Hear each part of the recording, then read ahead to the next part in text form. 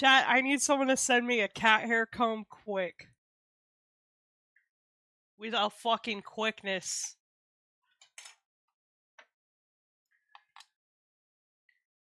The Red Cross is calling me once more.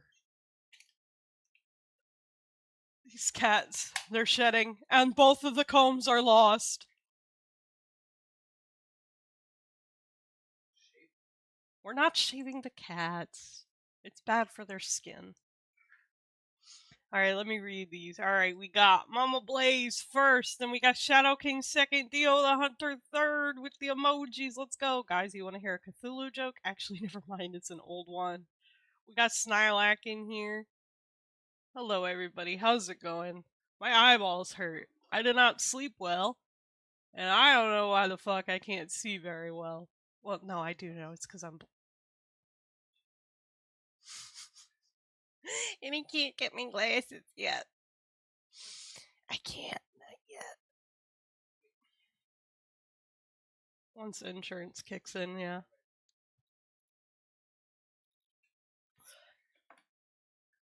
Chat, I'm just waiting for my game to pop up.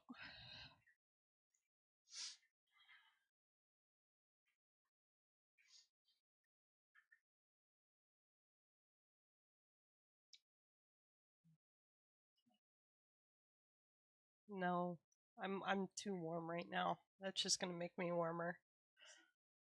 I'm not stinky. I turned it on already. It's just gonna take a minute because it's 70 fucking degrees in here. Yeah.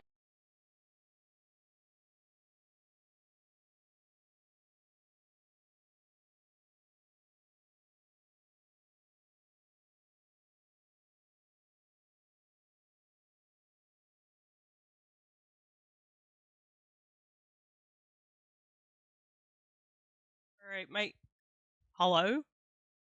Where'd my fucking microphone? There it is. There we go. My fucking headset turned off again for some reason, despite the fact that I had shit playing.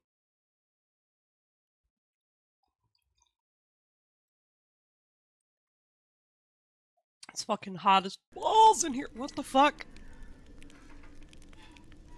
I'm not in a Discord call. Go away.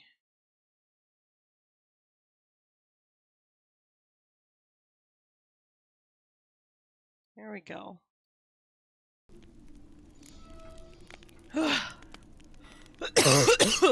Fuck. Anyway.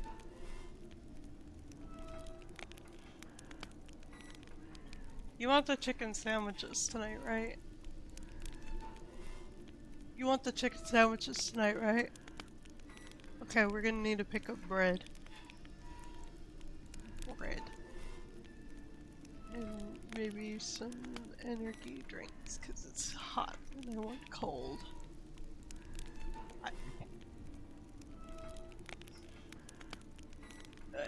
It's a nightmare.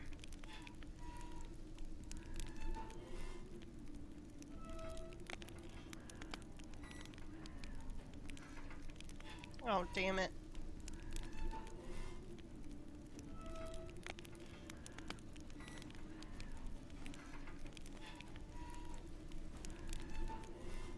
Oh, Fox! Fix!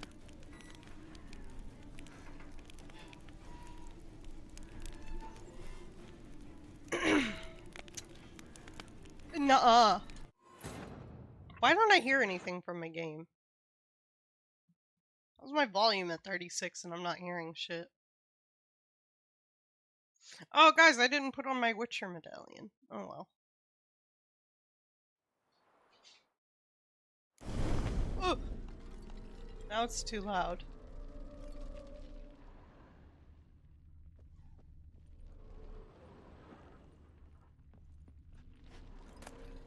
Towel stained with blood. Rick's almost gone.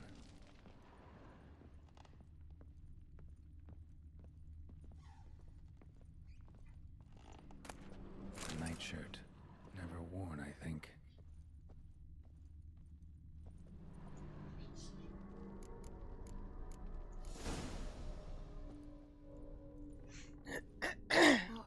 What time is it? It's late. Sleep. Up all night in your study again, I see. What have you got on your hands? Nothing. Got a bit dirty, that's it. Is that blood? Have you hurt yourself? Ink stains. I was writing letters. I shall go to Oxenfurt soon. Perhaps you'd come with me. Oh, that's a marvellous idea. A trip would do us both so much good. Then it's decided. Now, time for bed. I'm exhausted. I shan't fall asleep now. It's out of the question. Come, I shall finish your portrait.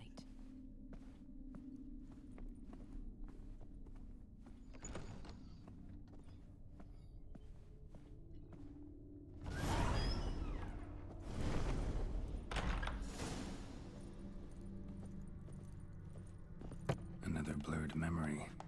You know, despite the fact that he literally could not love because of his heart of stone,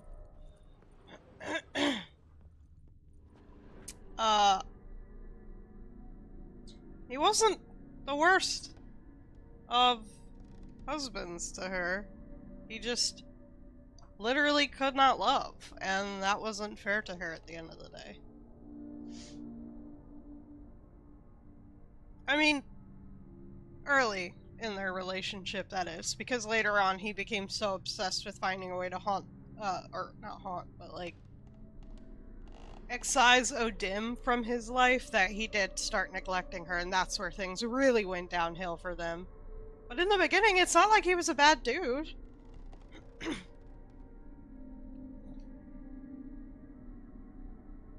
He did become a dick, though.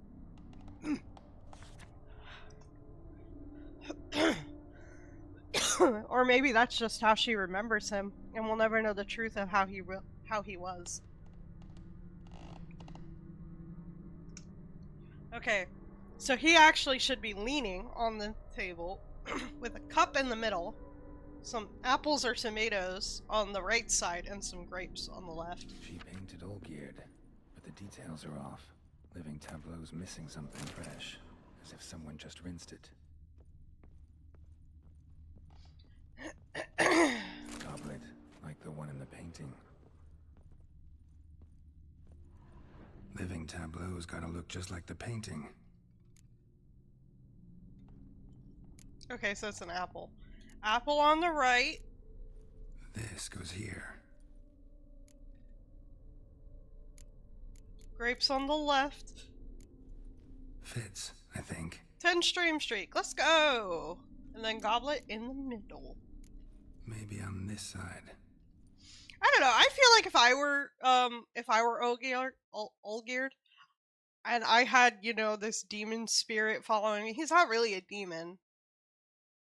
He's technically an outer god. Which is actually why his initials are GOD. I feel like maybe that's something he should have let his wife know about. Like, hey, my dear sweet Iris, fucking, I happen to have the, ow, that's bright. I happen to have this, cursed spirit, this outer god, trickster, that won't give me my heart back. Do you think maybe you could help me try to excise him? That's what I've been doing late night in the studies. You know, I feel like things could have gone a lot better. Instead of being like, I'm still a good man and husband. Here you go, wife. Here's some creatures I summoned from another plane to keep you company. And a groundskeeper who will tend the gardens, but he has no face. And he eats souls or something. I don't know. Like, if you were possessed, not really possessed. You made a deal with a trickster outer god, and it made it so you were physically incapable of loving. Instead of trying to do it on your own, wouldn't you try and get my help with it? Wouldn't you be like, hey, want to help me? But it made him a shit husband. You're incapable of loving. You have no reference or purpose for why you would need to do that in the first place, and you have no desire to. He still cared about her. He was just physically incapable of loving. He wanted to love her because he loved her before. He wanted to feel that again. That was the whole point of him trying to get rid of Gontor O'Dim.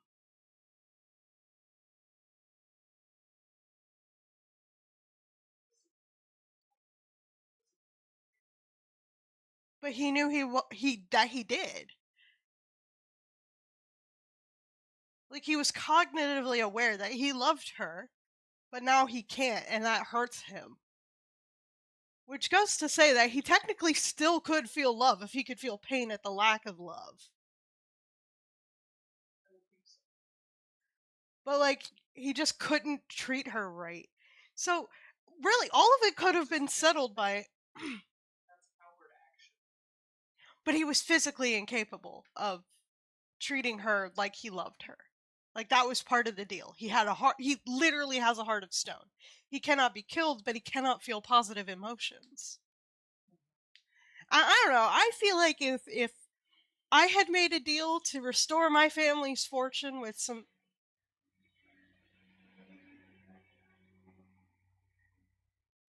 Pause. That's gonna come back a couple of times, but anyway, I feel like if I had made a deal with some trickster outer god to restore my family's fortune, but it had some really negative side effects, I feel like I'd just get you roped into it and be like, hey, just so you know, I did make a deal, which is how I got rich again, but like, things are not going the way they're supposed to, and now I'm very upset because I cannot love you the way I want to. So, like, want to help me excise this trickster god? Yeah. Like, if he had... Weird situation. But he also became so obsessed with getting rid of Gontaro Dim that he became the shit husband he was afraid of becoming. Yeah. And definitely, it's hard to discuss it in a way because you have to suspend your disbelief because it's fictional. So far away. And the thing about the physical adaptations is like pupils dilated, heartbeat increases. But his heart doesn't beat. Right, so there's like physical attributes he is incapable of. Hmm. But then there's the emotional, which even on a neurological level is physical symptoms. So for him to consciously be like, oh, I remember that I did love this person and I want to do that again. And he knows the only way that that's possible is getting rid of Odim. See, I think what's crazy is he made this pact with Odim to be like, alright, it can only be fulfilled by a proxy. And like, Odim wanted him to suffer, but why? You know, if he had roped Iris into it, he could have been like, Iris, I need you to talk with this trickster man. Be his proxy, and then he could have just made the wishes really simple, like, I want a kiss from my wife. I want her to pick the loveliest flower in the garden. Although Odim could, you know, trick size that and be like, oh, well, by whose definition? What if it's my definition? What if I think the deadest plant is the loveliest? I don't know. Anyway. Yeah, but, the point being, he could have made it simple. But no, he waited till after he was a shit husband and his wife died of heartbreak to really be like, how do I even fix this? I don't know. There was a lot he could have Finally, done. just like the picture. Smile a bit wider. Like this. You were meant to smile, not bare your teeth. He didn't even bare his teeth, Iris. No, still wrong. Smile like you did when Papa agreed we could marry. Please? You're useless. I can tell something's bothering you. I've a bit of work I should see to. It's Again? nuanced. It's really fucking dear, nuanced. we agreed not to keep any secrets from one another. We promised. Forgive me. I don't wish to discuss this. Olgierd. See, and that's the kind of stuff that made it go downhill, was like, he did start keeping secrets from her about Odim, about how he got their family fortune back. If he had just been honest with her, he could have avoided being a shit husband. Olgierd.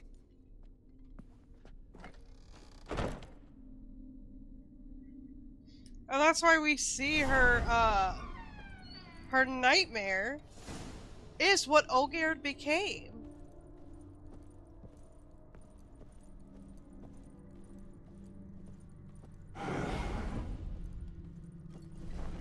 It is quite literally the ghost of Olgierd that is her nightmare.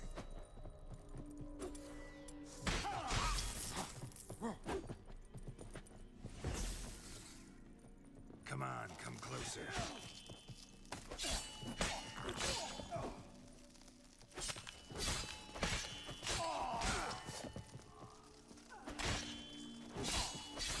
Not good.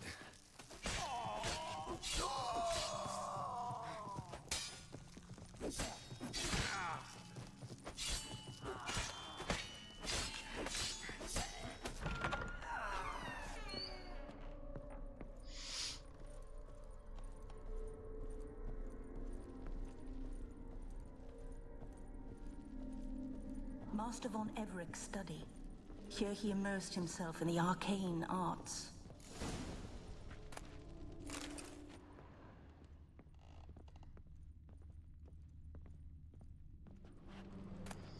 The gates of mystery between worlds. The library of an occultist. Of all the beings inhabiting the outer spheres, the spirits of the elementals are the most foreign to human nature. They possess a will of their own and are intelligent, though not in the way of men, for there is no way to fathom their drives and intentions. Genies, the most powerful of the elemental spirits, prove the most difficult for men to commune with. Only the true masters of magic have perfected this art, which demands long years of study and risky experiments. Yet even the most adept at the magic arts cannot tame a genie, merely force it to perform certain acts against its own volition. Hey, that's like actually an excerpt from the books. Okay, cool. They say the mage Stammelford once commanded a Dao to move a mountain blocking the view from his tower, but even he could never convince a genie to be a willing helpmate in his work or to give sound advice, for the reasoning of these creatures is beyond human understanding. Blood? For some kind of magic, I bet.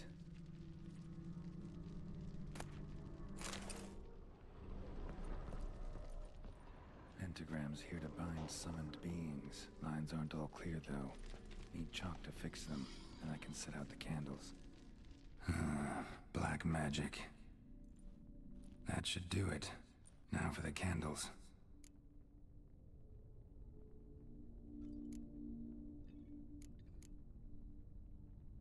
Maybe this? Nope. Botched it, I guess. How about this? Come back! We must talk! Go away. I wish to be alone. Not this time! Come out at once! Leave me be. I merely want to work in peace. Reed, he didn't want her involved with Odem.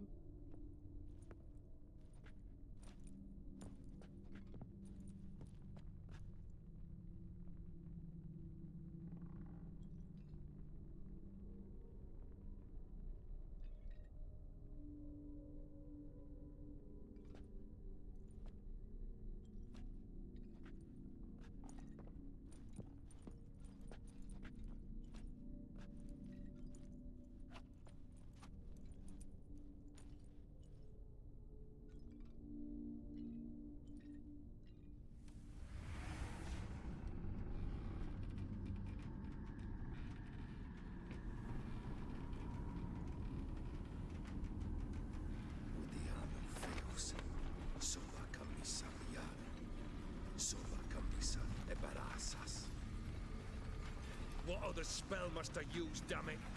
I've tried them all. I wish to end our pact. I summon thee!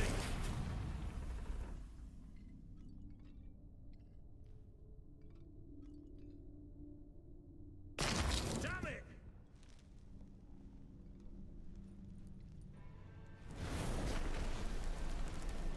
Fire! In here, quickly! The flames! Douse the flames! I did not expect that.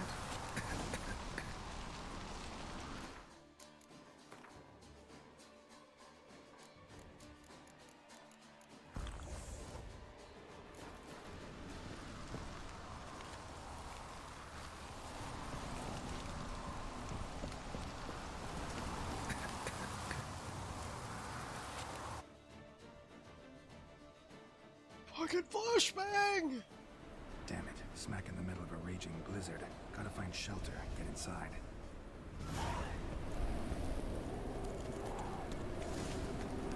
Olgierd didn't let them in. They froze to death.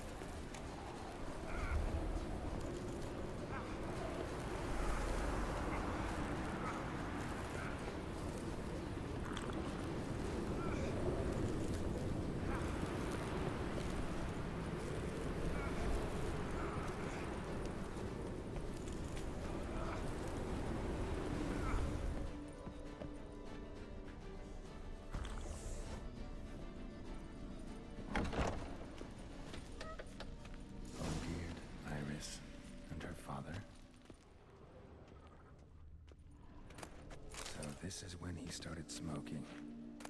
A beer tankard, but there was vodka in it, drained to the last drop.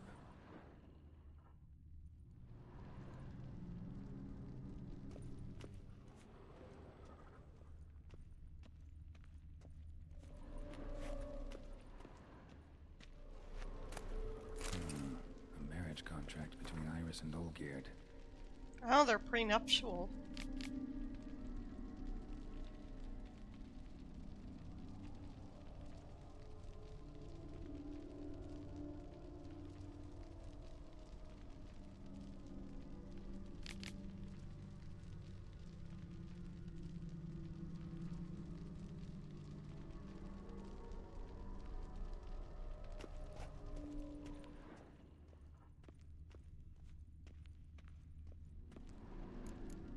Not quite.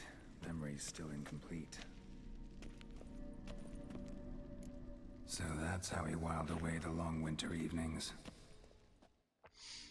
Furthermore, it is agreed that Iris shall be accorded the respect she is owed, that you shall heed her counsel and requests, and... Get to the point, Father. My patience runs thin. Gladly. On Iris's request, I declare this marriage null and void. You vowed to remain with me till death do us part. And I've held to my vow. The Olgierd I married is no more. And this is when things really went downhill. He should have just given her the divorce. He failed to uphold his duties as a husband to trust and respect her. And I get at this point, he didn't have the emotional capacity to love because of the deal, and he was desperately trying to sever the pact, but in doing so, he was the direct cause of Iris's death. Part of this is what makes him such a shit husband. And, like, it's very nuanced. There is no clear black or white in this. It's, you know, all shades of gray. The only innocent party to this whole arrangement is Iris, who did nothing to deserve how she was treated during the marriage or being a pawn in a game she didn't even know she was a part of. Where you going? My love? Where are you going? Oh. You ran off with such a quickness, I was like, are you okay? Not easy. Believe me, you shall stay here forever. Enough. And that's where he fucked You up. will not command us. You will... Father! Father! He should have just let her go. Servants, take this carcass and feed it to the beasts.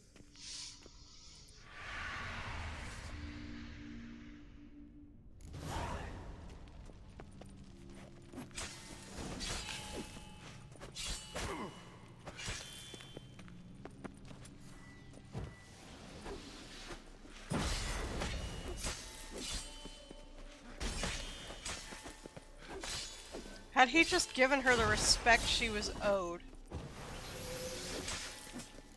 Then Von Everett ceased to be human. Though he still loved his wife. No, he merely remembered that he should love her. There, go that's upstairs. That's perfect. But he still loved his wife. No, he merely remembered that he should love her. That's exactly it.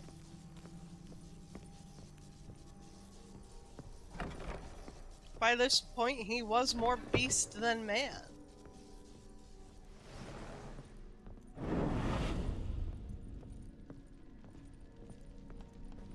I remember. We spent much time together here, the three of us. In silence. We'll take our places, the same as then. You do the rest. Animal hair.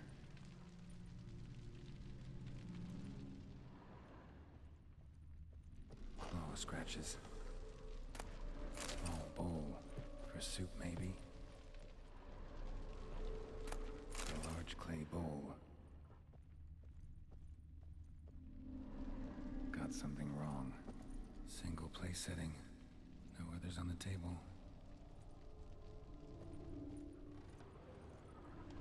There we go.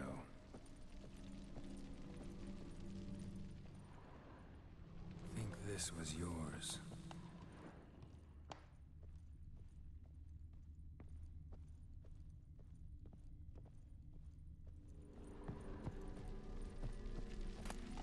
Platter. Perfect match. You actually ate from these bowls? Of course not. I already told you, we're not animals. But the caretaker would set them out all the same, as ordered. Another monstrosity. I begged you to stop this. Those two are too many as it is. The dog and cat keep you company. This one will protect you, care for the house, no matter what happens. Before, I wished to know what was going on in that head of yours. I thought perhaps I could help. Now, I care not the slightest what you think or how you feel. And see, that goes to show how deep it went. Had he just let her in before, he could have avoided all this. Iris was truly innocent in all this. She did not deserve this. And he pushed her to her breaking point. She died forever in mourning. For her family, for the man she loved, for the life that she wanted to live. At this point, he was a monster. And she was stuck with the monster. Feel nothing. Just as I no longer know if I still hate you. Go, Olgierd. I want you out of my sight.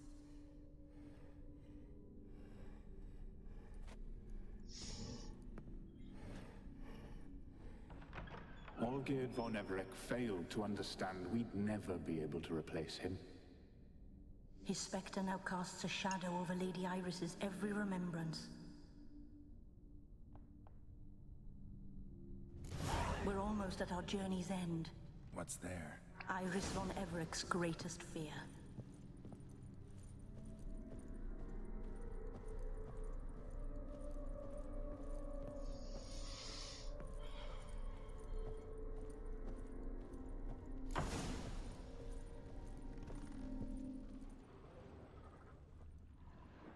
My dearest wife. Letters from Olgierd to Iris. Were I only as skilled with words as I am with my blade. Especially now, when an icy void grips my heart. I see how you look at me, and I see you with her. I cannot help you, but I believe I can cease harming you. This letter and this rose are my farewell. May you live in health, and remember but the good times, Olgierd.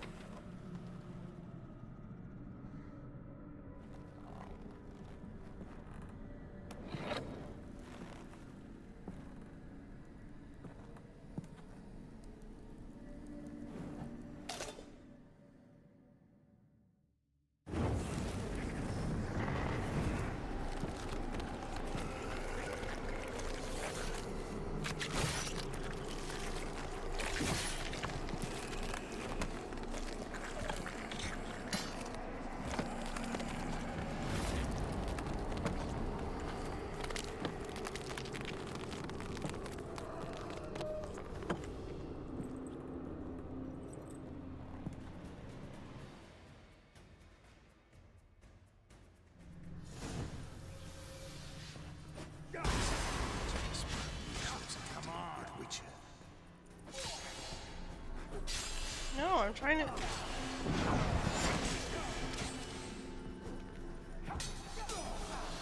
Goodbye, Geralt.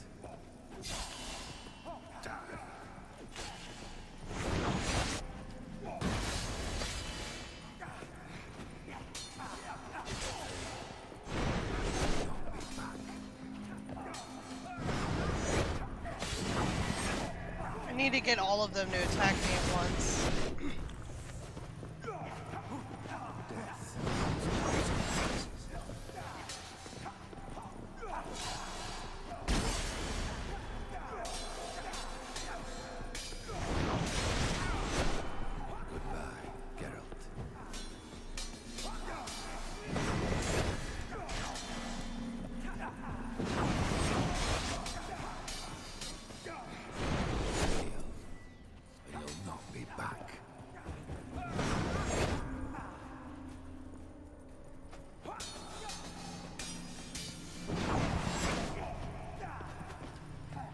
You under the delusion you're complete.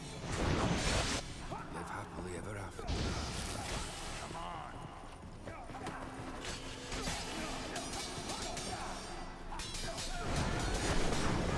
Oh, the things I do for achievements.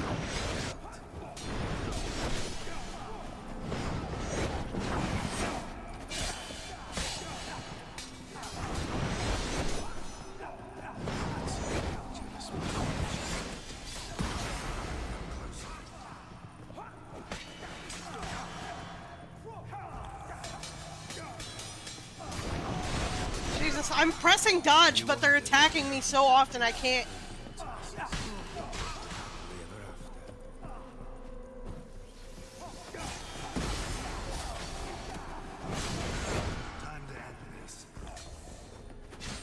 I was pressing attack!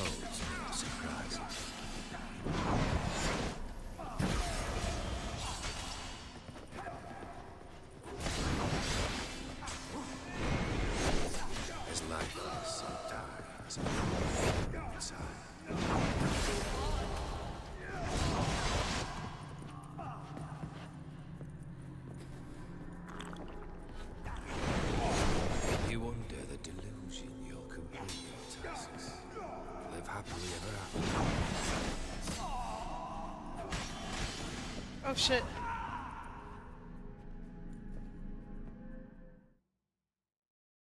Yay, I got the achievement! Provoke all of Iris von Everett's greatest nightmare to attack you at once.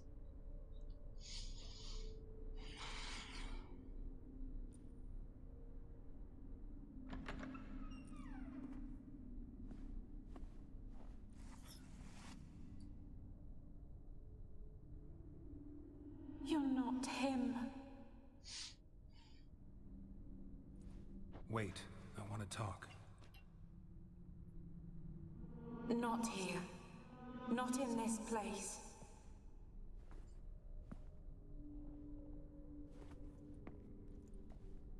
After all these years, she had hoped that he would be the one to come and release her from torment.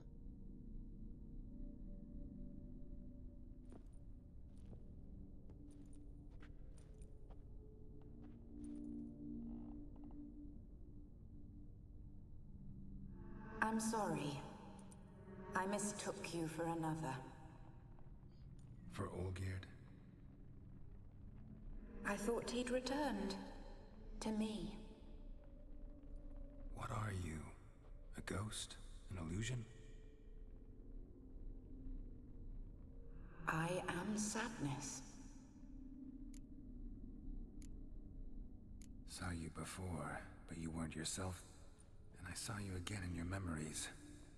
We've met. I don't recall. I had bad dreams. That is all I know. I've come for the violet rose Olgierd gave you. On the day we saw one another for the last time, I dried it and placed it in our chamber, at my bedside.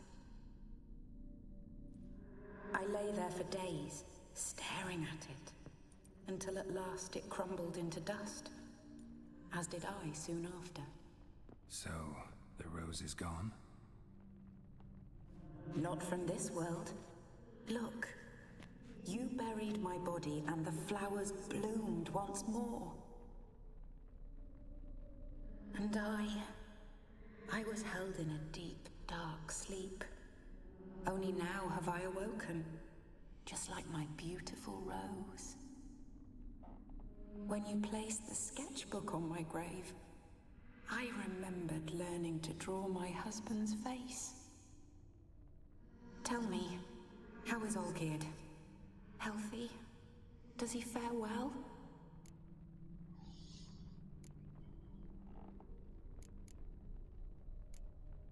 Your husband's got a powerful enemy. Gaunter O'Dim. Know the name? I curse the day I first heard it. Who is he, and how'd he step into your lives? It's my fault. It was for me Olgierd summoned the Man of Glass. And it was my fault he wished for riches, then immortality for us both. Olgierd will best O'Dim, won't he? Now tell me, how is my husband?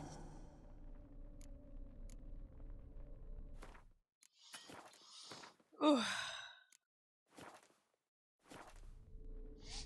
Oh, damn.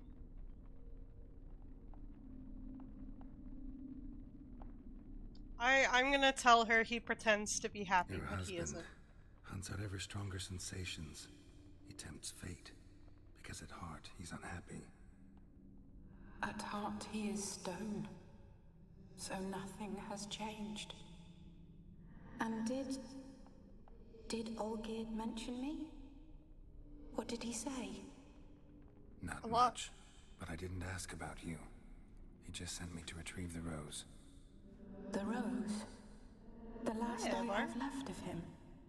His last gift.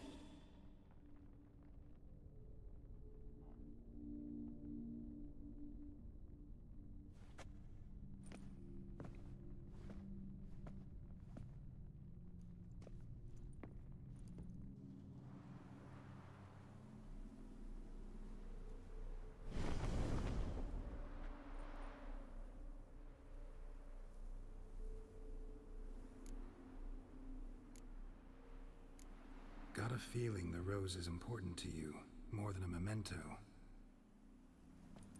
I remember so little. Yet when I think of my rose, I begin to recall what was. The world around me turns real, and my eyes open wide and I recognize things. Remember who I am and who I was. Friend once told me about a case like this. Could be strong emotions that bind you to the rose. Feelings we witchers call pins. They're what keeps you in this world. Like an insect pinned in a collection case. Horrible. Need to be honest, if I take the rose, you might cease to exist, as might the world you built around you. And what will happen then? Shall I be free of the suffering, the sadness? Is it the void that awaits? I don't know.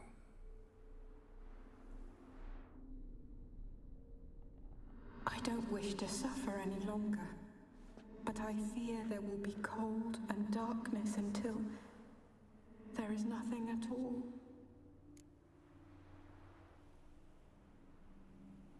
Now, we have the option of taking the rose or letting her keep the rose.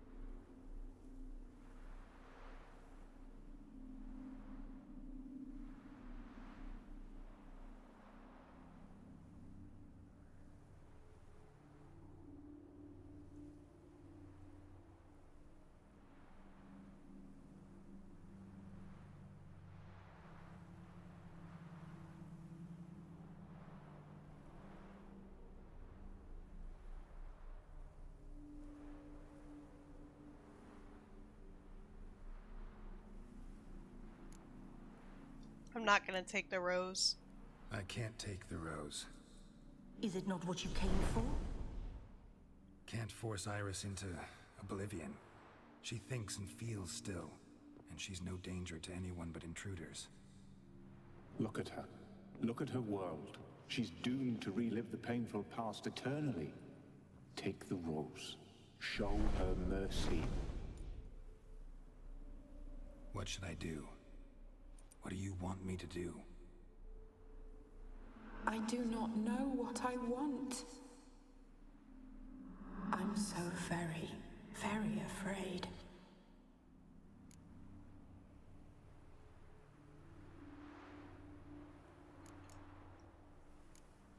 You too. You want me to take the rose, trying to convince me. Why? We want to help Iris von Everec. And you. Generous demons? I don't buy it. Because you are demons, right? You were to serve Iris until the end of her days, and didn't come with her death, so you were sentenced to stay in the world of her torment for all time. Can't break the contract yourselves, so you need me to do it for you. If I take the rose, Iris will cease to exist, but you'll also be freed. You're right. But are we wrong to want that? Our intentions are pure. We're but bit players in this tragedy. A performance has gone on too long. We can't help the mistress, and her fate no longer moves us. Can we be blamed for simply wanting to leave the stage?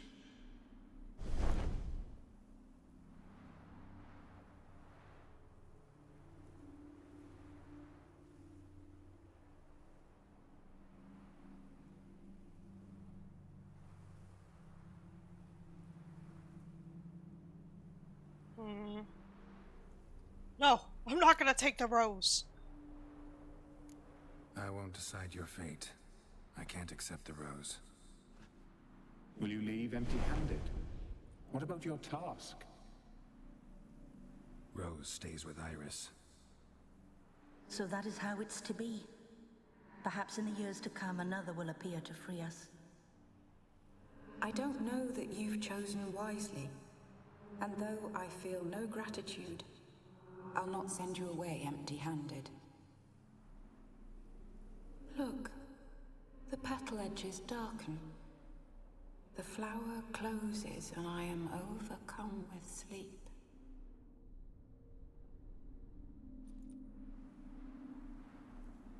Good night, stranger.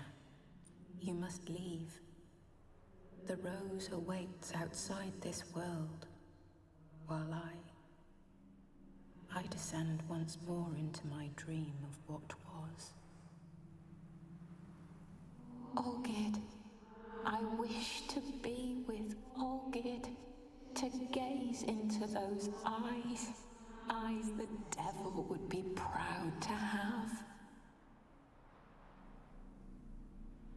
Farewell.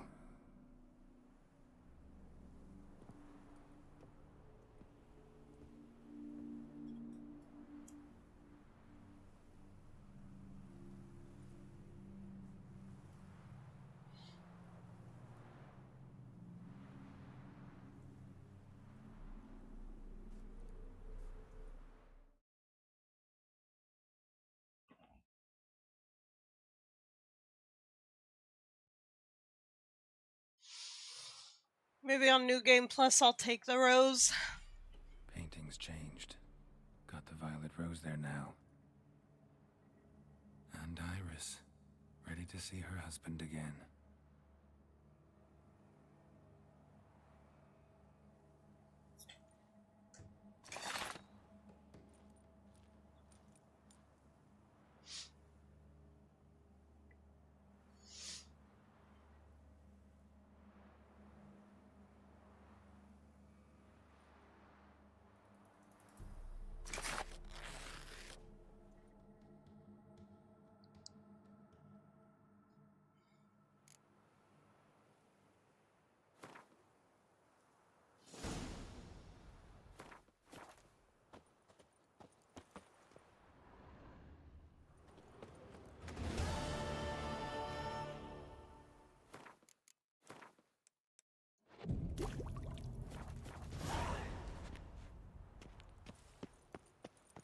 I do want to go back in.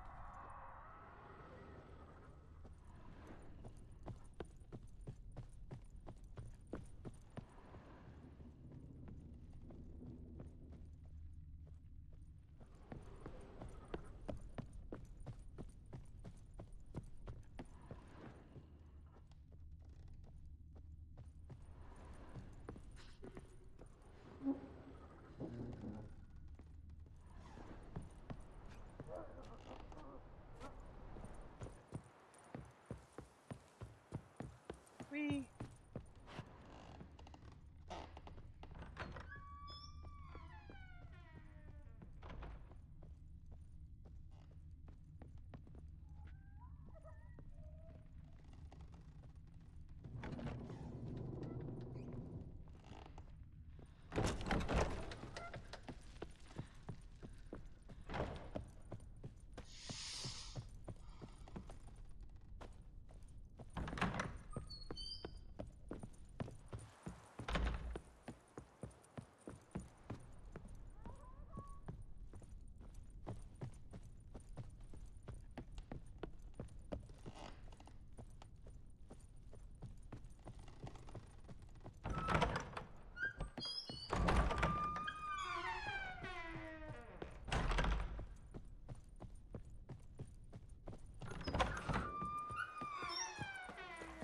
Oh, is the guy still out here?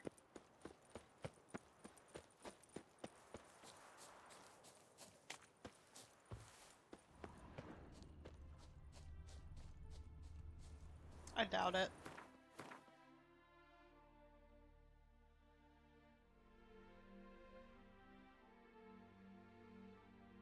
Is there not a fast travel point for the Von Everett estate? I mean, I suppose we wouldn't need it, but...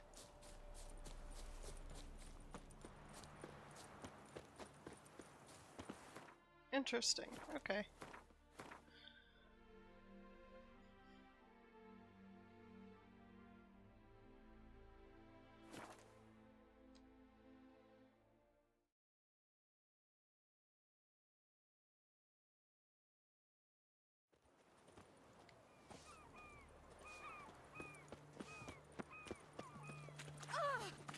Feisty, eh?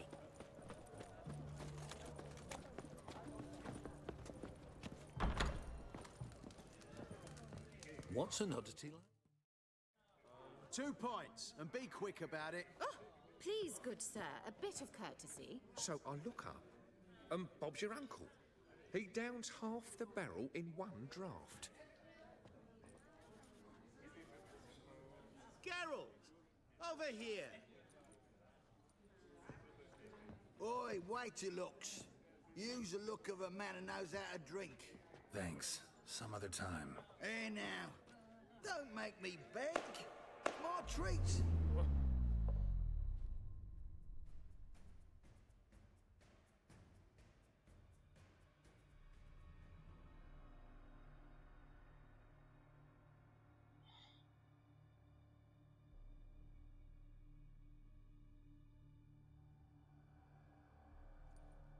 Show off. Of course I wouldn't you be? Time's a marvelous plaything. And a great spice to use in gingerbread. So, you were listening. Indeed, occasionally I find time manipulation irresistible. Controlling it offers so many appetizing opportunities. Like spiking the soup of unsavory individuals with appropriately ghastly things. Who are you really? Gaunter O'Dim, also known... Not what I'm asking. Ah, so you'd rather know what it is I do? In brief, I give folk what they ask for. You might say, I simply grant their wishes. I know that's going to That'd be downright sarcastic. noble if you didn't always demand something in return. Law of the market. I was not the one to coin the phrase, nothing comes free. You're not human, that's clear. So what are you? A demon? A djinn? Do you really wish to know? Yes. No, Geralt. You don't. This one time I shall spare you and not grant your wish. All who have learned my true name are now either dead or have met an even worse fate. Yet I still need you. So, to what do I owe the pleasure? I wanted to congratulate you. You acquitted yourself splendidly with Olgierd. In fact, you've almost satisfied your debt. Was supposed to fulfill his 3 wishes. Did just that. This is where you remove the brand, 'cause we're even. Nearly. To fulfill the terms of the contract to the letter, you must do one more thing. Draw Olgierd to the Temple of Lilvani. We never discussed that. Oh, but we did. As a man of the world, you should know that every contract contains a catch or two. Goddamn. Small print, which, nevertheless, changes the ultimate meaning of the pact. This applies to oral contracts as well. Recall that I said, and I quote, I believe, however, that all will end well, and once it does, we 3 shall meet and thank one another for the voyage we shared. End quote. Yeah, I remember. Fulfill your end of the bargain, and I will remove the brand.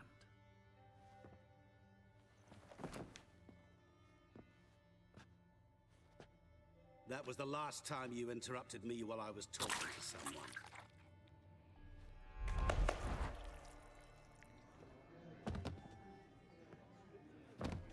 What the devil?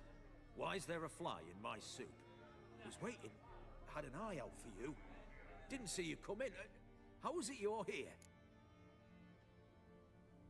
I'm a witcher. Superhuman quickness. Just one of my many qualities. You tossed this fly in my soup? No. Now listen carefully. Tell your Ataman to come to the Temple of Lilvani. It's south of here. Entrance is inside a cave. What's the commotion? Lilvani's temple, got it? Aye, got it. Hold there! Your friend, the medic. She were here. Ask that you look in on her. Thanks.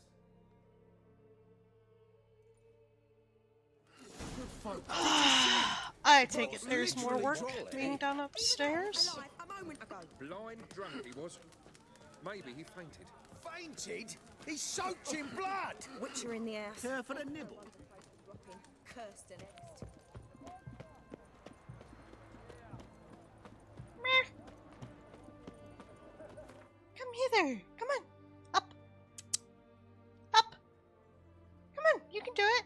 You're capable. Come on. I know you can do it. You just get a little spooked sometimes. Oh, come here. You know, it's funny. You're willing to jump to pounce on Ivar, but you get freaked out trying to jump up onto my chair while I'm in it. You are so soft. At least you're grooming well, but damn, you shed a lot. Maybe I should just sit here and, like, pluck the fur out of you.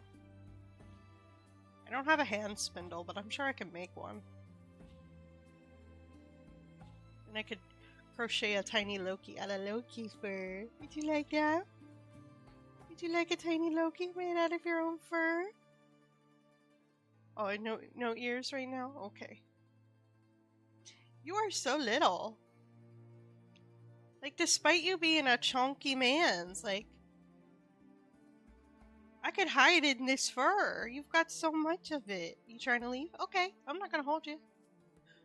You want some more scritches, though? Yeah, just a little bit. Okay. What a chunky man's. Redanian soldiers. new rice ticks, you're a bigger rat picker than me. Oh, Shawnee. Shawnee? Oh, Geralt. Good thing you're here.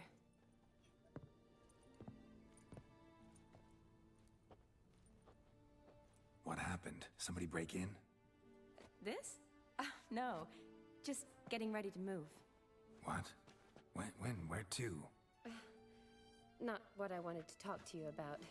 Or at least not only, but...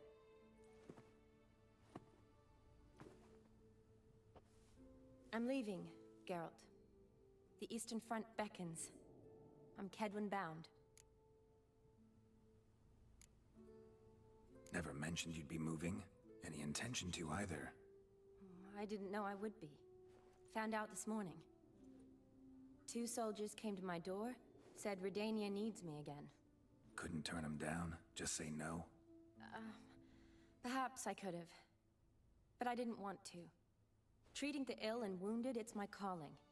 No place I'm needed more than at the front.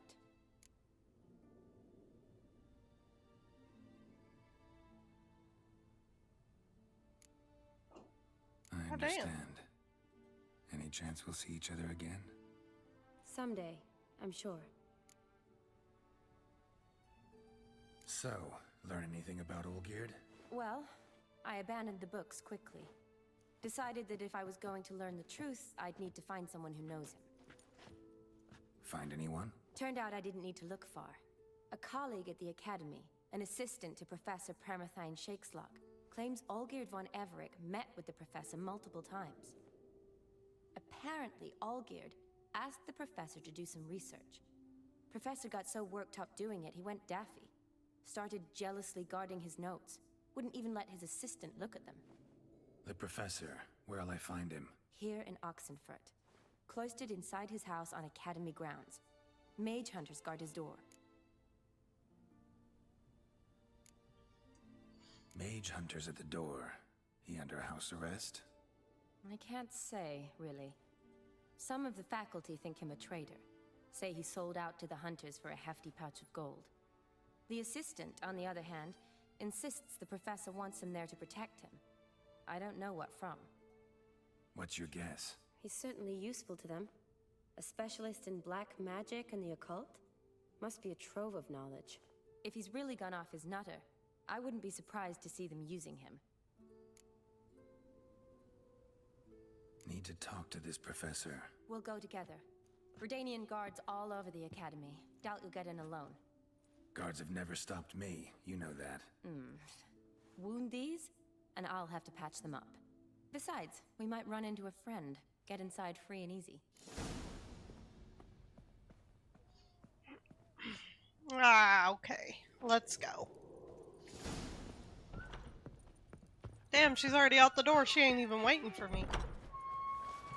So how are things at the Academy these days? You mean since Radovid shut it down? I mean, is it well guarded? Might be all it is. Many of the faculty fled to the far north. The braver ones stayed, but assumed the guises of tailors and laundresses. Why? Just curious. Scholars seem to have adopted mage tactics. They in the same bind? Justice, hire a witcher. So the Eastern Front, and then? Depends where they send me. Wherever it is, take care of yourself. Always do. So don't worry. Look at that. Just look.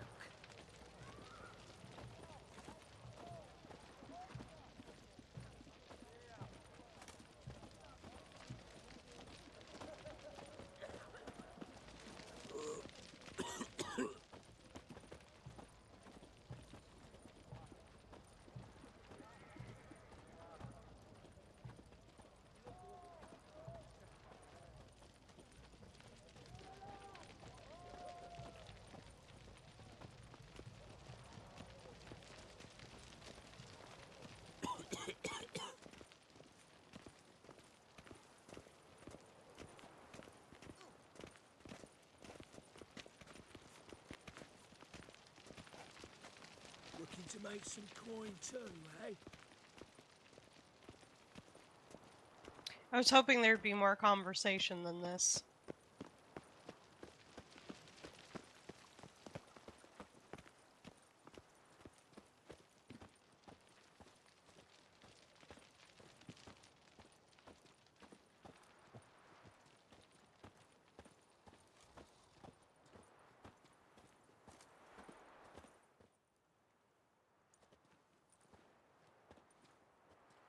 Halt!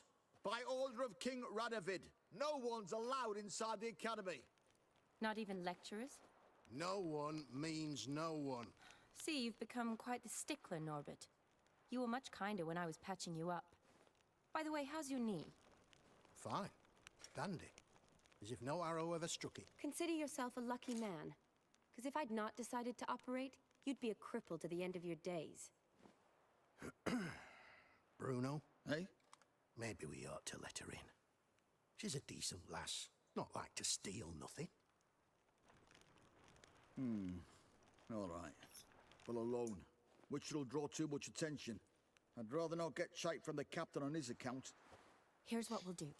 I'll go in, then help you sneak in around the back. How? Don't know, but I'll figure something out. Usually aren't nearly as many. Yeah, guards let's on the just other say side. this in front of the fucking guards, Shawnee. All right, let me in.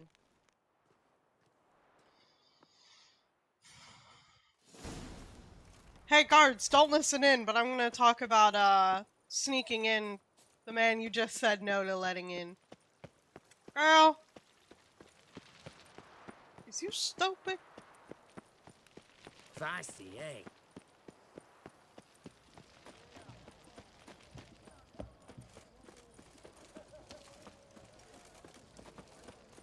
Oh, I gotta go the other way? I can't go down this way?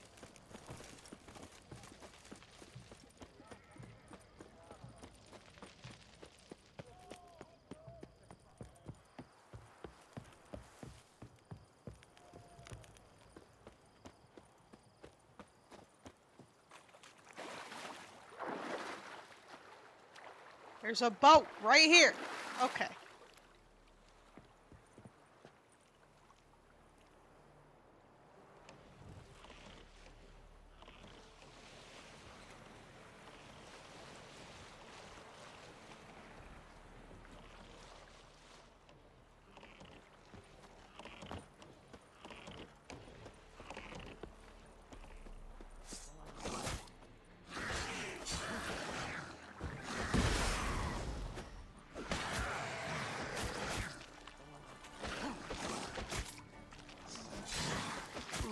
Ow, motherfucker.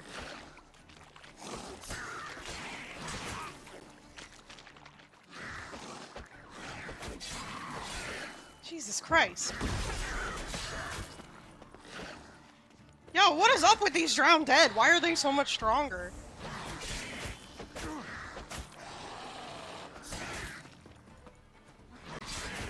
I guess me parrying does nothing to these motherfuckers?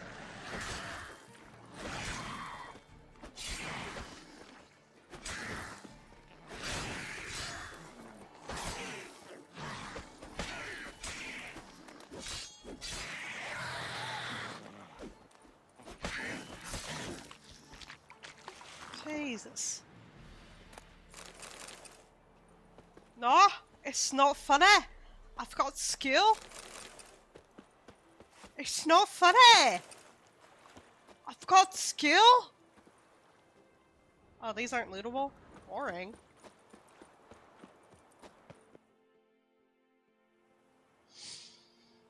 Geralt! Psst! Are you there? Yeah, I'm here. Grab the line! How am I supposed to fit in through that window? You barely fit and you're thin as a twig. Where'd you get the rope? Long story. But we've done well. Professor Shakeslock's house is at the end of this street.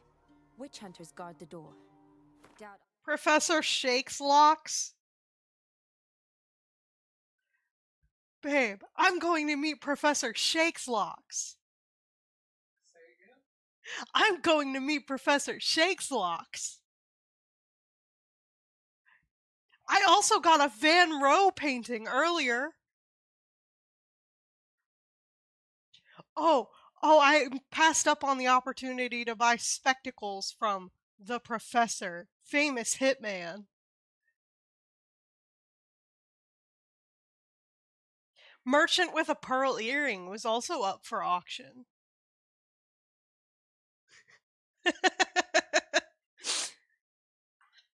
Oh, you just wanted it to make a clip? Oh my god. I'll be able to sweet talk them. Been a huge help already, Shani. Thanks. It was nothing. Really. You'd have done the same for me. If you wish to see me again before I go, I'll be at home. Packing will take some time yet. All right. Be seeing you. Oh my god.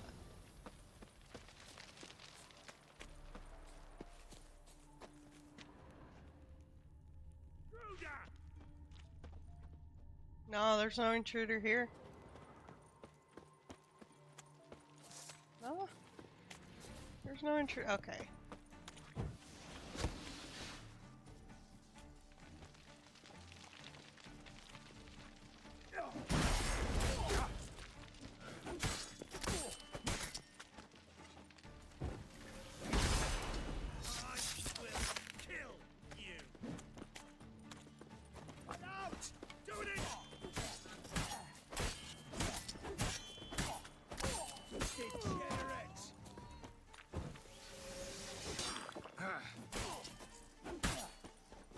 Eternal fire will turn you to ash.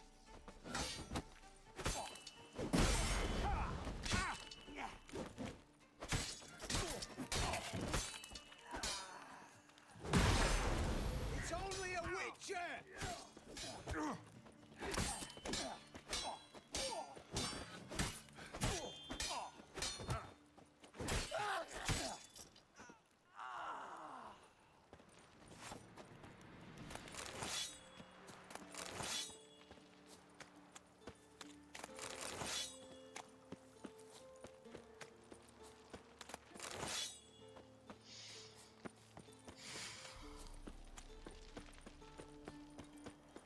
Locked tight.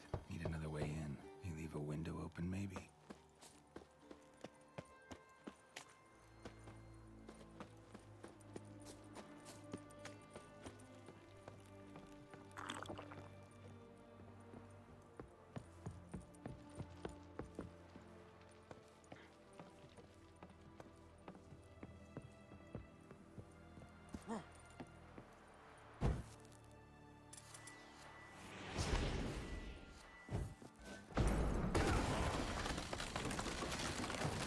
Uh-oh.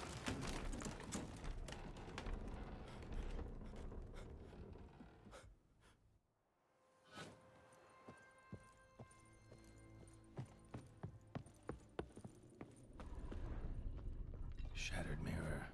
No sign of impact. Not an accident. Lesser key. Tomes about demons. The essence of evil is to cause suffering. There exist many varieties of suffering, from common corporeal pain through the rarefied torment of the psyche to deep wounds dealt to the soul. When then does evil arise? Does it appear on its own, or does it only spread when conditions are right? And finally, the most important question, how can evil be defeated? Most believe evil has always existed, for none remember a time when it did not. Yet, is that sufficient proof? I dare to doubt it, for I am a scholar. And the essence of scholarship is to question all hypotheses until they have been rigorously proven. The appearance of evil is closely tied to the existence of good, its opposite and antithesis. Good without evil is dimensionless and therefore imperceptible. Evil, then, is an integral part of our lives. Evil wears many faces and appears in many different forms. One of them wears a skin of flesh. This evil incarnate as man travels the world, sowing death and suffering. Such evil is devious and difficult to discern. We usually only note its presence when it is already too late. In my scholarly wanderings through the myths and legends of a great many cultures, I've come across descriptions of a certain individual which all display striking similarity. I do not mean in terms of this individual's outer appearance or name, but of his modus operandi. His evil works through trickery, tempting at first with the offer of something seemingly good. The price one must pay for the object of temptation, however, is enormous and non-refundable, and the promised good often contains horrifying hooks and treacherous traps. Beware, then, of any who promise the impossible, for such can only be delivered through the machinations of evil.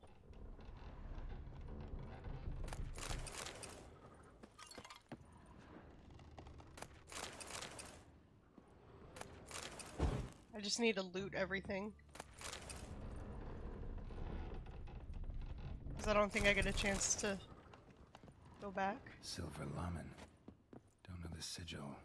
Hasn't been used in ages, looks like. Franco? Is that you? Leave the bedpan in the usual spot. And take the platter. I shan't be eating today. Professor Shakeslock. Who the blazes? How'd you get in? Get out. I know nothing. Don't wish to know anything. Understand? No, no, no. Out! Not gonna hurt you. That demon sent you. I'm sure of it. No one sent me. You lie. I may be blind, but I sense unclean powers better than anyone. Why do you think the witch hunters guard me like a treasure? I'm a witcher. A mutant. Yeah. Could be. Why are there guards outside your door? You a prisoner? Protective custody. That's the phrase. Protective. When I cannot decide my own fate, cannot breathe without their permission. What do they want from you? You may not be aware, but I'm one of the foremost experts on the occult. Living experts, that is. My mentor was the outstanding Professor Lionel Van... And you're cooperating with the witch hunters now? Cooperating? As if I had a choice. They're ignorant, but not enough to ignore what I know about magic, witches, sorceresses, what have you. Knowledge they use for barbaric ends. But that's beyond my control. Came here because I need information. Think you might be the only man who has it. A witcher. Then it follows I needn't fear. I'm hardly a post-conjunction creature. What did Olgierd von Everec want from you? I curse the day I first set eyes upon the man. He appeared at my doorstep one day, offering a sack of gold were I only to find out who Gaunter O'Dim is and how to get rid of him. I agreed. Such matters are my speciality. And I needed the coin.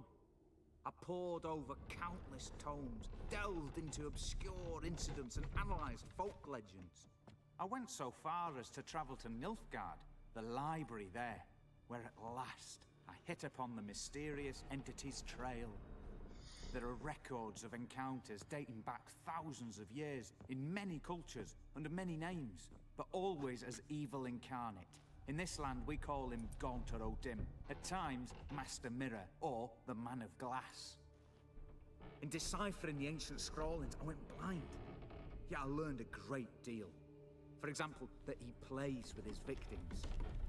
He thrives on pacts above all else.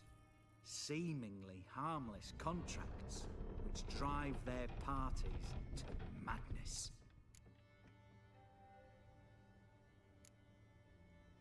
What's with the surroundings? These runes, what do they mean? They protect me. Here, evil cannot touch me. How do you know? He told me himself. Paid me a visit once. Fascinating meeting that was. I was blind already, but saw him clearly. He smiled at me. Said he was honored I'd taken such an interest in him. He wished to thank me and explained he'd taken a similar interest in me. He drew the circle and said I'd be safe within it. His way of repaying me, you see. Ever tried to leave it? If you'd heard how he said it, you'd be as certain as I am what leaving would bring.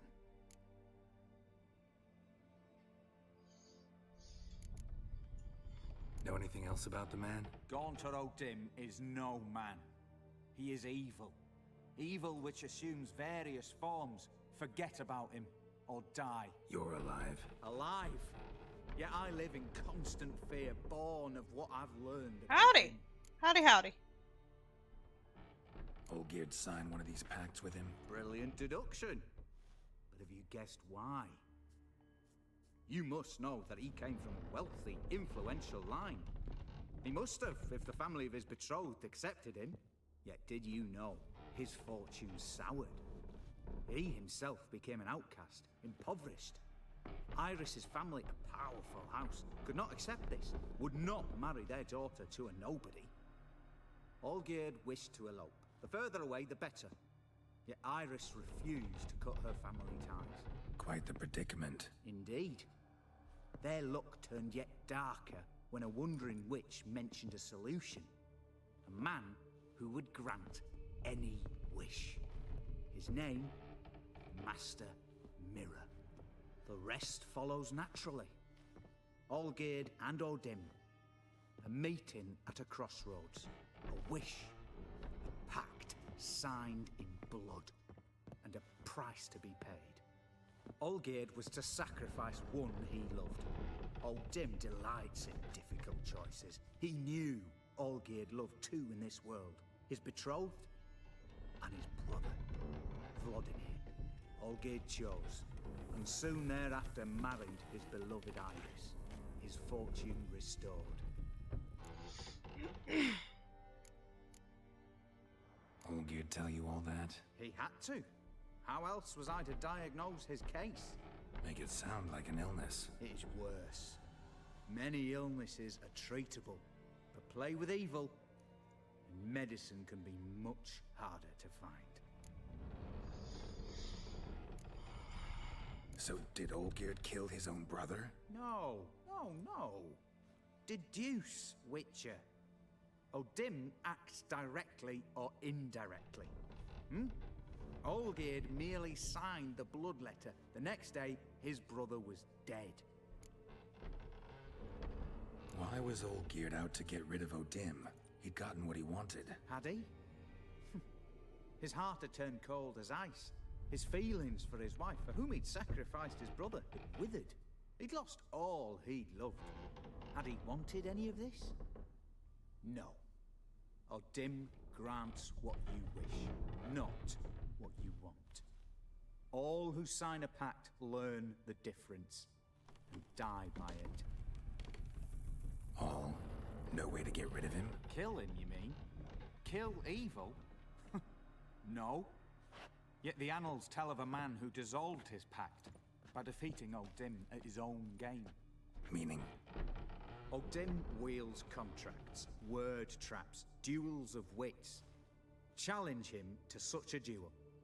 He'll agree, and can be beaten. But remember, there is only ever one stake. The sole thing he truly desires. Human souls. Thanks. Helped me a lot. Good. Very good. Ah, to feel useful after so many years locked up, living in fear. Why, it's pleasance itself.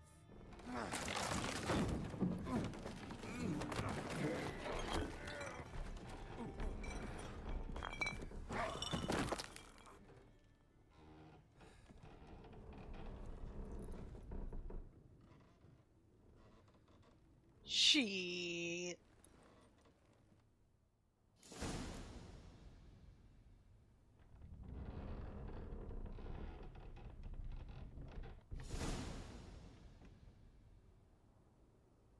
I mean, he stepped out of the circle and he fucking died.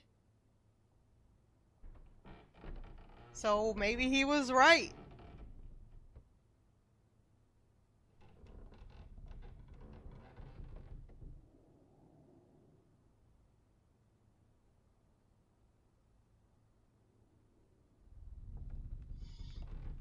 I don't know. I do not know. Oh, I can loot his body. My notes and observations. Professor Shakeslock. Shakeslock. I can't get over that. The circle O'Dim created terrifies me. I cannot see it, but I know it's here. I know no name for the sense with which I perceive it. When I near its bounds, strange shivers shoot down my spine. This is not pain, but something that stands my hair on edge, like a hedgehog's quivers. A month has passed, and still I stay within the runic circle. Nightmares prey on me more and more. I've come to fear sleep. I know not how long I can withstand this. I dreamt I had a daughter. This was strange, for I have never had children, yet one came to me in my sleep. She was no older than 10. She called me daddy and loved me deeply. I could see it in her eyes. The strangest part of all was that I also burned for her with a great paternal love. Can one possibly dream of someone who does not exist? Can one love such a one? I no longer fear sleep. Perhaps Odim has decided to give me peace. I have no desire to change his mind. My dreams of Amelie give me great joy. My daughter is a good and clever girl. I believe she will grow into a wonderful woman. A shame she exists only in my dreams. Not only do I no longer fear sleep, but now I cannot wait for the moment in which it comes. What a fantastic transformation. If nothing changes, I shall soon try to leave the circle. I know now why I dreamt for weeks of the child I never had. It was his doing. This night, my daughter died. She caught a strange illness which pocked her whole body with hideous oozing sores. She cried, begged me to help. I could do nothing. She died in my arms. I awoke soaked with sweat. I remain a wreck, my mind tattered. 3 months have passed since Amelie's death. My heart still bleeds, and horrifying visions plague my every moment.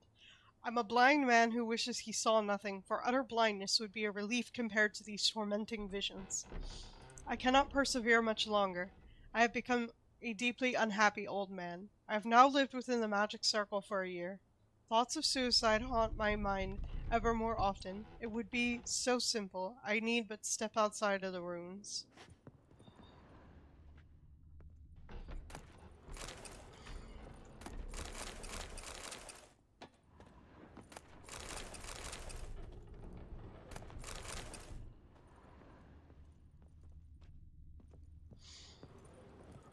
For anyone who is curious, in fact,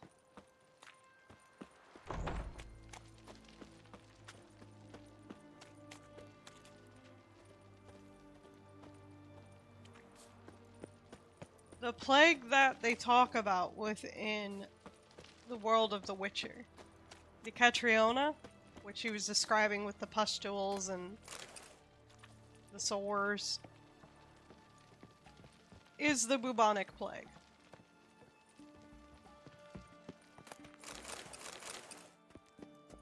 Oh, there's nothing in there? Hop!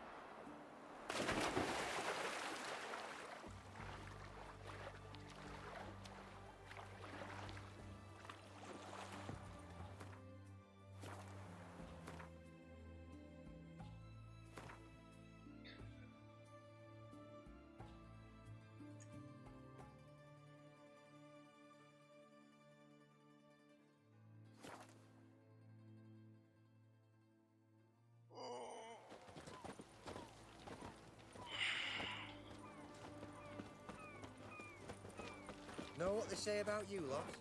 If I seek justice, hire a witcher.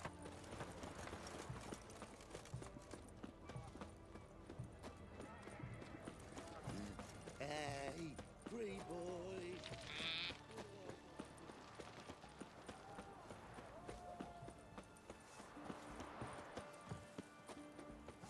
Such excellence. My, Cat eyes. my. Mark of the devil. Ooh.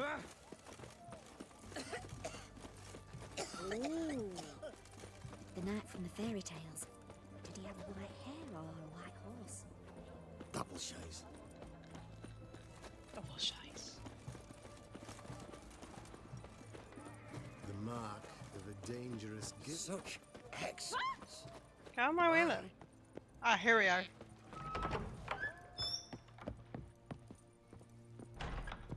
Shawnee, you're not gonna believe this, but that fucking professor slipped and died. Yes, Geralt. Finally, some time.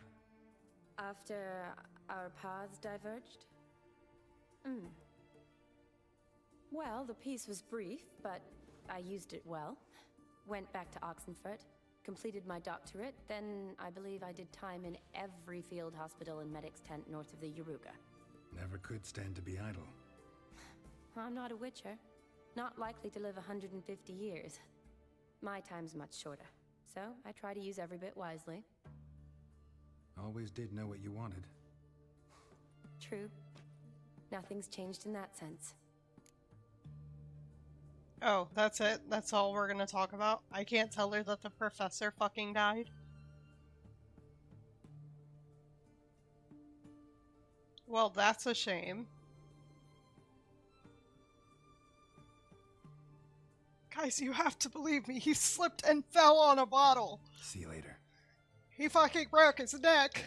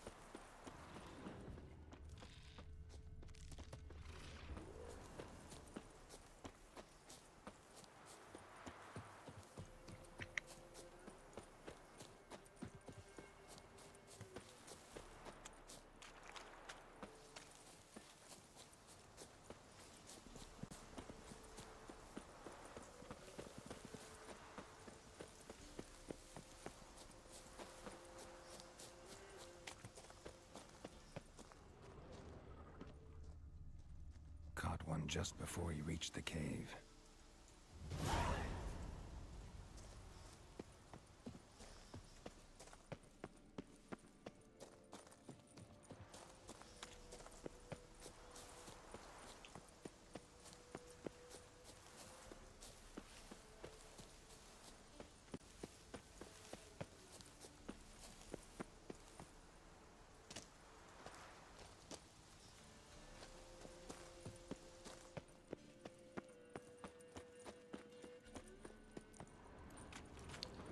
Boy, Creve. Your eyes. Thing that attacked. Well, too big to squeeze in here. Wonder if it... Important thing...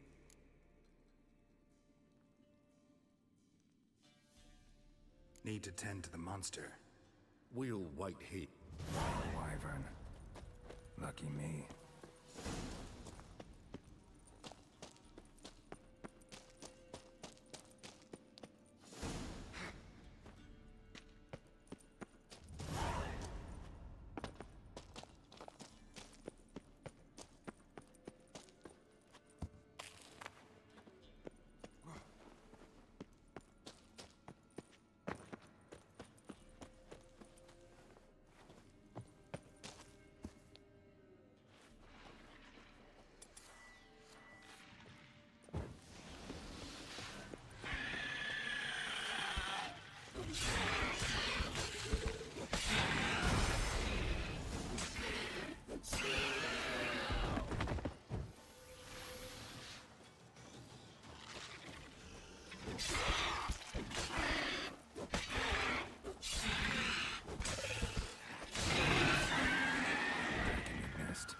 Need to destroy it.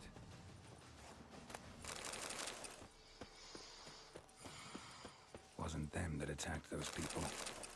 Gotta be a royal wyvern hiding around here somewhere. More will spawn.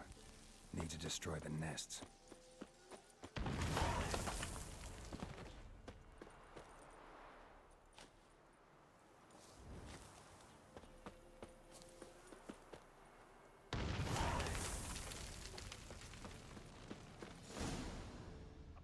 Oh shit.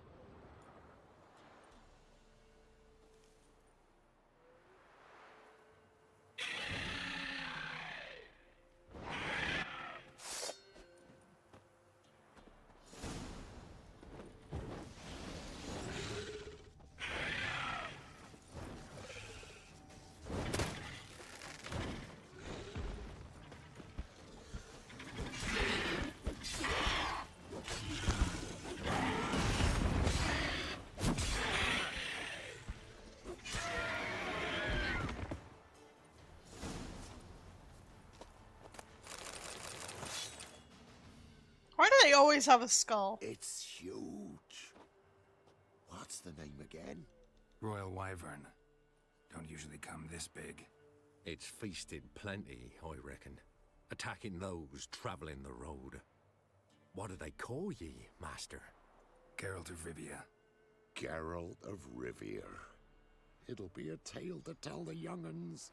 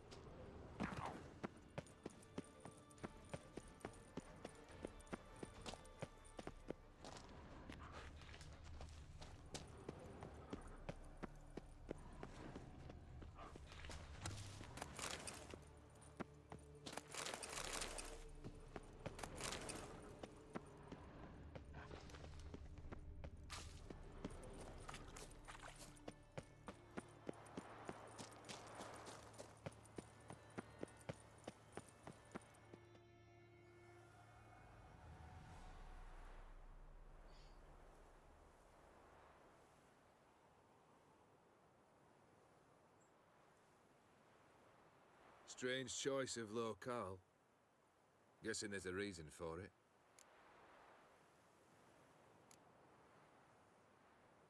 Wasn't me who chose it. I assumed so. But since we're here, I believe you have something for me. Fulfilled your third wish. What is this? A canvas. And on it, your house, your wife, and the rose you gave her that day. This is not what I asked for. Phrased your wish wrong. Not the first time. And it's been my downfall. You'd think he'd learn by now. So beautiful. She looks alive. She is, in a way. Iris painted this, then entered it. What? How?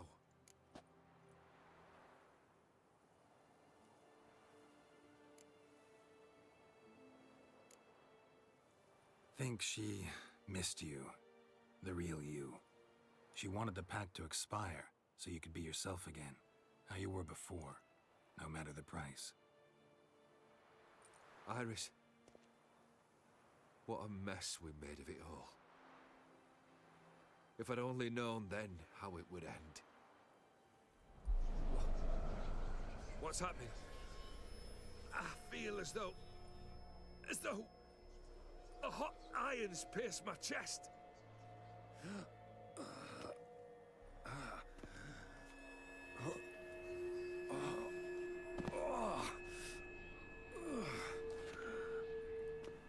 Sorry to have kept you waiting.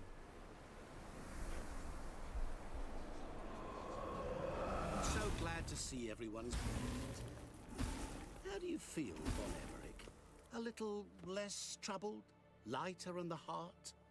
Or dim? What do you want? What do you mean, what? Your soul. You forget. The pact states you can take it only once you've fulfilled 3 wishes, And we stand together on the moon. Well, what do you know?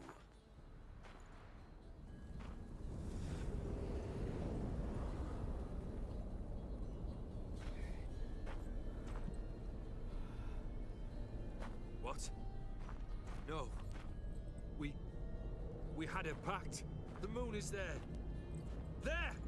Not here. I gave you what you wished for. Here, on the moon, our contract you fulfilled. Awesome. You cheated me. I never cheat. Wait. Do not interfere, Witcher. Remember what I did to the last fool who interrupted me.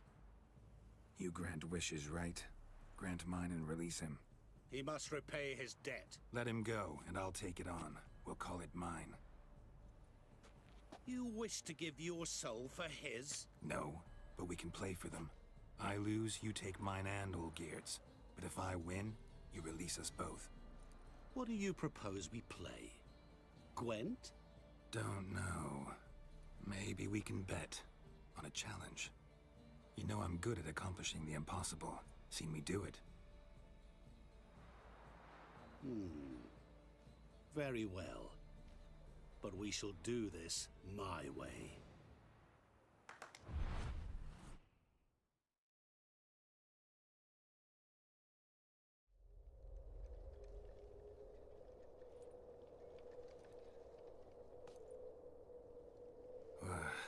What's happening? You wish to play, so let us play. I shall tell you a riddle. Solve it, and both you and Olgierd will be free. And if I don't? Then we'll all three go for a wild ride. It's what you proposed, is it not? Ow! Oh, my ankle. The riddle. Let me hear it. To all things and men I appertain, and yet by some am shunned and disdained. Fondle me and ogle me till you're insane, but no blow can harm me, cause me pain. Children delight in me, elders take fright, fair maids rejoice and spin. Cry and I weep, yawn and I sleep, smile and I shall grin. What was that supposed to be? You tell me, what am I? A reflection. You're going down. We shall see, my friend. You must find me before the... Elders weep, young maids rejoice, children delight, men fear. Nothing can be harmed. If you continue staring at your reflection, you'll go insane. You know, the story of Narcissus in Greek mythology. It's a reflection. Sand in the hourglass runs out. Ready? Let's begin.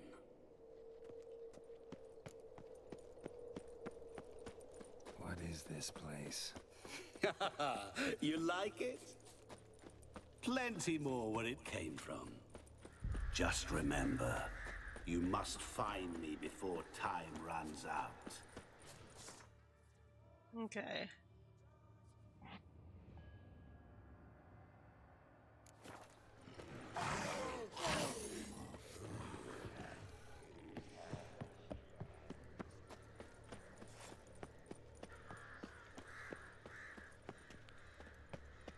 Shit. Okay. Go over the bridge and the plot splits again. Go left.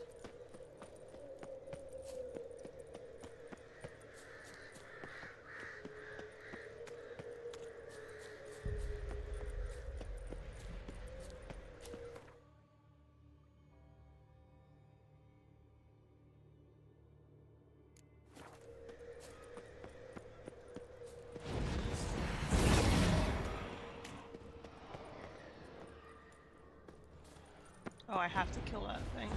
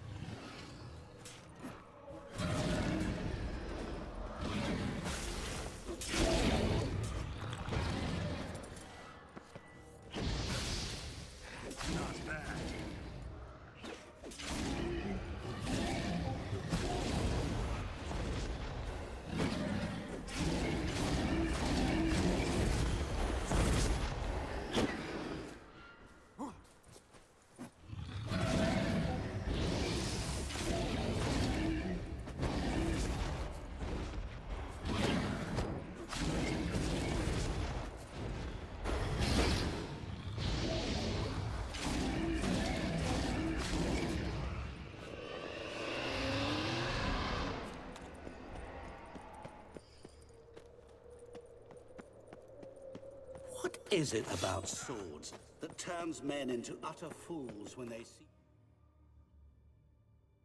Okay.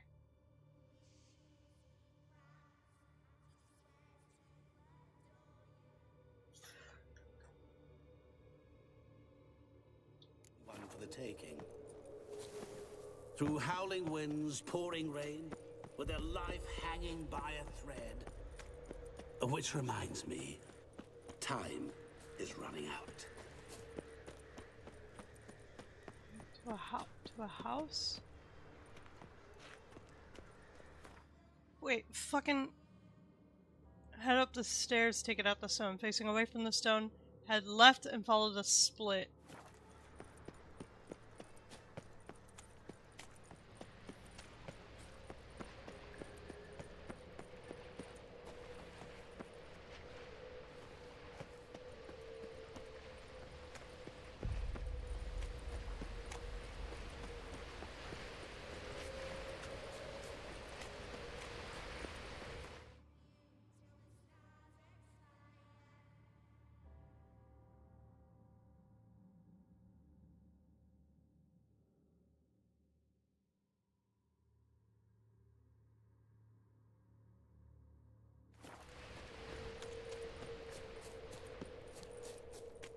I hope I'm going the right way. Yes, I am. Okay. Oh, awful. You're doing terribly. Remember. As I see it, you will never find me. Never. Mirror. So this is where you're hiding.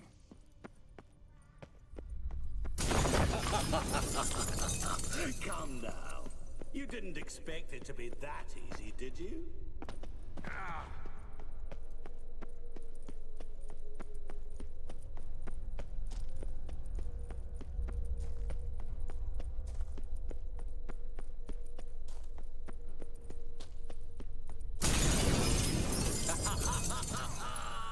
Point for me.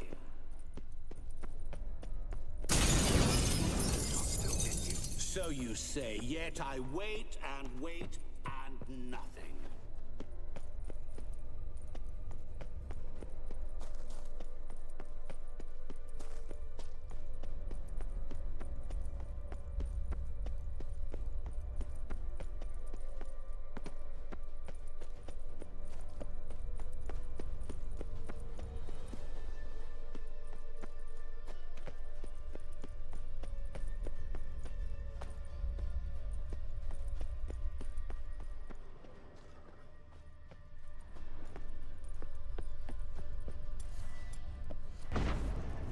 Rushing water behind this wall. Break down the wall and the water will rush through here.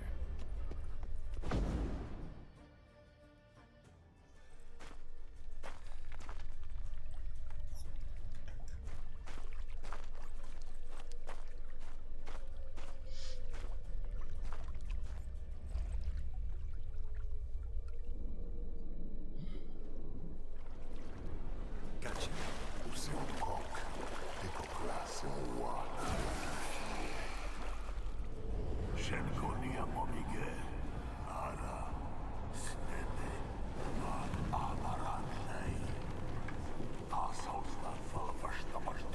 Be gone. You've lost.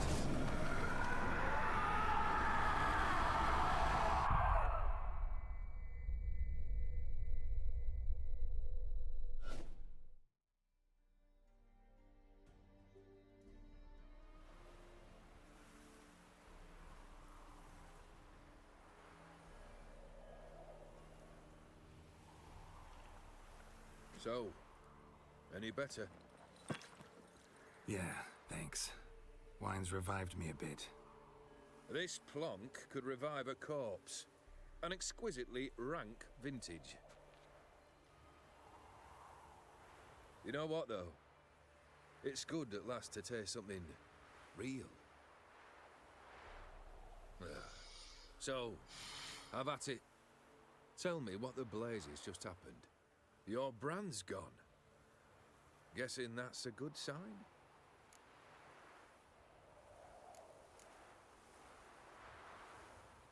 First off, you tell me what it's like to have a heart of stone. It's wonderful at the start. You feel no fear, Bless no you. angst, but also Ouch. no concern, no care for anyone. For anyone who's curious, I did decide to look up a translation for what Gontaro Dim was saying at the end there. And it was, basically, you're a pile of horse shit. You think you've beaten me, you fucking fool? I will be back. I cannot be killed. But, like, I did beat you, and now you're salty. Bitch! Also, some people saying that it would be really cool to see Gaunter Dim come back, that if Netflix got their hands on him, they'd change Gaunter into a woman and make her the Master of Masks just to be different and quirky. Not even those you loved. And gradually, you lose them. Well, you know how it ended. What about your senses? Taste, smell? All there. At first, I savoured the world like never before. It was stronger, more clear. How's that possible? I did not wish for a heart of stone. That was a mere side effect. I wished to win back Iris's hand and have my fortune restored. And then to live like there was no tomorrow. And thus I lived until I ceased to feel anything at all.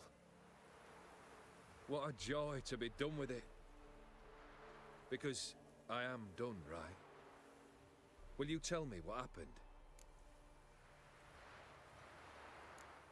O'Dim decided to have some fun at my expense. Devised a game I was supposed to lose. Seems he'd forgotten the training you put me through in doing the undoable. So only to protect myself. In doing so, I put you in harm's way. Forgive me. Well, don't have to worry about him anymore. You're safe and free. I thank you.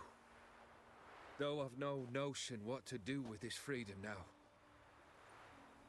Mira took everything. Everything I loved. All I held dear.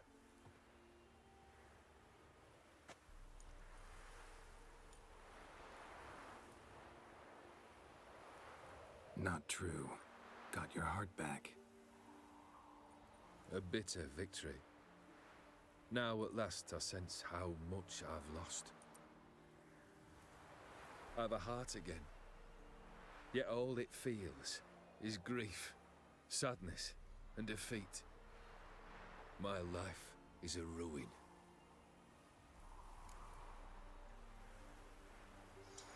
You've handled tougher situations. You'll figure this one out. Got a company of faithful comrades waiting. Got a home, your fortune. No. I cannot live as I did before. So what'll you do? I don't know. But one thing's clear. It's time I took fate into my own hands. Lived life anew. And truly, this time. Sounds like a plan. I'll never forget what you did for me, Witcher. I have something for you. Can't accept this. You can, and must.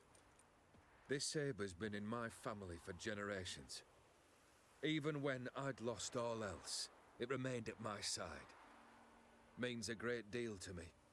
All the more reason why I can't take it. Do me the honor. This'll mark the start of my new life. And such a weapon could be right useful to you. Thank you. Ow! Sorry.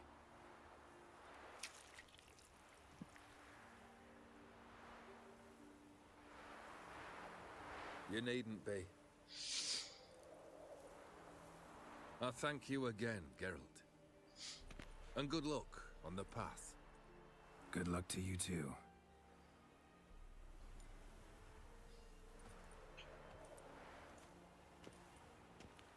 Jeez. My chair almost fell. I was just trying to stretch my back.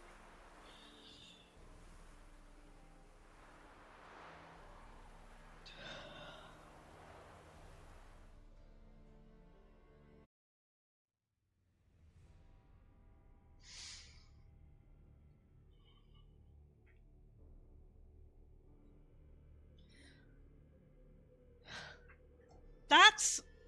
Alright, we're done with the DLC, so now I get to talk about it. That's part of really what I love about The Witcher. Nothing is black and white. Everything is shades of gray. There's no such thing as the lesser evil, because how can you define what's lesser and what is greater? There is no great ending. There's no good ending. It's okay endings all around. Everything you do, every little step that you take, changes your outcome. Like, should you decide to not visit Shani and go see the professor, you'll have no way of saving Olgierd.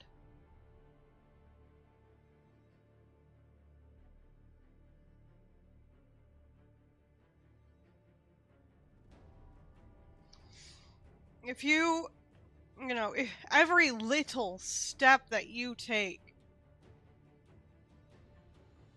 matters. Is it the right thing to save Olgierd, or would it have been better to give him to Gontar O'Dim? Is it better to take the rose or to leave it? Is it better to learn about O'Dim's true nature or pretend you never have? Is it better to pick one over the other? There is no good answer. There is no true answer. Everything is a shade of gray.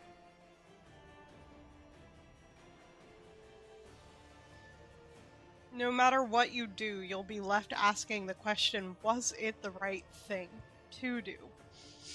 Now, obviously, Book Geralt and Game Geralt are very two different people. Not to mention the time between the ending of the books and the start of the games. A lot of this, Book Geralt would be like, I'm not getting involved in this. I'm not doing shit. I'm not going, there's no lesser evil, there's no such things. So I'm not going to do any of this. There's a lot that Geralt would not fucking get involved in. But Game Geralt, you know, obviously there needs to be a way to make the choice for the player. So I feel like CD Projekt Red did a really good job at adapting that. There is no true lesser evil, there is no true good, and there is no true evil into the video game format while still giving the player options. Because they could have just done that stupid fucking, well, everything you do is shit anyway, so there's no point in making choices. Because obviously there's a point in making choices. They mean something. They are something. And I think it's a very, very cool game for a lot of that.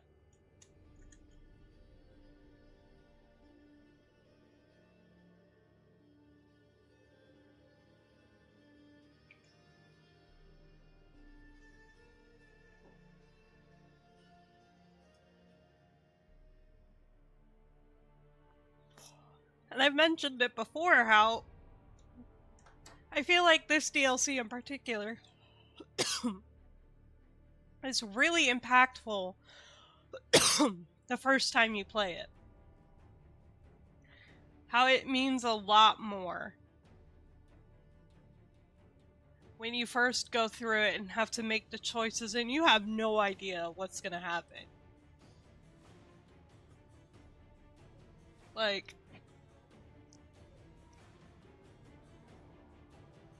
I was talking about it with Olgierd, like, it didn't start with him being a shit person. He's not a shit person at his core. He just doesn't know how to be anything other than a shit person by the end of it. And the fact that he gets to turn over a new leaf and be a different person now is a huge thing. It's like, you wouldn't have gotten that if you had given him to Gontar O'Dim. And the whole, like, playing into that, there is no lesser evil when it comes to, well, Gontar O'Dim is meant to be evil incarnate. He is meant to be evil made flesh.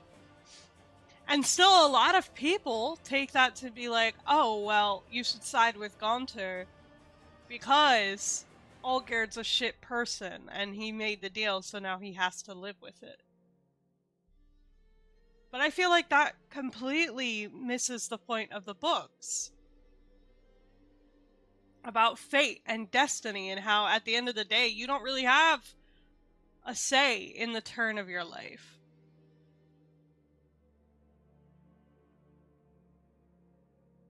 And I do think that is an interesting play on it all. I remember the first time I played through it, it definitely hit me in a way where it was like, well, damn, that's fucking crazy. Like, what the fuck did I just experience?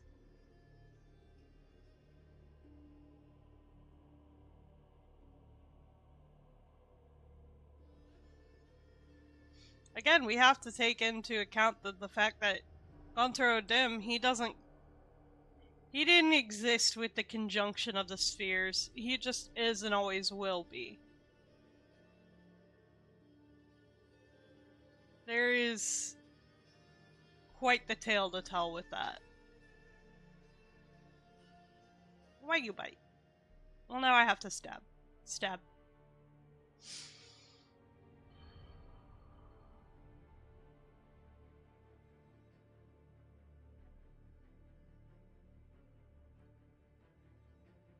I do think that the DLCs that we get for this game are so very, very cool.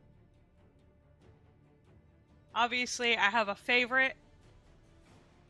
That would be Blood and Wine. There's so much to do, so much to experience. I am glad that, you know, we did get more areas to explore and more quests to do. Like, I still have, or no, I did the treasure hunt, but, you know, there's still some things I can do in this DLC. It's not entirely over just because I finished the main story.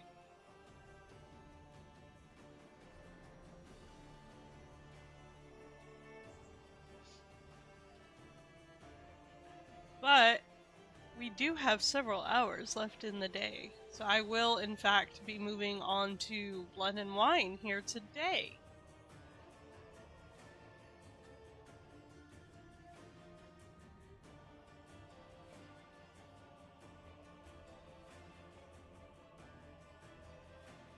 And then, wow, that's going to be crazy. We're going to be completely finished with The Witcher 3 again, at least until the suspected third DLC drops.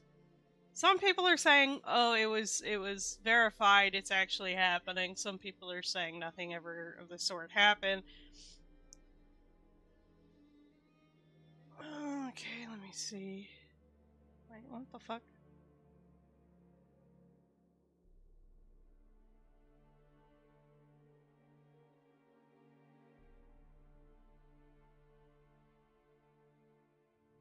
Where am I getting numbers from? Why am I getting text from that? That's not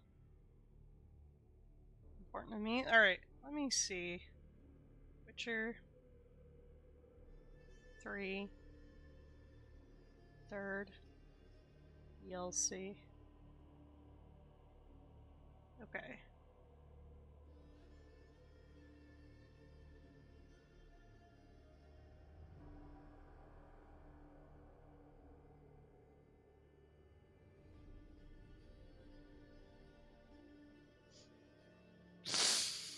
Okay, let me see.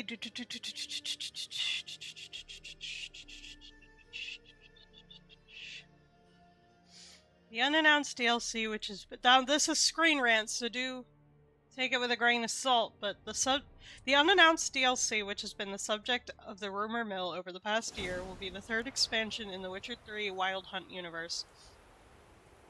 Following Hearts of Stone and Blood and Wine in 2015 and 2016, respectively.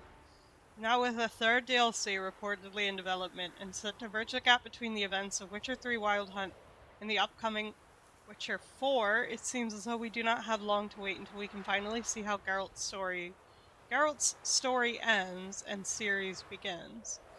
Despite rumors originally suggesting that the DLC would launch in May 2026 to coincide with the game's 11th anniversary, Polish publication, I apologize, but I'm not pronouncing that, has now reported differently after speaking to an industry analyst. According to them, the unannounced The Witcher 3 Wild Hunt DLC will launch sometime around September 2026, but definitely before the launch of Grand Theft Auto 6 in November.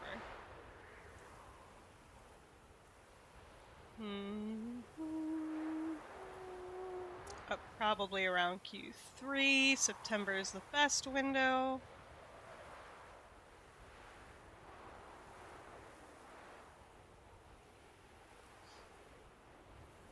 We can toss around potential dates, but the company likely takes into account many factors for the influence of the release window. They'll probably also have to ensure that the quality from Fool's Theory is satisfactory, so I prefer to assume it will be a bit later. It is also worth mentioning that CD Projekt Red itself is not confirmed it even exists. We are purely relying on rumors and insider information, so it's worth taking with a pinch of salt and not getting your hopes up too much. However, there is no denying that a third DLC will help bridge the gap between The Witcher 3 Wild Hunt and The Witcher 4 to help give us more context on Ciri's arrival as our brand new protagonist.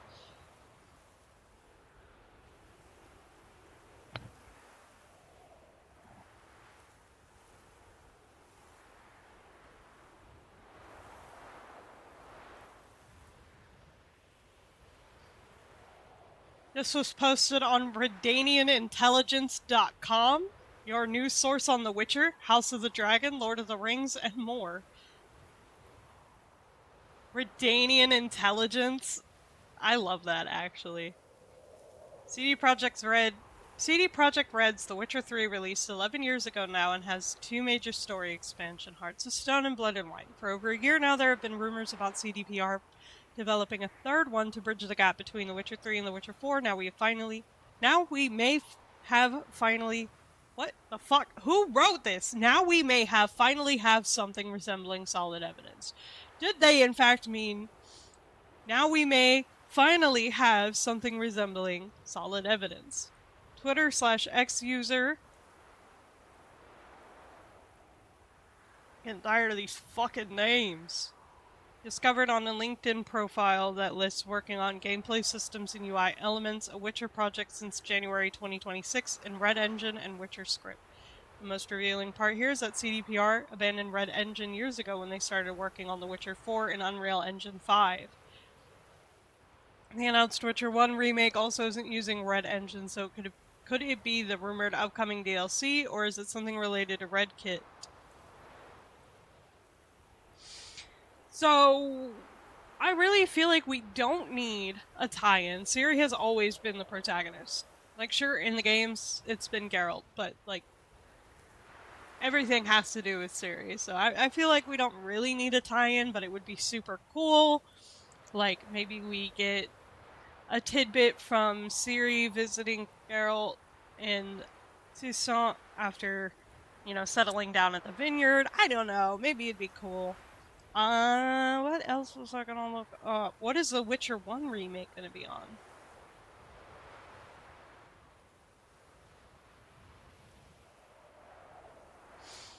I know that they plan to release it after...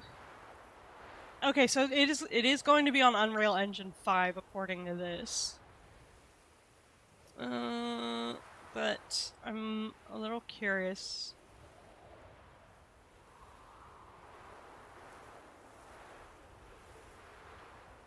Okay, this is from thewitcher.com. I know it's Fool's Theory. Okay, The Witcher remake is being worked on. It is being rebuilt from the ground up in Unreal Engine 5, so it's going to take some time. I believe it's not supposed to release until after the release of The Witcher 4.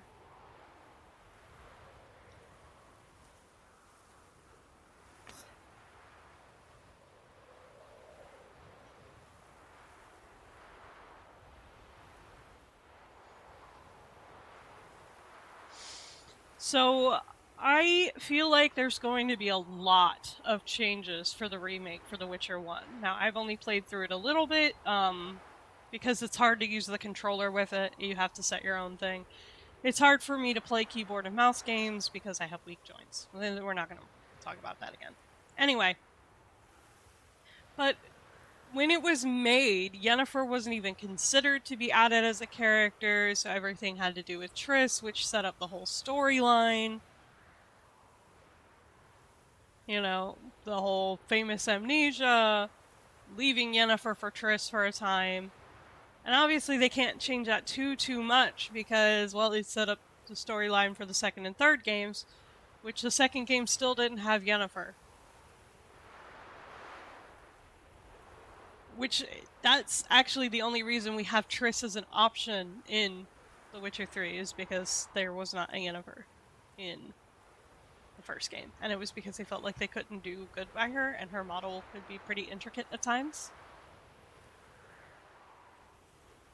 I am curious as to how the story is going to change. Where is it going to start from? Are we going to get an introduction? Yennefer! Okay, listen. All sorceresses are, for one. For two, Book Triss is a lot worse than Game Triss. Game Triss is like, oh, I just care about you and I love you so much and I would never do anything wrong. Book Triss was shitting her brains out and trying to fuck Geralt in front of Ciri because she did not give a fuck that there was a child there. She constantly tried to undermine other mages because she felt she had the right to after her scars from the battle. Not to mention that many a times she did intentionally sabotage Yennefer for the sake of getting at Geralt.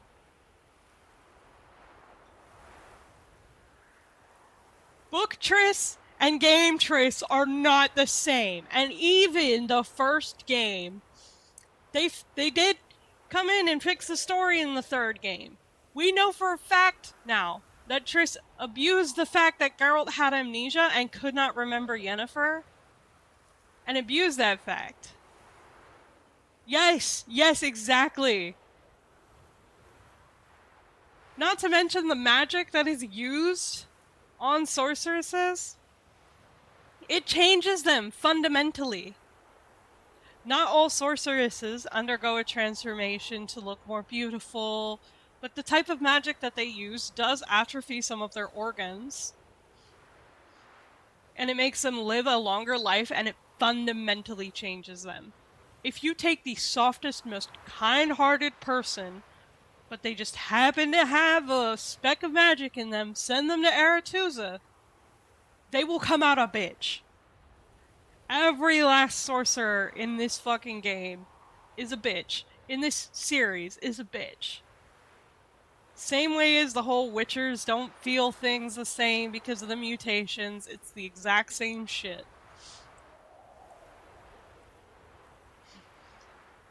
So I won't deny that Yennefer's a bitch.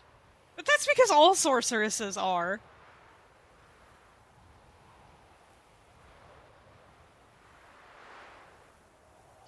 Anyway, what I was saying, right, is I wonder how the game is going to fundamentally change. Are we going to stick with a Triss-only storyline? Are we going to add in Yennefer? Are we going to retcon the story slightly? What is the story going to be? That is what I am most curious about with The Witcher 1 Remake. I know for The Witcher 4, obviously, this is way post-game at this point. Like, way post-game. Or post-books. So, I'm really curious about what direction the story with Ciri is going to take. Who's going to be the main antagonist? Is it going to be elves? Are we back to the whole time of contempt shit? Or is it going to be something new entirely? We know that from the cinematic trailer that Ciri now has access to Witcher spells, which some people are saying, oh, but she couldn't have undergone the Trial of the Grasses. The author himself said it does not matter. It could be man or woman who undergoes the Trial of the Grasses. There's also evidence to suggest that some adults underwent the Trial of the Grasses, so it's not completely unheard of. But we also know that Ciri has magic capabilities. All Witchers have innate magic capabilities, so it's there's a potential that it's not that she underwent any of the mutations, but rather that her innate magical ability is what allows her to use Witcher signs. As for Witcher potions, I'm really curious how that's going to tie in. Is she able to use them because of her magic, or did she actually undergo the Trial of the Grasses as an adult and become a Witcher? We know that she wears a Lynx medallion, which is actually closer to the books. Not all Witchers from the School of the Wolf, because again, the schools were very different in the books. They weren't like, oh, you're from the School of the Wolf, so you only train the School of the Wolf. No, Witchers were made. They were made at the different schools, but they were allowed to train at any school. It was often a rotational thing. They'd pick up different things from different schools. The medallion, however, was personal. When it was imbued with the magic after the trials, then it would take on the shape that was important to the individual Witcher. So Geralt's medallion, while I think the game is the coolest version with the wolf head sticking out, it was actually a flat medallion with a depiction of a wolf howling. And that was personal to him, because he was the White Wolf. Have I read the books? Yes, I have read the books. I'm in the process of rereading them. Unfortunately, my copy of Blood of Elves is missing, so I am checking to see if my local library happens to have it.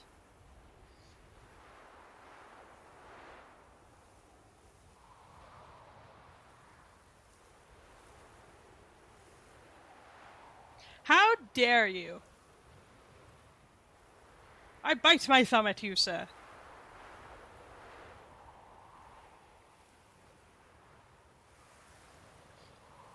But I think reading the books is a really great way to kind of sit with the information and understand. Like, obviously there were creative liberties taken for the games, but there was also, like, the whole school thing. They were Witchers. They're not like Witchers of the school. I do think that they are great reads. Honestly, the way that the author writes is so cohesive. I can see what the show was going for because the books also do that back and forth thing.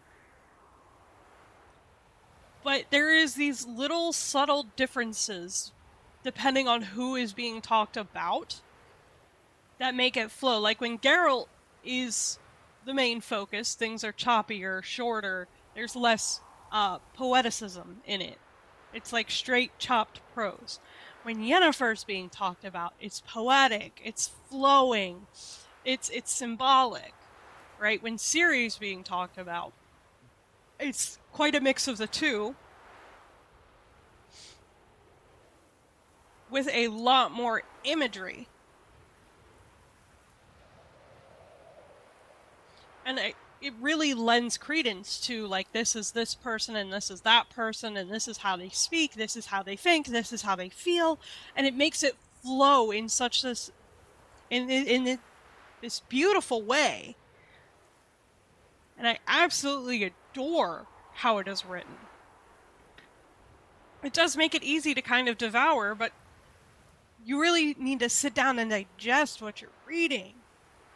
It's actually really fucking cool. Now, keep in mind that the author very much wrote this, you know, like, he made shit up as he went. Sometimes he retconned things, sometimes he just completely changed. Like, there's a potion that exists in The Last Wish that doesn't exist, or not a potion, a sign that exists in The Last Wish that never comes up again. Because these were written for fun. He wasn't intending to get, like, book deals and fucking game deals and show deals. He was just writing to write for the love of the game. It's very much like J.R.R. Tolkien or J.R.R. Tolkien or fucking, who's the other one?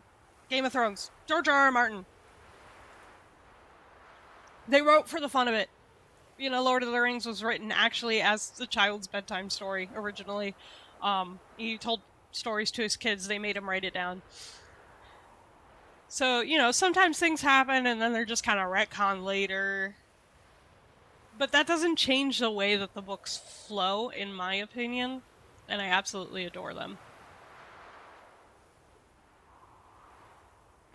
I did get my books as a set copy. My partner bought them for me for Christmas a few years back.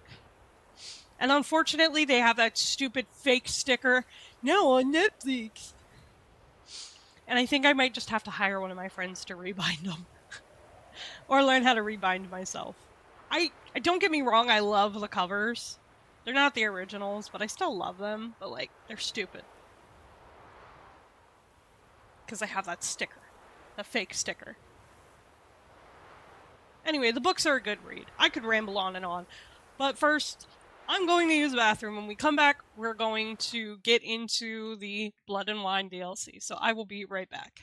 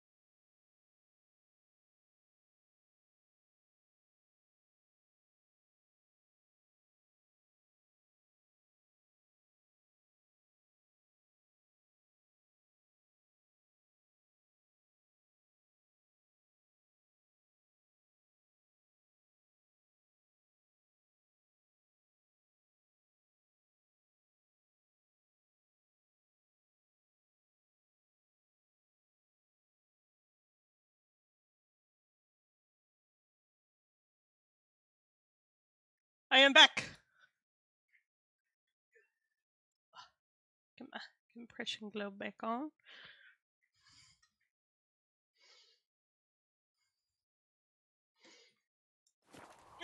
All right.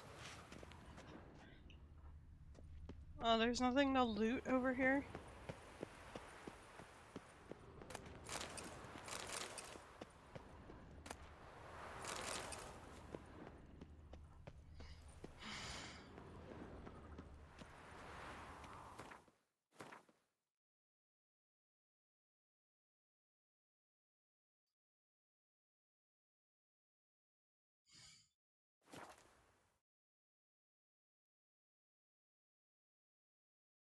Alright, listen here.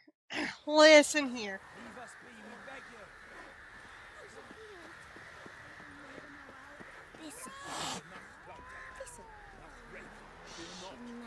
Spill only the blood of outlaws. To you we grant liberation. Hunger's turned this one pale.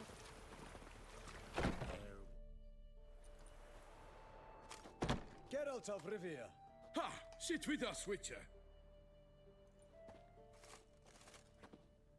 Found your message on a notice board. You see, Palmerin? I told you. The Griffin at White Orchard. I knew that were we only to follow the tracks of its slayer, we would in the end find Geralt. Milton de Peyrac Peyran and Palmerin de Launfal. Good to see you both. Been years. Be assured, we share your joy. You must forgive us our, surroundings. When we pledged to place the village under our protection, the village elder gave us this hut as our lodgings. He swore it is the best hut in the village. Get involved in some squabble? We discovered that in retreating, the Redanian garrison that left this land still is at the mercy of numerous plagues. A tyranny of bandits, the most onerous among them. These plunderers shall soon descend on this village to collect tribute. Milton and I will dissuade them. We are both sworn to fight injustice and oppression wherever they rear their heads. The matter does not concern you, of course, but do us the kindness of waiting. Once we have dealt with these marauders, we have a matter we must present to you. So, plan to go out and meet the bandits when they arrive? Fight them? Palmerin wishes first to appeal to their sense of decency. But I expect they will be deaf to this. Yeah, completely. We must afford them a chance to stand down. Many a hardened outlaw has left the path of wrongdoing upon hearing words of admonition. Doesn't happen in these lands. Ever. If they do not heed my reprimand, we at least will know we have done all within our means to evade bloodshed. Fine. Naturally, I'll help when Palmerin's rhetoric falls on deaf ears. Excellent. Then we've but to wait for the rogues to arrive.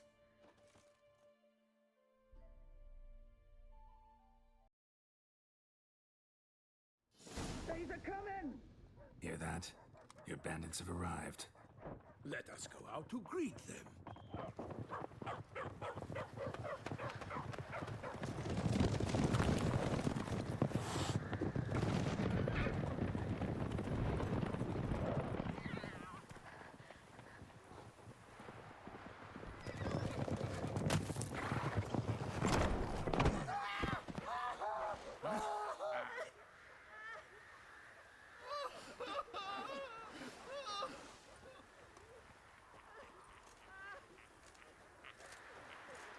Hark! Contemptible curs!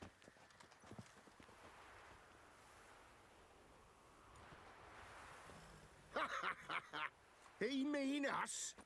I, Palmerin de Launfal, call upon you to repent. Set your hearts. Do you not see that they are blackened? Regular Punch and Judy here. To prey upon commoners is no honor. To loot their meager stores, abandon the path of shame, and we will spare you. That's weird. Right good jest, that. Had us a laugh. Now, fuck off or we lose our patience and you lose something else. Nay, wait, Zorg. These lads are a lark. Mayhaps they know some tricks. Oi, players! Can you toss balls all loopity like? Or do that thing where one spits fire while the other farts? Noble Palmerin's giving you a chance. Now I'm gonna give you some advice. Do what he says. Or what? Or you'll find yourself fighting knights errant in the pay of the Duchess of Toussaint. And they eat scum like you with their morning porridge. There's 3 of them.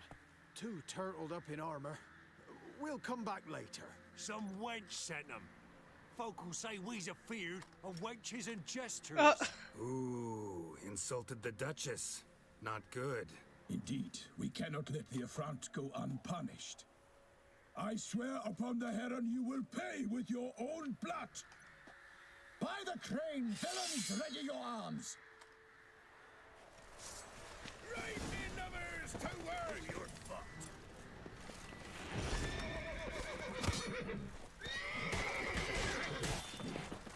Too late to surrender.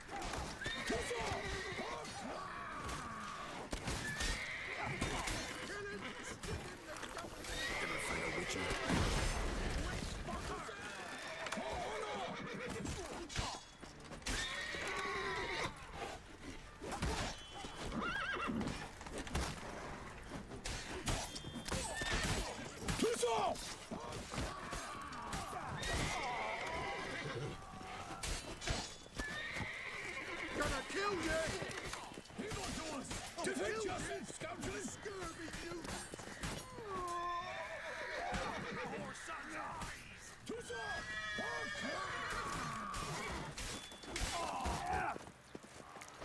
Man, these horses need to shut up. For my name is not Milton de Pen. What you say? For honor! Why do they not emerge? It is over. We have banished the scoundrels, lifted oppression's yoke from their lives. Warned you it'd be like this. Fear you as much as they did the bandits now. Sorry, Oh, no my God. fanfares and flowers. You're not in Toussaint. Ah, it is true what folk claim. In the north, no noble deed goes unthwarted. It is fine. It is time to go home. And we shall, my friend. Here, you should put this Come, Geralt. somewhere safe. It's time we delivered our message. Yeah.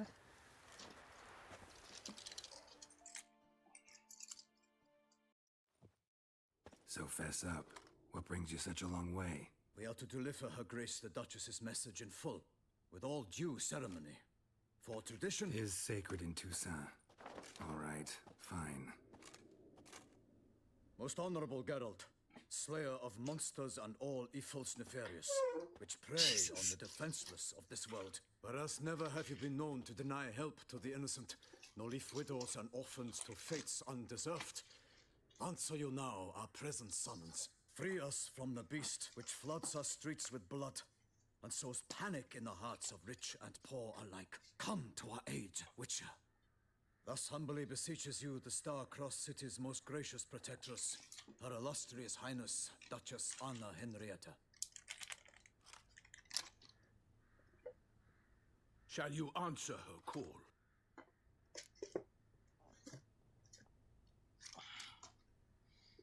I mean, why wouldn't I? Anna Henrietta really say all that? Word for word?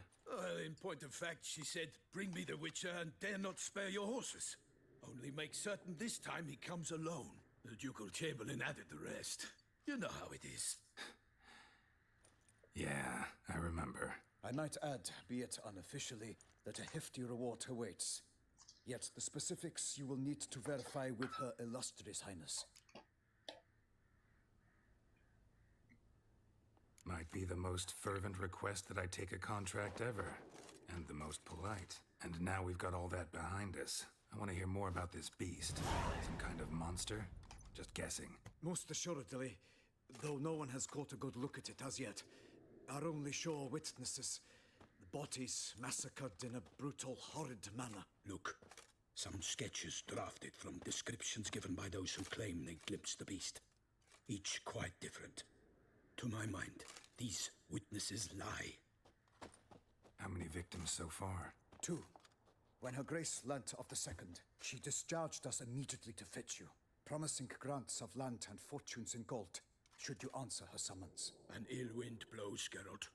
The beast cannot be tracked. Folks say it wields black magic. Also, both victims were nobly born, and the start of a tourney draws near.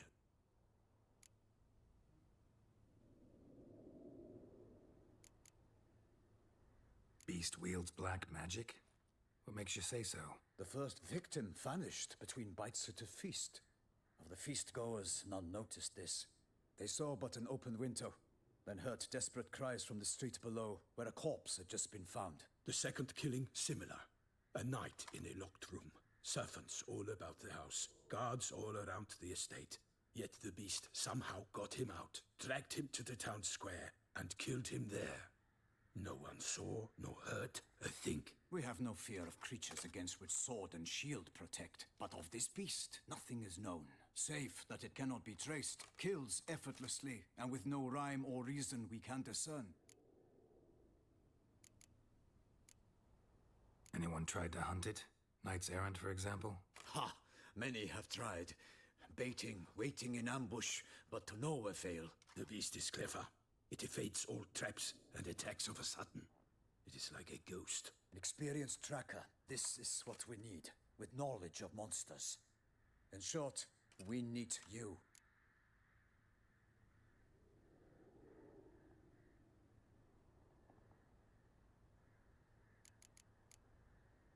Mentioned a tourney. Why doesn't the Duchess just call it off? Simply, it is too late. The guests have I know, arrived. right? It does The look like best knights Slenderman. Of all lands, relatives of the Emperor. The beast could be a threat to others, not just to Her Grace's subjects. Got it. Before an aristocrat dies, at best it's a scandal. At worst, a diplomatic incident.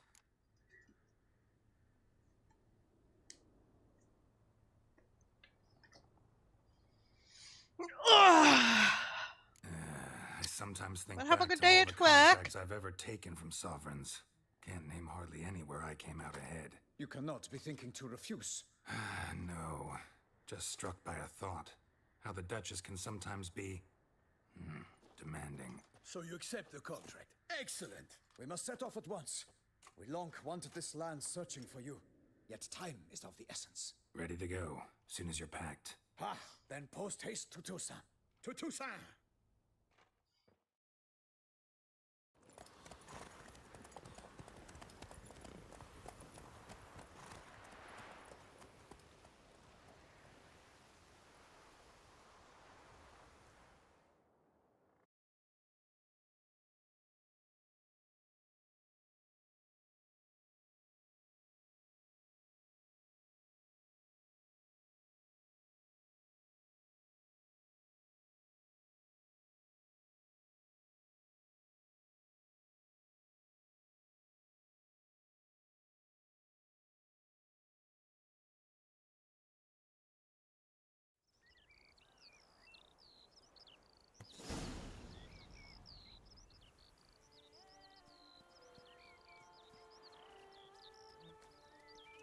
Toussaint, the land of love and wine.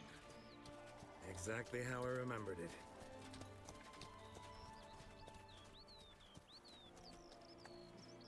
You will find Beauclair has changed some these past years. Walk about when you have the chance. You will see for yourself. To me, place always seemed straight out of a fairy tale. Knights errant, elven palaces. You insinuate that we are somehow odd? I shall prove you wrong. This I pledge on the Heron.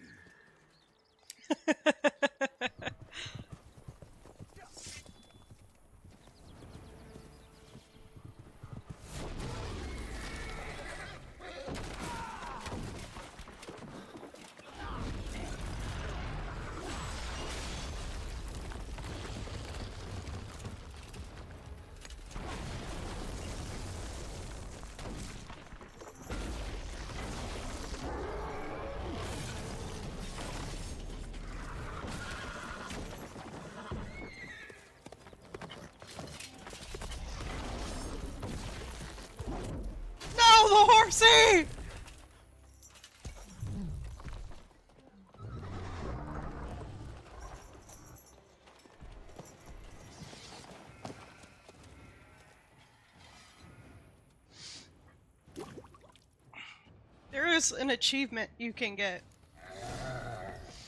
for killing Goliath with a crossbow bolt to the eye. Watch out! I swore I'd kill a monster. All for one and one for all.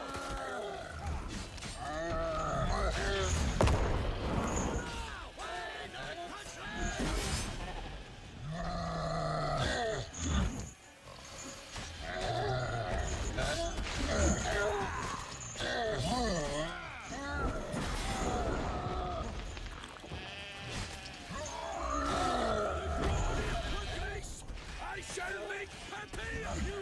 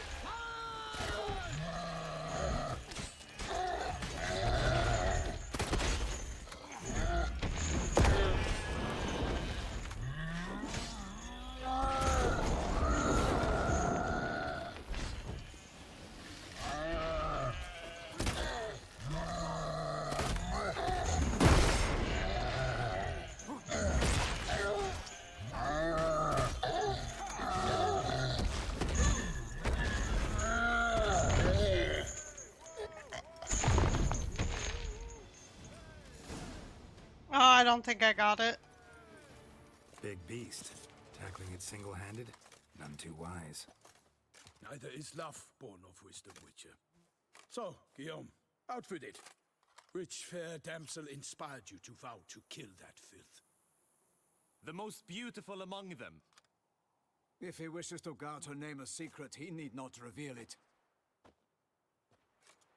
You I do not know, sir, nor seem you a knight, yet still I am profoundly grateful, nay, indebted to you for your succor. This trophy, sir, is yours.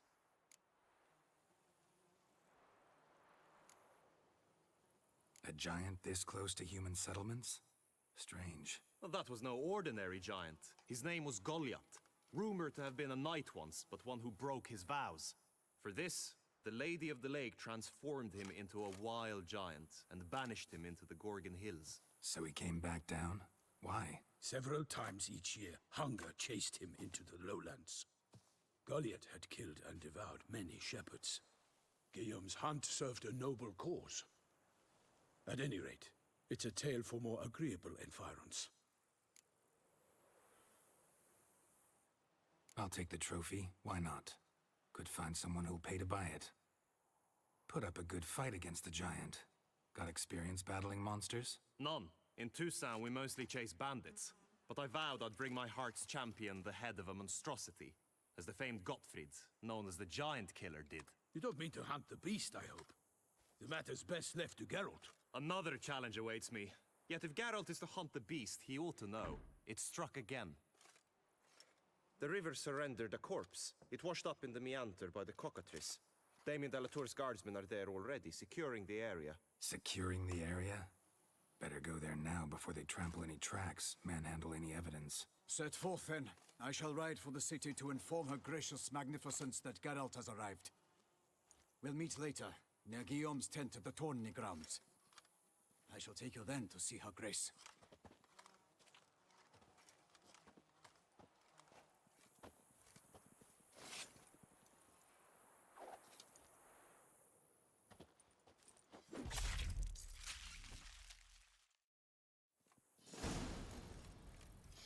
Oh shit.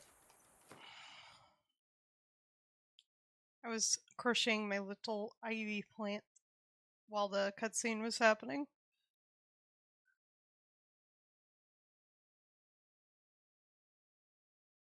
Alright.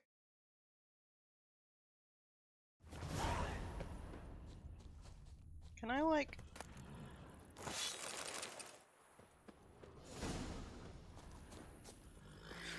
Alright, on the horse! Let's go! Brave kid, Guillaume. Parmarin oversaw his upbringing. Guillaume is his kin. Oh my god. A peacock! Head to the pheasantry. They'll put some meat on your bones.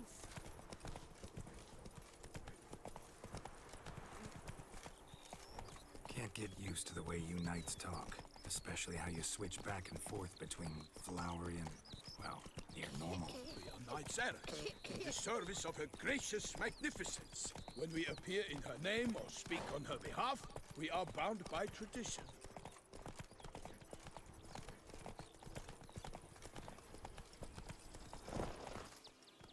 Approach.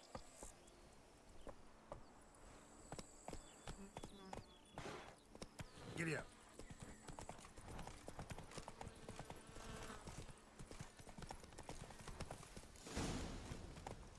Slow now. No one here. They must have removed the body already. Let's look around. Make sure they didn't miss anything. Hobnailed boots, multiple sets of prints. Ducal guard, clearly. Let's see where they went. No, I think they're just... Perhaps the body lay on the bank. I think they're just assholes. Anything taken by the current ends up in these shallows. Yes, the stench is fierce.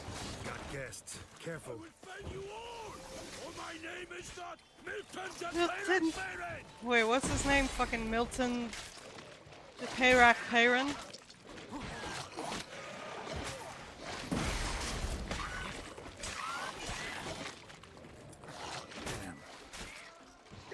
For the glory of her grace, I shall make Pepe of you!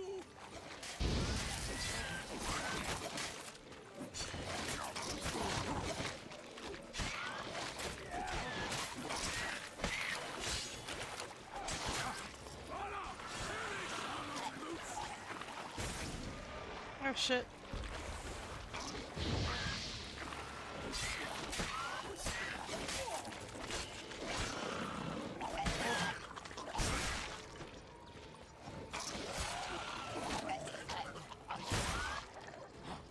You know, every time I think I'm far enough away because of the Devourers. You also need to get these ones lower. Drawn here by the smell of blood. No, Milton de Peyrac Perrin!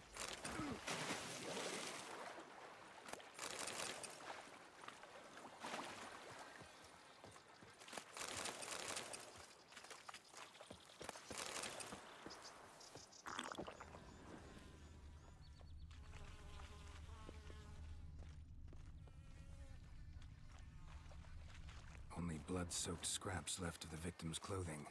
Good quality cloth. A wealthy victim, correct? Looks it. Blood. Guardsmen pulled these nets out of the water, then cut the mutilated body free. Gonna dive in, make sure they didn't miss anything.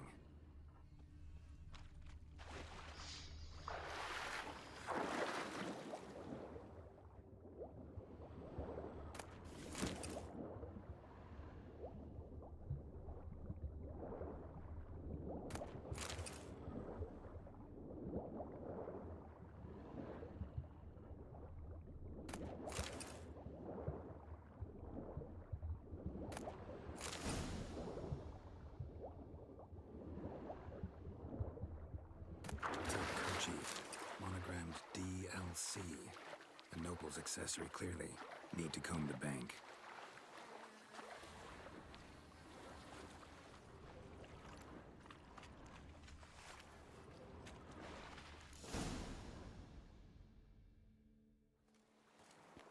Look, a boat was launched here. Guardsmen must have loaded the body parts onto it, taken them somewhere. Need to find out where. I'd like to look at the corpse before it starts to decompose. The inn. Its patrons must have seen the guardsmen, which direction they took. We should ask there.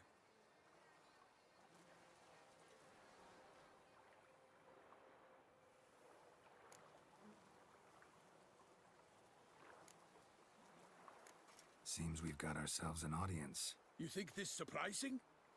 The locals will tell the children of children they do not have yet, of the day a quartered corpse was pulled from the river. One thing. Found a handkerchief in the water. Monogrammed DLC. Mean anything to you? Delacroix? It cannot be. Was it he the beast slew? Seems so. Knew him well? Long past. We were close friends once, but our paths diverged. He was a man of extremes, standing by his companions, no matter the odds. Fighting his foes to the bitter end. Foes? You have a lot of them? He did. But I do not see what that has to do with the beast. Ah, Geralt. You've struck a raw nerve. Memories of a time long past, to which I'd rather not return now. I understand. We can talk later. Let's go to the tavern. I shall have to leave you soon. Return to court. Barely got back to Toussaint. A knight in the service of Her Illustrious Highness knows no rest. In fact, I'd feared I would return too late to fulfill my duty. Yet it seems I've arrived in the nick of time.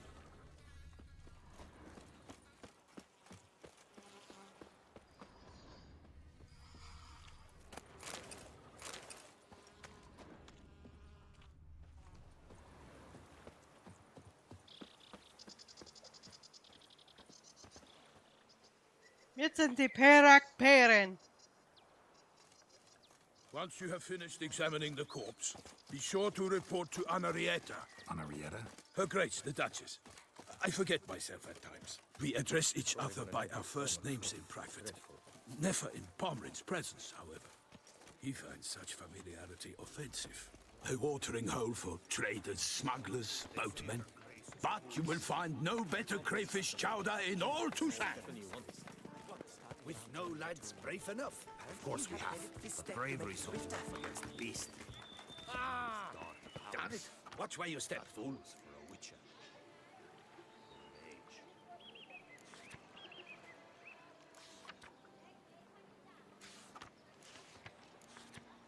Ducal clerk's looking for help. Huh? Be good point. What makes you think that? I don't smell anything back here.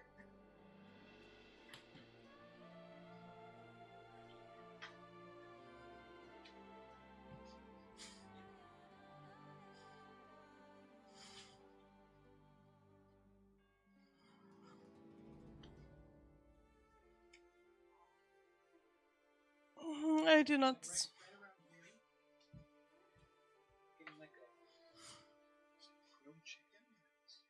Maybe.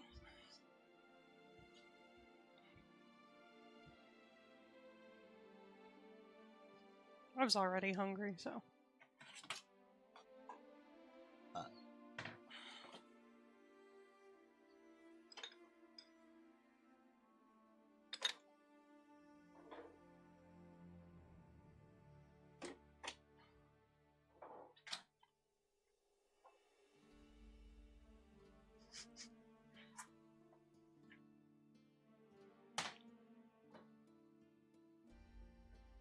What are you laughing at?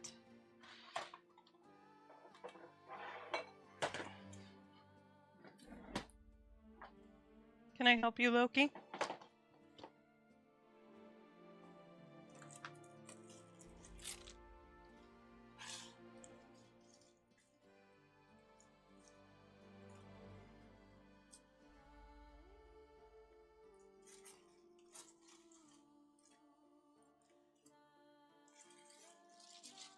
How's this one already kind of like...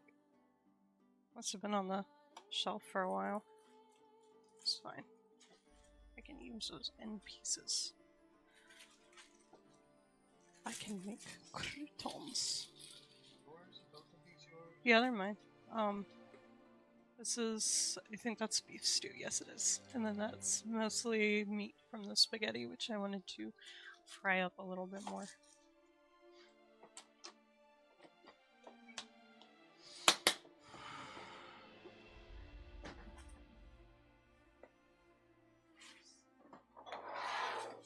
Make sure you don't take one of mine.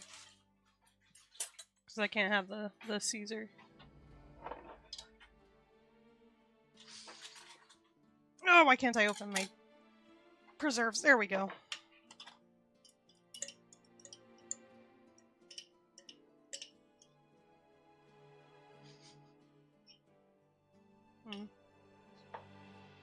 The fragrance of apricot preserves.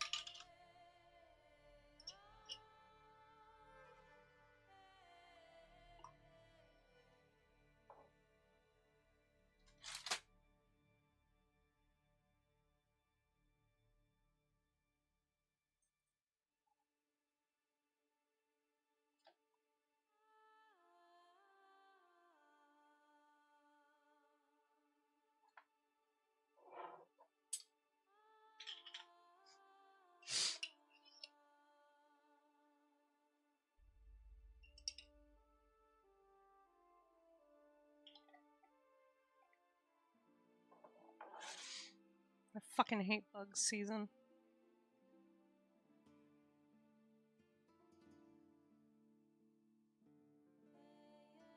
I've been using lemongrass essential oil in my cleaners and stuff because it's supposed to repel them.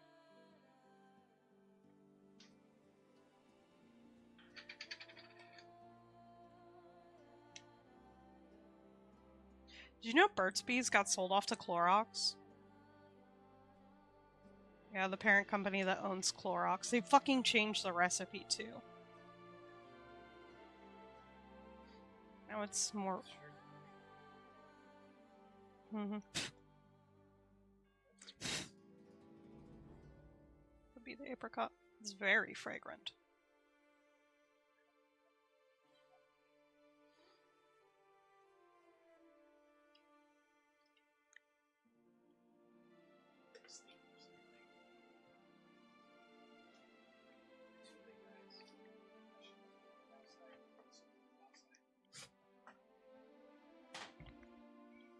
What?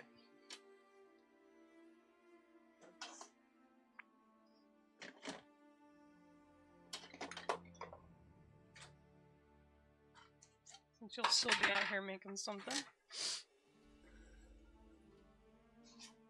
Meow!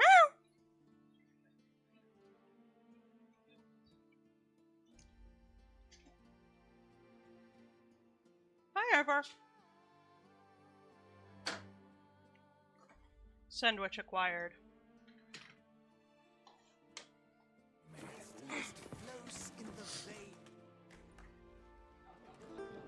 By my troth, could that be the musty scent of fresh pate? Naught else, Sir de Peyrac Peyran. I see time has not dulled your senses. We would be honored if you would join us. Your companion as well. But why do I not detect even a whiff of crayfish chowder? No soup today, on account of there being no crayfish. I reckon you've not heard, but all I caught was a corpse. I awoke at the crack of dawn, as I do each day, but when I looked up, I beheld a blood-red sky. This corpse is precisely why we're here. For the man whom you've invited to join you at the table was summoned from a far-off land by her gracious magnificence. He is tasked with tracking and killing the beast. We invited 2 men to join us, yet since Sir de Peyrac Peyran in temperament is more akin to hare than hound, I surmise the other is the hunter. With whom do we have the pleasure? Name's Geralt. A humble introduction. You've clearly not tarried long with Sir de Peyrac Peyran. Spare us the petty insults. Geralt is a master of the witchering trade. He has questions concerning the beast's last victim. I was the one to find the corpse. The sun had just risen when I awoke, sat straight up in my bed, looked out the window, and beheld a sky red as blood. Ask Geralt, please, or we shall be here till winter. Need to examine the body. Know where they took it? They ferried it across, then loaded it on a cart and hauled it to a cellar at Corvo Bianco to keep it cool, see? What? Why, Corvo Bianco is Baron Rossel's estate. When he learns they've turned his cellar into a morgue, he'll set his hounds on them. While you were gallivanting about the north, his vineyard was auctioned off. Who was that? Woman who just left. Didn't see her before. Didn't notice her walk in either. Doubtless Linnis, the innkeep's daughter. But hold, Geralt, because this is an outrage. Rossel's vineyard was auctioned off? Inconceivable. It is no secret the Baron had gambling debts up to his ears. It finally came time to collect. His creditors auctioned off his property. The Ducal Chancellery bought it, in fact. Rossel now bunks with his brother in Vicofaro. I told Rossel he'd get his comeuppance. How long can one draw on past heroics? His creditors must finally have defined that his promises meant nothing. Such are the times. Today's knights are pale shadows of the heroes of yore. It's true what they say. God sent the beast to punish us for straying from the old paths. So folk think the beast's divine punishment. Knights have turned their backs on the old customs. Where they were defenders of the duchy, they're now defenders of their own tushes. Why, you insolent... Let him talk. The Duchess trades in titles, grants honors to ill-doers. We've strayed from the path of virtue, lost the gods' favor, so the gods sent retribution. Don't listen to that nonsense, Geralt. It's rehashed street preacher codswallop. Yes, the rebel rousers have been sprouting up like weeds lately, each offering the same bill of goods. They say anything else about the beast? Besides it being a messenger of the gods? The Toussaintois are no fools. They see clearly the beast kills on days honoring patron saints. Picky monster. Thanks for the hospitality. Time I examined the corpse. Corvo Bianco lies a short way from here, near the tourney grounds. Just follow the road and you'll arrive. Not coming with? Oh yeah, duty of some sort calls. Some sort? Her Grace bestowed a great honor on me, even before we departed for Velen. I'm to play the hare during this year's game in the palace gardens. When you see me in my costume, you will wet yourself laughing. A little tempted to ask a few questions, but it sounds like a long, complicated story. One involving lengthy digressions into local history and tradition. So, see you later, Milton, and good luck.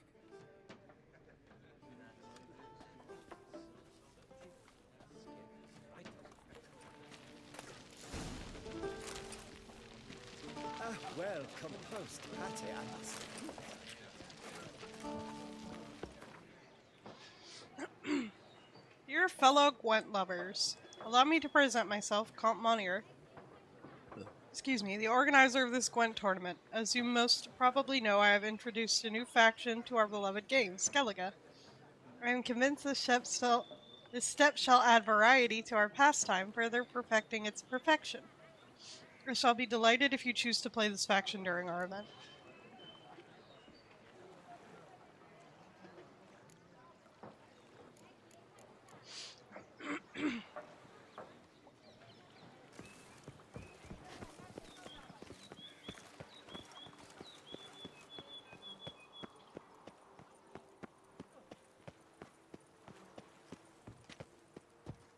You can't pull one over on me, Witcher. I can see you're a kid.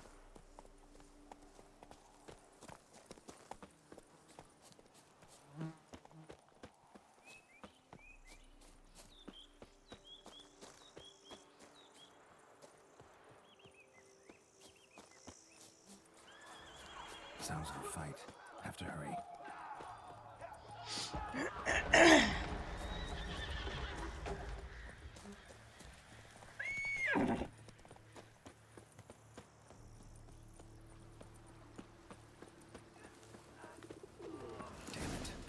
Still be here.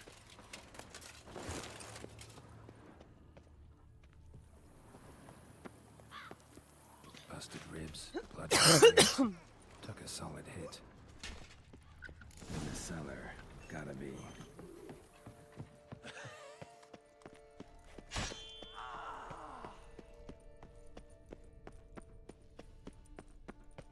footprints. Small, bare feet.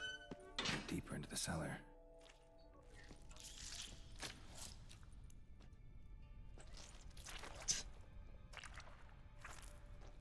You. Saw you at the inn.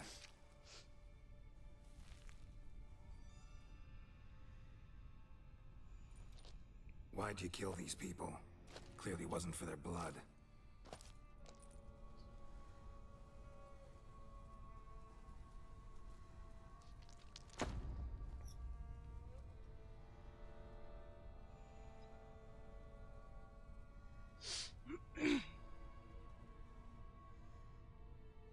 We don't have to fight.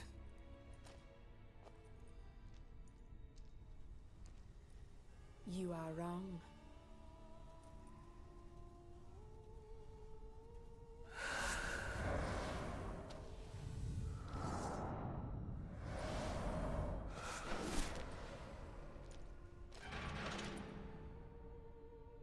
I cannot let you leave.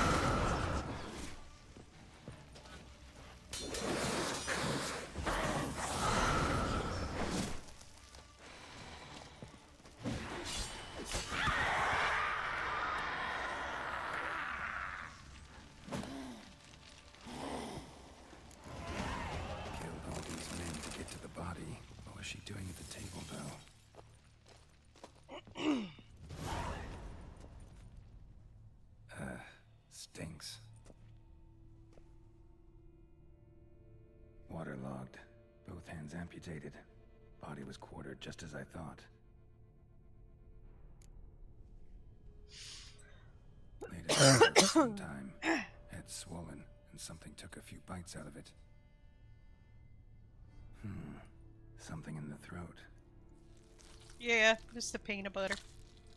A pouch, bulging with coins. Nilfgaardian florins from several different provinces. If the murderer did this, means we're dealing with a sentient thinking beast.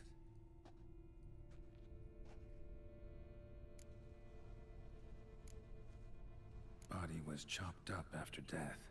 Blows struck with great force, but bones sliced through, not crushed. Creature that killed him had long claws, sharp as a witcher's blade. First sank its claws into the victim's heart.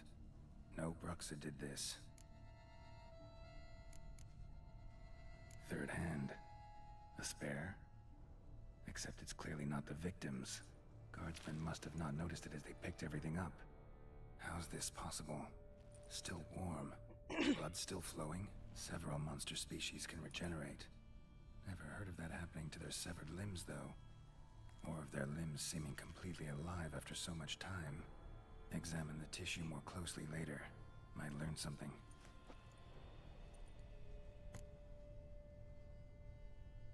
So, murderer was clearly a monster, but not a Bruxa. But then why'd the Bruxa come here for the severed hand? And who does the hand belong to? Why the hell's it still warm? Now, pouch shoved down the victim's throat. What's the significance? And why was he chopped up into pieces? Lots of questions, no answers so far. Need to know about the other victims. I'll ask Palmerin to get me in to see the Duchess.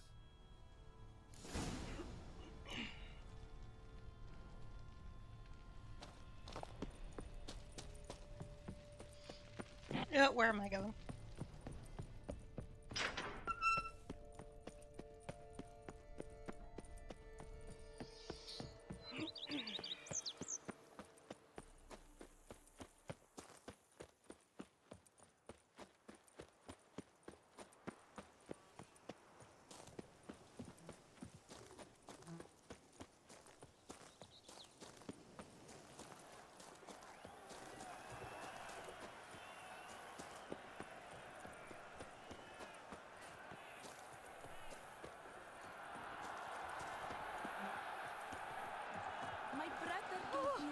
Hey! I named Ah, the idiot who wrote shit. his recent wrongs.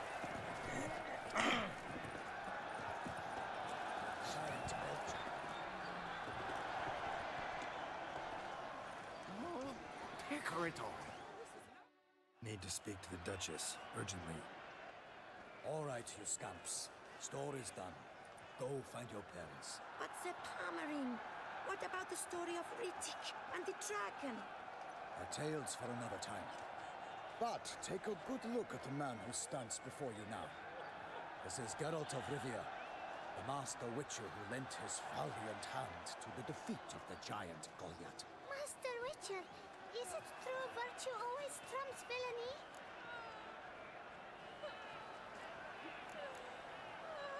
Not always. Could go either way.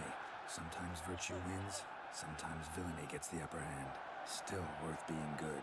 But why? If it doesn't mean you'll win. Palmerin's story. Think back. A decent man attracts other good folk, makes friends he can count on. A rogue? Well, you can only count on other rogues. And who would you rather have for a friend? A man of virtue? I must agree. Now, that will do for questions. Go find your parents.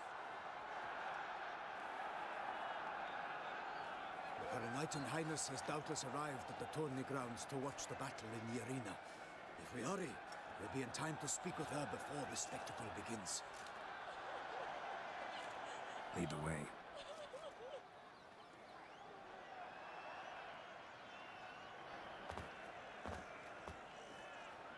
Who's fighting? Nilfgaardian gladiators? Close, but not quite. As we'll soon see. Someone's gonna fight a Shelmar?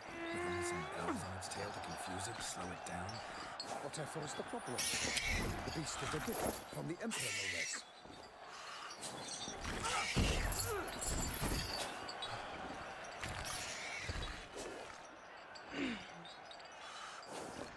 This is dangerous. Bells on its tail aren't enough. I saw the spectacle of the swords of Yerine and Nunio. There, a knight defeated a Shelmar with bells on its tail. Might have gotten lucky. Shelmar might have been lame. Who knows? Only a Witcher has a real chance against a healthy Shelmar. And that's not even every Witcher. Besides which, releasing a monster that dangerous in front of a crowd? Plain irresponsible. Who's going to fight the beast? Guillaume, the young man you met. Yeah. Mentioned he promised his heart's captor a monster trophy. Great love demands great sacrifices. Let's go.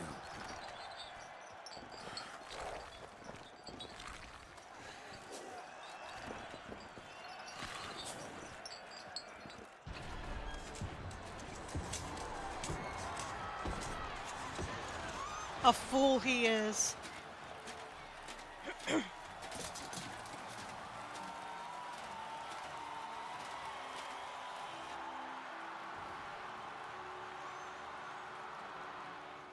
I dedicate my imminent victory to fair Lady Vivian.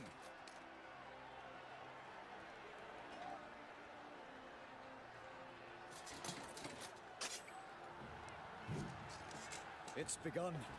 The fight shall have to end first. We must wait.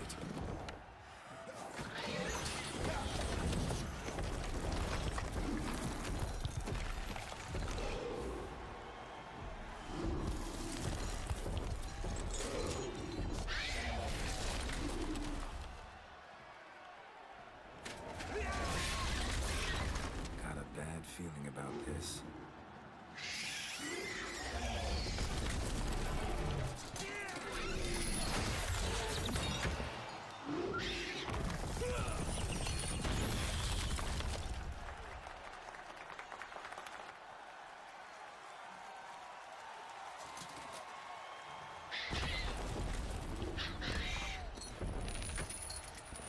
Damn it.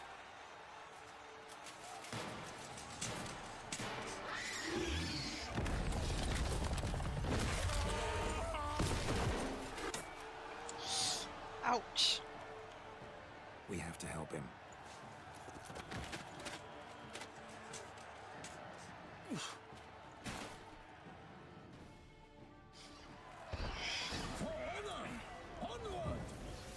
Gotta keep it down. Can only tell where we are when it hears us. Alas, for night, the beast heaved its foul girth, let loose a roar, and knocked him to earth. And proud came the monster in one mighty bound, to give fight to the beast, its plans confound.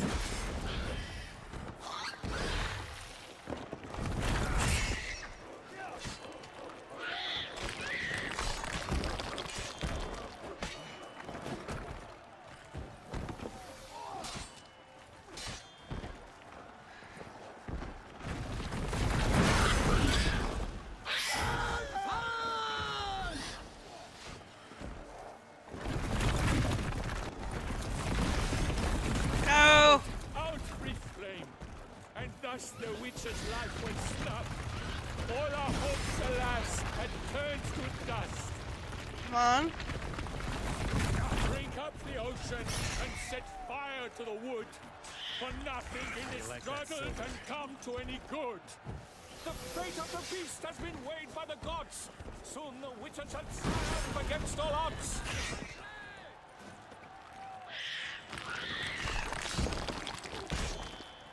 The witcher waited till the time was true, then twirled, danced, and spun, struck the monster right through.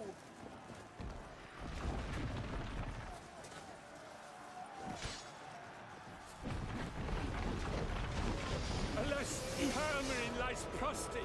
He has breathed his last breath. Avenge, ye witcher! Fight bravely unto death! Oh shit, is he like actually dead?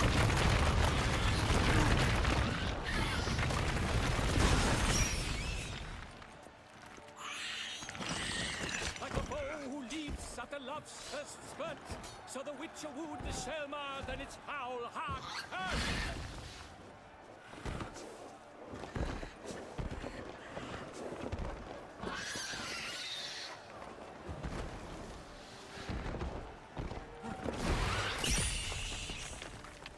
Scots dive, three faint, its racer strikes belly, Shelmar's cries ring aloud, blood transforms into jelly.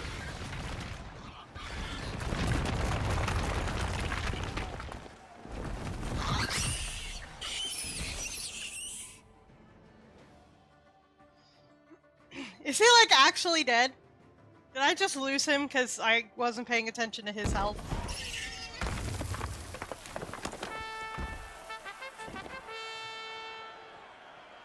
The Shelmar lies defeated by Geralt of Rivia, master of the witchering trade.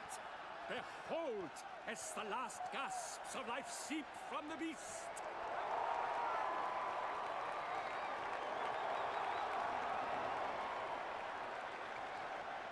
Master Geralt, do what you must.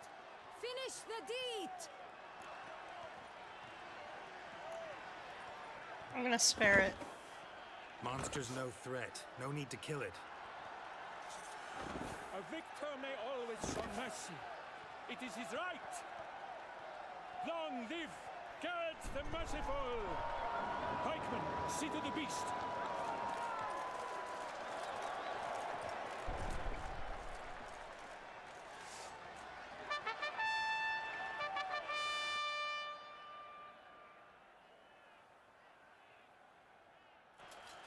Forgive me.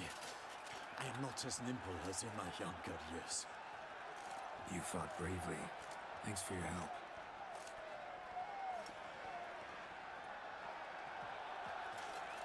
Guillaume.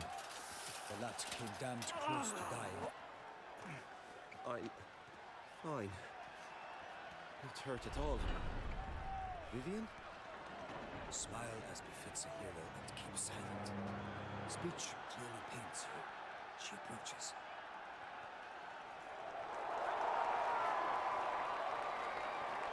Geralt. We must talk. Vivian. You shall talk later, in the medic's tent. Geralt, magnificent, breathtaking. Your Grace. We knew that to summon you was a brilliant idea. We are delighted, ravished to have struck upon it. And I'm truly honored. See to our young hero. Hop, hop. For we Hey, must babe. make off with Geralt. We Check should this out. talk. We had been long awaiting your arrival. The story, Had that's why nearly my lost thumb is still on it. And suddenly, that entrance, so spectacular. Yeah.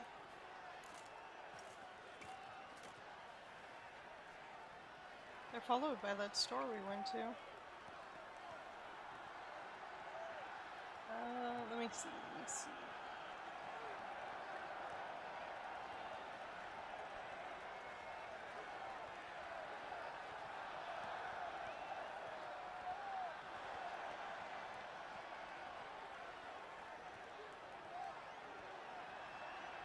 Here's the post about it if you want to check out more. Your Grace. Shaelmars are dangerous creatures, even to knights in full-plate armor. Nonsense. In Toussaint, knights have battled beasts for mere glory since time immemorial. True. Guillaume suffered a few bumps, scars, and bruises, but in return gained eternal glory as he who slew the monster. What about the crowd? Say the Shaelmar had vaulted into the stands. Would have been a massacre. Geralt, though we value your fortuitous intervention in the arena, we would remind you your services have been retained, and as shall soon become clear, you will be generously compensated for completing another task altogether. Your Grace, my contract. I'd like to discuss it. Naturally, but not here. We shall need Damien. He led the investigation pending your arrival. But wherever could he be? Come, we must find him.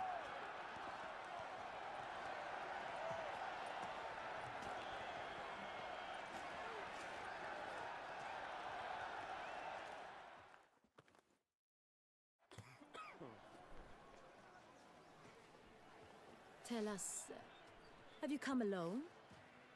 Or did Viscount Julian accompany you? Wish to see Dandelion, Your Grace? Yes. I mean, no. Yes. But solely to tell him we regret. Yes, deeply regret rescinding the death sentence we so justly handed down upon him. If we could turn back time, we would make certain he sat in a tower till he rotted. No, we would ensure he was broken on the wheel, then drawn, hanged, and quartered.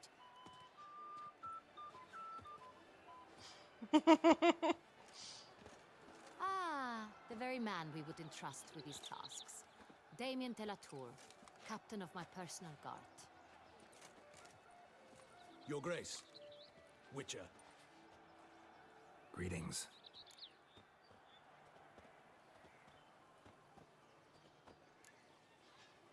Sorry to have to tell you, but the guardsman handling the last victim's body... I know already. The creature in the cellar of Corvo Bianco. Was it the beast? No. A Bruxa, a kind of vampire. Not the beast, but tied to it in some way. You know this how? Through careful analysis of the evidence, both on the riverbank and at Corvo Bianco. Do you mean to insinuate the investigation thus far has been sloppy? Geralt insinuates nothing of the sort. We must listen to him attentively. I examined the body of the beast's last victim. Might have found something. Need to analyze it. A quiet place, that's what I could use most right now. And maybe the help of an alchemist or a mage. Also like to hear all you know about the previous victims. Take it Sir Delatour is my man for that. Firstly, call me Damien, please. Secondly, you should know I spoke against summoning you here. I've heard much about you. You bring trouble, or thus far have, always. And we've enough trouble as it is. Yet we are capable of defeating the beast on our own, without an outsider's help. I've no doubt about it. Damien, we settled the matter of the Witcher's employ some time past. Definitively. Since you have broached it nonetheless, let us discuss Geralt's pay. Are the legends true? Do Witchers usually demand that which you find at home, yet did not expect? Not quite, Your Grace. Law of surprise, it's something we invoke at times, but rarely. Usually we just take gold. Disappointing. This law sounds rather romantic. On the other hand, on returning to the palace, we would likely find impatient petitioners or a set of sample fabrics for a new dress. Poor rewards, both. I fear you'd not have much use for any of the surprises we are likely to come upon. Thus, we've decided you shall receive the deed to a vineyard, Corvo Bianco, and a sum of coin. You will doubtless consider this adequate. Title to the vineyard shall be given to you at once. Surely you'll need lodgings while you hunt. The coin, however, will be yours only once you have slain the beast. Lovely, generous gesture, Your Grace. Corvo Bianco. Isn't it the Duchy's temporary morgue? Is it now? The Chancellery's bungled things again, we fear. Not to be left unsupervised for one instant. Yet, in its mood, a morgue should present minimal problems to a Witcher. What's more, nothing enhances a wine's reputation better than a grim legend. Thank you, Your Grace. I accept the contract, of course. But as I said before, I'll need some information. How'd it start? Who was the first victim? Crespi was the first to die. He was famed once for his many glorious tournament victories. Then he grew old, hung up his sword, and took to winemaking. Crespi was not loved by the wine merchants. He was ruthless in business and thought to cheat many a time. He asked us for a dispensation from all court ceremonies. We did not grant it. We could not. Once you've taken the oath of a knight, you remain a knight till death. How'd he die? Where'd they find the body? Quite unusual, the circumstance. He was at a feast when suddenly one of his fellow feastgoers noticed he was missing. The town watch found him an hour later. On his hands and knees, propped against the town pillory, his sword hanging from his neck. He had died of wounds inflicted with claws, not a weapon. Blows of great force. So he died suddenly, but the body was on its knees, meaning someone posed it. So it seems. Second murder. Tell me what you know. In the city there are certain nooks. No one reasonable ventures there after dark. Ramon Dulac's corpse was found in one such place. With the first murder, terror gripped the city. Its inhabitants grew wary, kept to safe areas. Consequently, news of the second victim came to us from a group of concerned cut-purses. Criminals fear the beast? Yep. Telling in a way. Look at me. Take it you've excluded the possibility that Ramon died at the hands of these bandits. Do you believe me an amateur? Not hands, but claws killed Ramon Dulac. The wound was deep, clean. Oh, Laurel. Laurel.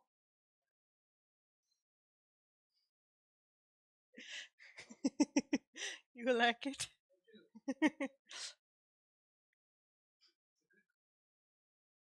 It is a good green. Green?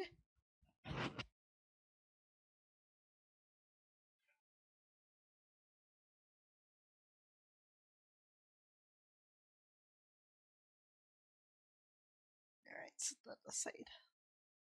His body was found in the gutter, dressed in nightshirt and cap, a pillow placed under his head, and his sword replaced by a bed warmer. Ramon de Lac, a knight who but a dozen years past was an advisor to our father, the Duke. Someone went to a lot of trouble to make him look ridiculous. Maybe revenge was the motive. It's not out of the question. Dulac had shady dealings with the criminal underworld, but no one ever came forth with concrete proof of any misdoings. So, first two victims were knights, best years behind them. The same could be said of the third.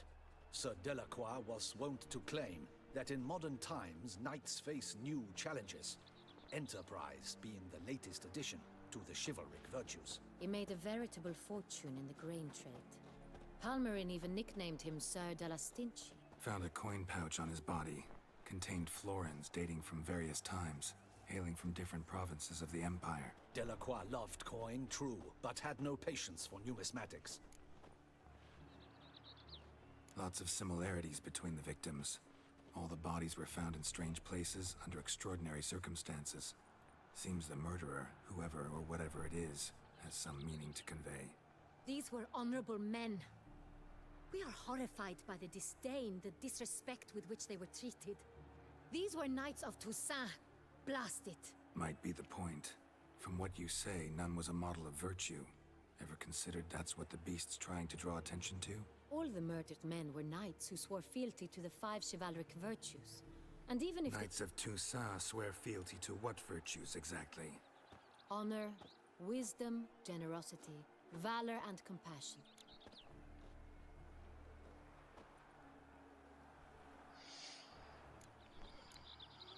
Beast seems to be pointing up moral decay, denouncing it. Victims were all humiliated. Might have been murdered to emphasize their lack of specific chivalric virtues. Honor compromised by the pillory. Wisdom by ridicule. Generosity by a coin pouch shoved down a throat. It seems to fit, true, though not perfectly. Can't discount the theory if it's on the lips of everyone in town. Say our reasoning's right. Next murder will be just as showy and denounce the victim's lack of the fourth virtue, valor. We can also assume that victim will be an elder knight. Let's think. At the moment, all the knights are either at the tourney grounds or in the palace gardens. Our annual hare hunts shall begin there shortly. Have you heard of the custom? Milton mentioned something. Seemed excited to prance around in a bunny costume. Not sure why. Hang on. Strange circumstances. A knight advanced in years. The famed cowardice of rabbits. Could it be that simple? Is Milton de Peyrac-Peyren the next victim? Milton also knew Delacroix. Told me so down by the river. Damien! To miss something so obvious. De Peyrac-Peyren, Crespi, Delacroix, and Delac formed a knightly team. It was years ago, but...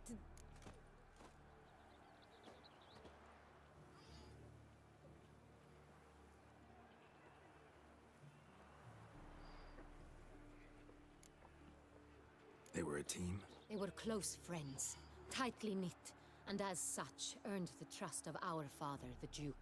We often witnessed him turn to them with delicate matters.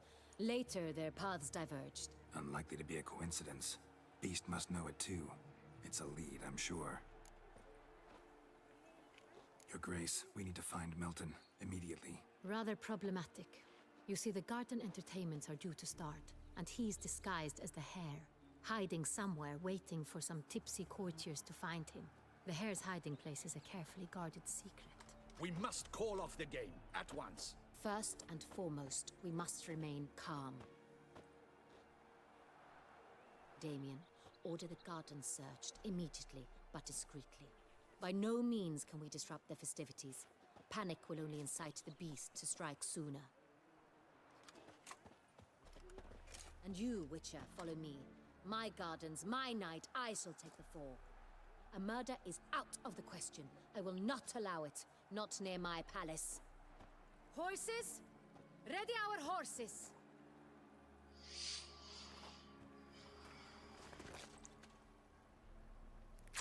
Your Grace!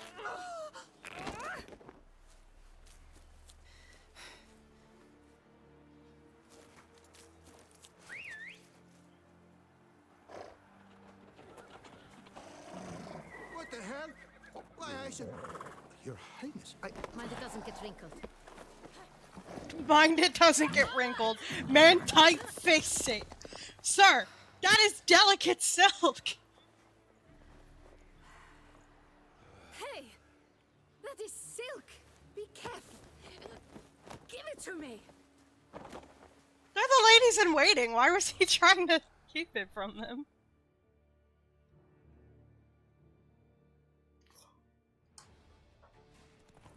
Faster, Geralt! Right like the wind! Your Grace seems right at home in the saddle. Long may she live! This way! Through town! Try not to lose your way! Only got an empty stomach. Get your butt. Sharp right! Take care! God! Duchess! Let's follow her. Follow the Children, get out of the way!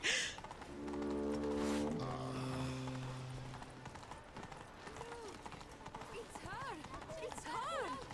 Clear the path! Clear the way, I said! Some folk. Is this part of the game?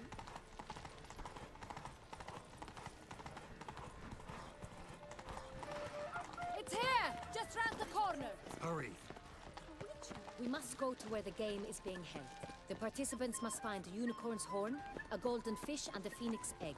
With these in hand, they can deduce where the hare, Milton, hides. Mean we need to find those things too.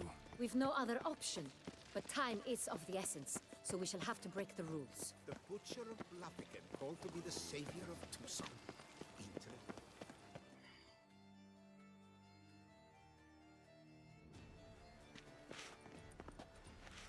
On second thought, through here.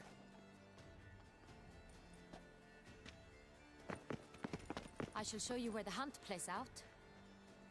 Then we will split up. You will get hold of the unicorn horn and the golden fish, while I nab the phoenix egg. That will be quickest. Please, get.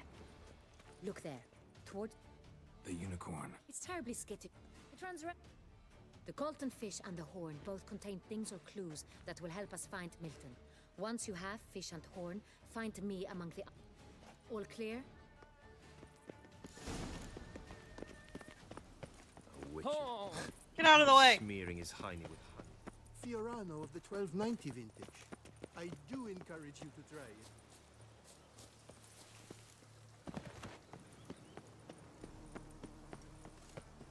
Out of the way! Out of the way! Official duchy business. State courageous or cowardly? What other part of the state would one have in mind? This is no true unicorn. Perhaps an apple will work. We would not be in this predicament, dear sister, were you still a virgin. Do you really wish to have this conversation? Hush, or you'll spook the... Hey, for... Who's that? Come on, stay calm. Shh. Easy now.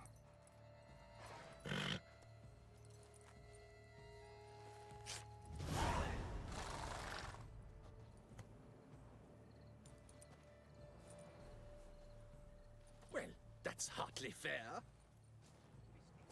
Flagrant cheating is what it is. Sirs, we must...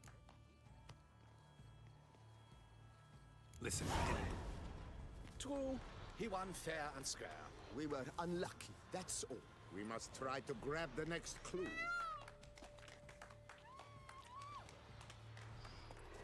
gardens are huge. Be better off on horseback. Unworthy. Entirely inappropriate behavior. A complete collapse of social norms. One more! And another two! Golden fish should be easy to spot once I'm under. What the blaze? What?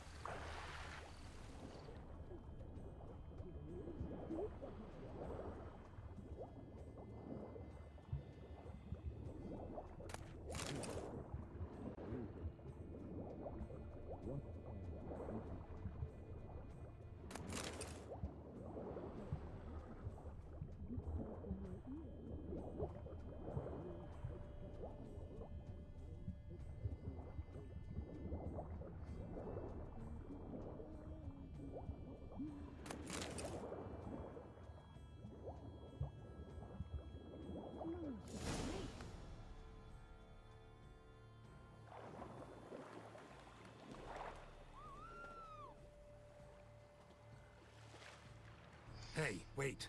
Stop. It's official duchy business. King Cormorant, sire, accept this offering we bring. Prithee cast upon us your merciful eye, and bear before us its secrets. As the moon is heavenly coursed of trace, in my domain I await that moment of grace, when a soul of good or ill repute brings me a gift, fitting tribute.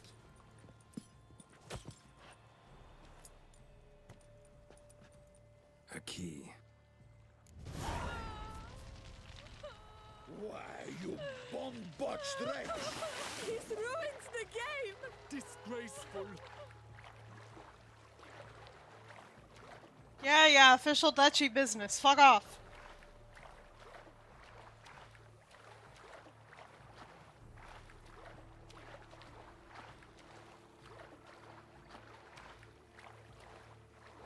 Yes, a face no ointment could help.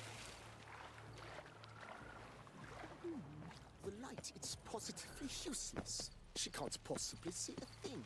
What precisely? An abstract what, gentlemen? The future. Ah! Hold to fill at some point.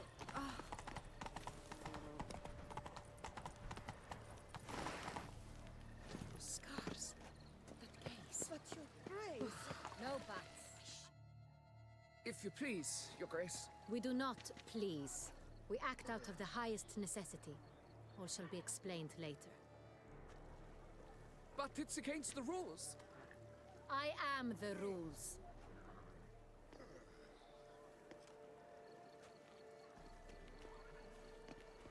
Geralt! At last. Got a key and a clue. And I've another. Show me yours. Who wrote this drivel? I begin like a groan, hollowed out with ease, then end like a mouse, with a head of hard cheese. Let's see. Grown. With ease gives us green, right? And mouse with the head of hard cheese. Greenhouse? You're a genius. Several greenhouses in the gardens, indeed, but only one required locks, the key to which looks just like the one we found. Greenhouse it is then. Let's go.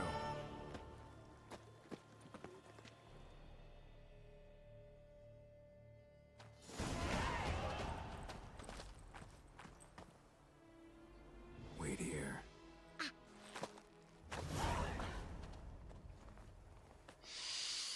I like her bodice. Very elegantly designed.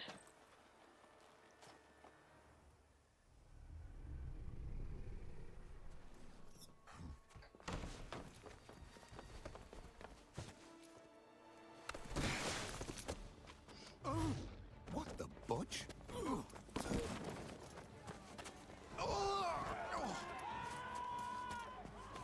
What was that?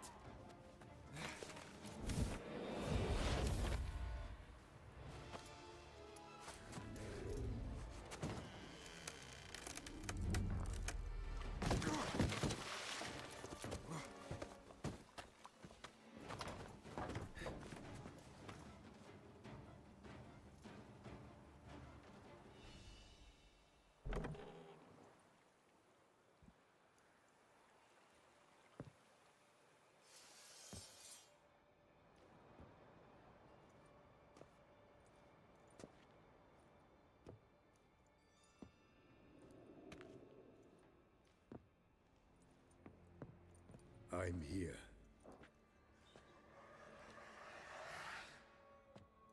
This belonged to you, maybe? It did, but you may keep it. I've a new one. I do not know you. I've done you no harm. Yet first you butchered a Bruxer who was dear to me. Now you pursue me. Why? You've killed 4 innocent people, at least. And you? How many innocents have you cut down? Not here to talk about me. Yet that is exactly what we are doing.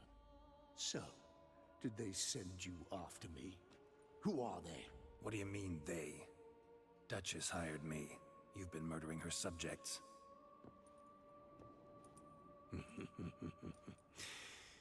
Is it as simple as that? I would ask you to convey to the Duchess that I've but one victim left, but you'll not get the chance.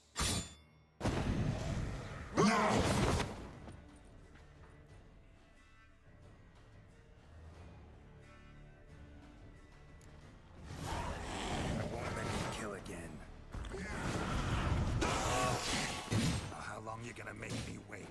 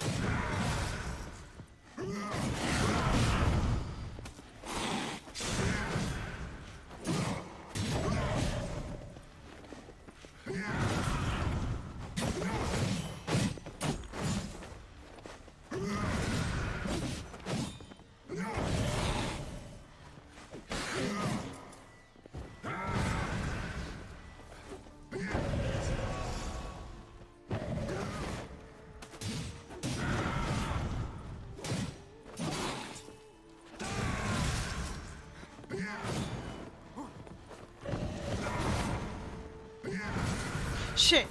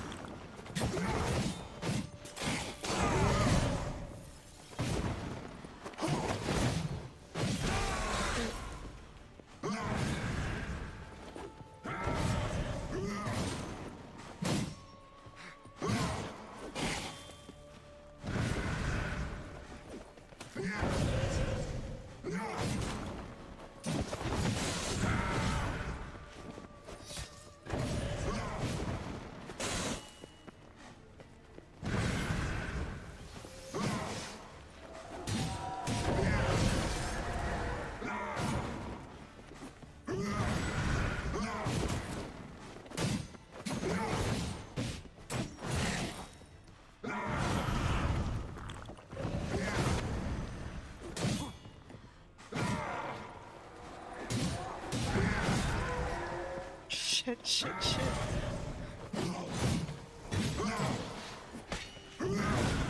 Lost your nerve.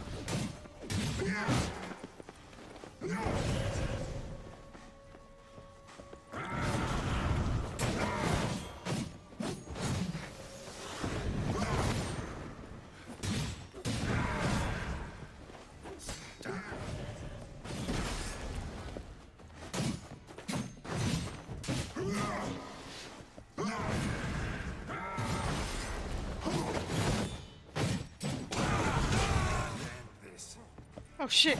Oh shit!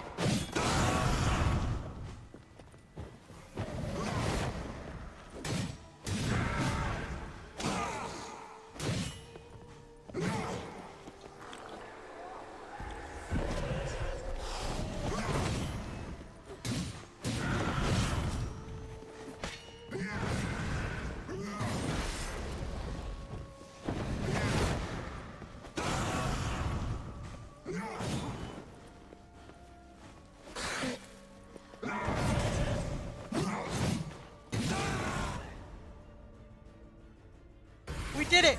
We survived.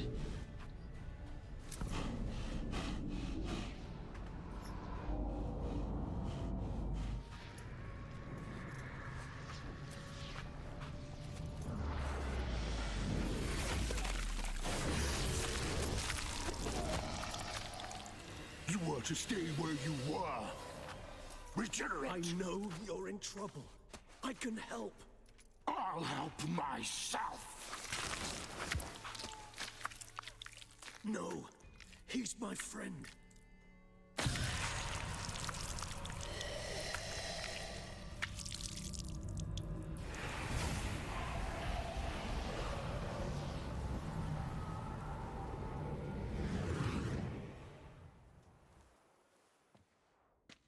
Yes, Geralt, it's me. Regis? That's so cool to see. You alright? All is well. All's in order. Wounds such as these heal on vampires in moments. But we've not seen one another in ages, my friend. At least in human terms, that is. How's this even possible? Last I saw you... I was a bubbling, shapeless smear, having been rather spectacularly melted into a column of a certain castle. In somewhat better shape now, as you can see.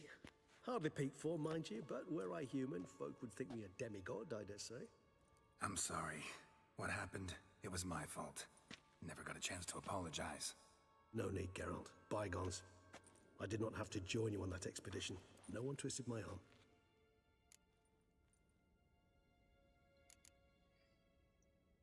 Miraculous regeneration. How'd you manage it? I had help. From the one you hunt. Him? How? And what have you been doing all these years? Not the time nor place for such stories. I suspect we'll get a chance to speak at ease and at length later. Now, however, we must deal with the reason that brought us both here.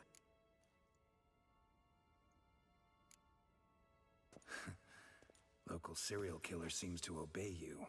Maybe you could talk him out of it, convince him to stop murdering. Why do you think I've come? It shall not be easy, as Dettlaff can be rather stubborn. Though you must certainly recall that neither do I surrender readily.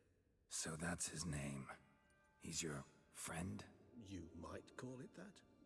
Though Dettlaff is... how would you humans put it? More bestial than I am. But not to worry. I'm working on him. Haven't exactly done a great job with that. He's killed one knight since I got here. At least 3 others before I arrived. For good reason, I'm sure. Understand, Dettlaff is not some decadent shit who kills for sport, or to assuage a dryness of throat or a dullness of mood. Seem pretty damn sure of that. I am, because I know him very well.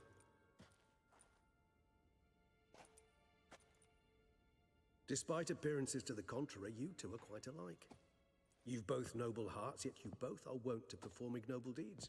When circumstances force you to, of course. Remember the year 964?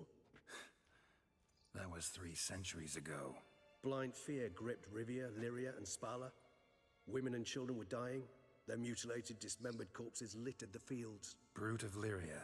Read about it. Chewed up almost 200, then fell to a common poacher supposedly armed with a dagger blessed by some prophet. It fell to Dettlaff.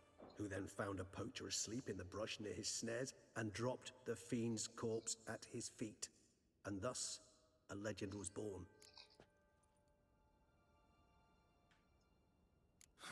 Vampires rarely help humans. Must have had his own agenda hunting the beast. You err. He slew it for one reason alone. The monster killed a lad who once in the street had offered Dettlaff an apple, expecting nothing in return. Terribly noble of him. You do not have a monopoly on altruism, my friend. Vilgefortz melted my body. Dettlaff found what was left. As per our codex, he had a choice. To leave me where I was, or to care for me and nurture my remains. He chose the latter. Regenerated me at no small expense in his own blood. Do you know what that means to a vampire? The gravity of the endeavor? Probably same thing it means to a human. You owe him your life. Much more than that. The act itself made us blood brethren. A bond so strong humans cannot even imagine. Which is why I know something ill is afoot. Always had an overdeveloped sense of empathy. Each vampire has a unique talent. One they hone over centuries. It's precisely what renders us so difficult to classify. Dettlaff's trump card is his herd instinct. His tribal propensity. In point of fact, he prefers the company of lesser vampires and shuns that of humans. If he walks among you, killing egregiously, it can only mean something's upset him. Immensely. Anything specific? Some set of things that'd be likely to set him off? How should I say this? Dettlaff doesn't understand men, their world, its rules, its conventions. He's naive in a sense. He doesn't comprehend your games, knows not what it means to lie, deceive. Suggesting he's maladjusted and venting his rage. I'm suggesting maladjustment can at times breed conflict. But is it the case this time? I cannot say, but intend to find out. Gotta find him before something upsets him even more, and all Beauclair is awash with blood. Well, we share a cause then, just like the old days. Not entirely. I mean, when I find him, you know. I know you've a contract on his head. Yet your true task is to stop the beast killing, not necessarily to kill the beast, am I right? All in all, sure. Let us find him. By the time we do, I hope I'll have convinced you Dettlaff is no monster. Fine, all right already. But for now, evidence is stacking up against him. Hear that? The posse. Knights must have tracked me here. I prefer they not find me here. I've makeshift quarters at Mère Lachaise Long Cemetery. We'll meet there. See you.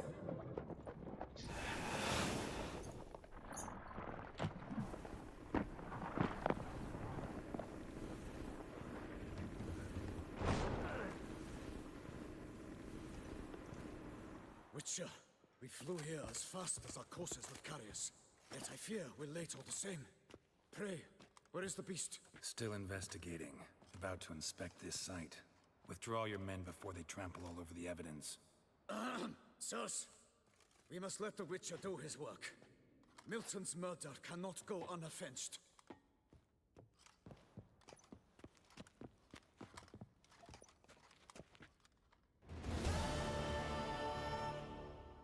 Well, before I do that, what I want to do is head back to the garden, because there was a shiny near Milton de Peyrac-Perrin's corpse.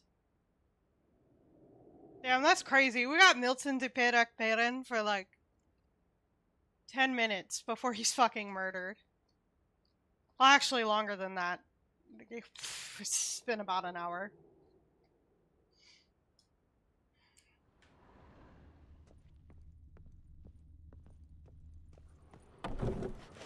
We must allow the Witcher to ply his trade.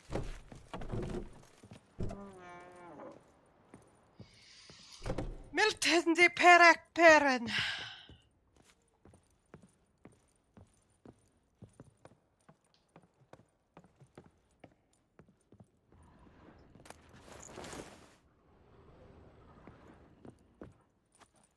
Oh. I also need to rest.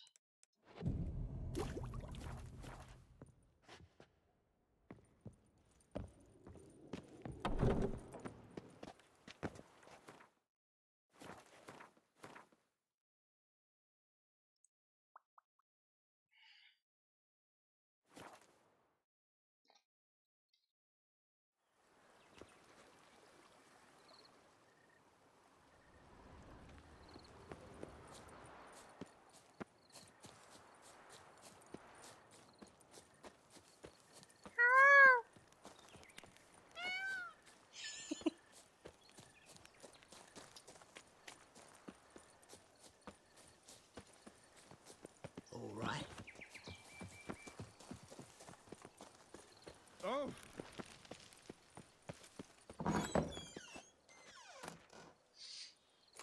Can I wear it? Harpy hair, where have you buried all your children? Tell me, so I say. Harpy hair, where have you buried all your children? Tell me, so I say.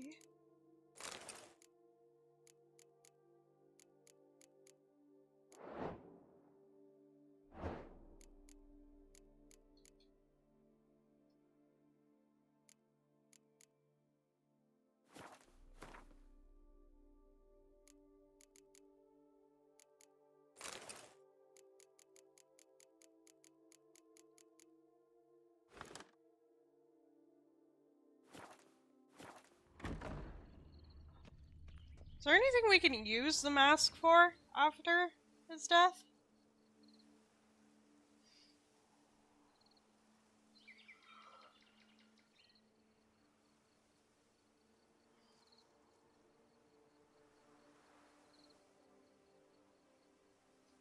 Yeah.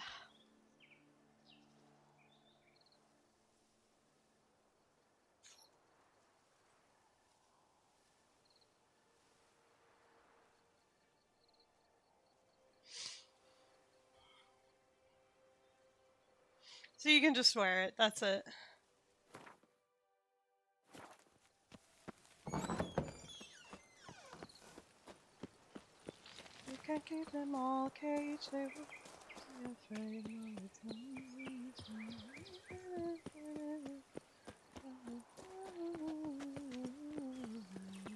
Sorcery, dead folk.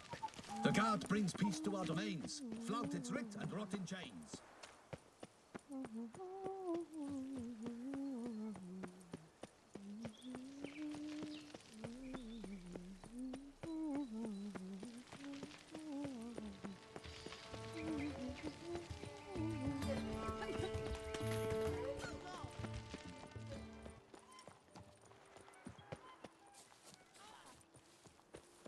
I think Roach is bumping into people.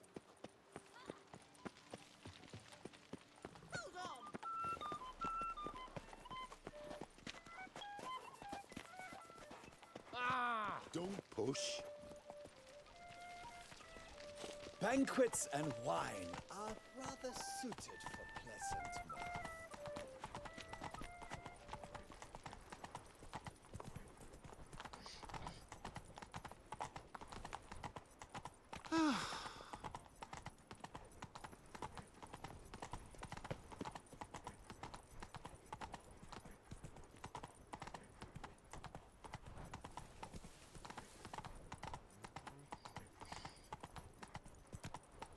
A return to traditional values and morals.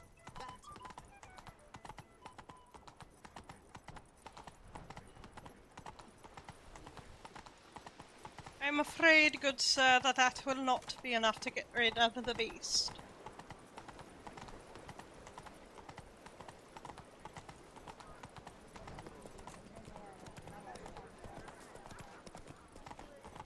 I'm my own master with a bottle in front of me.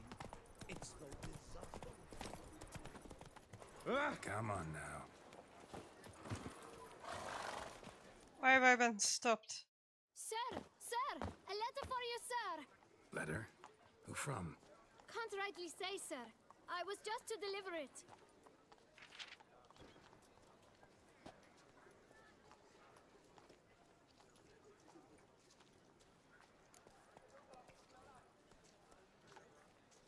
See what it says here? Postage paid. Won't weasel any coin out of me. Now scram. I knew I should have wiped dirt on that stamp. Bumbotch!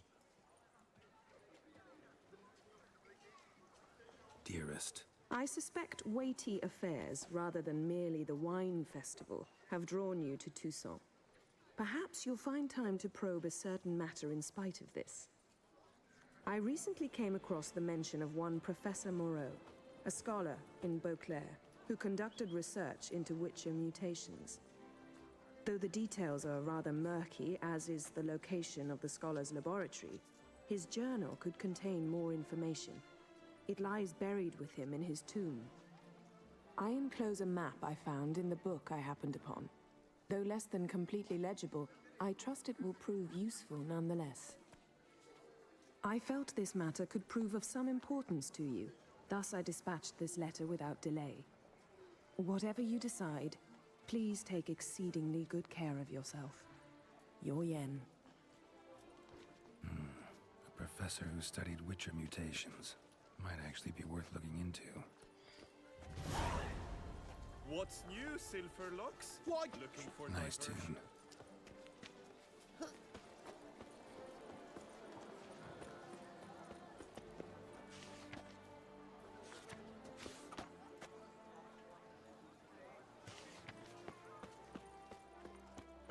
Ah, here it is.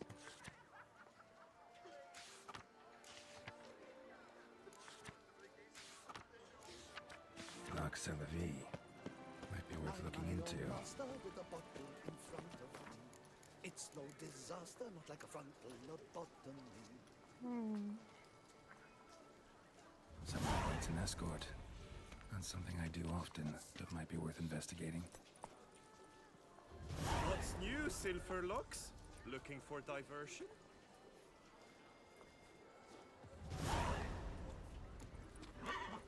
Run, Roach.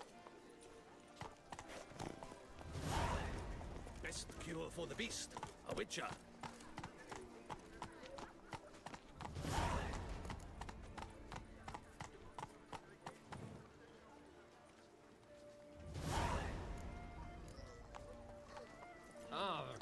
Bro, why would you walk straight into a horse? The North must be a terribly barbaric land. Est flows in the veins of Toussaint. The exhibition of the Red Come on. Monument will remain closed until further notice. No Closed? which are suitable to Why, show we myself. wrote an entire day to see it. You're a cheat, sir. And we paid for the tickets. Give it back.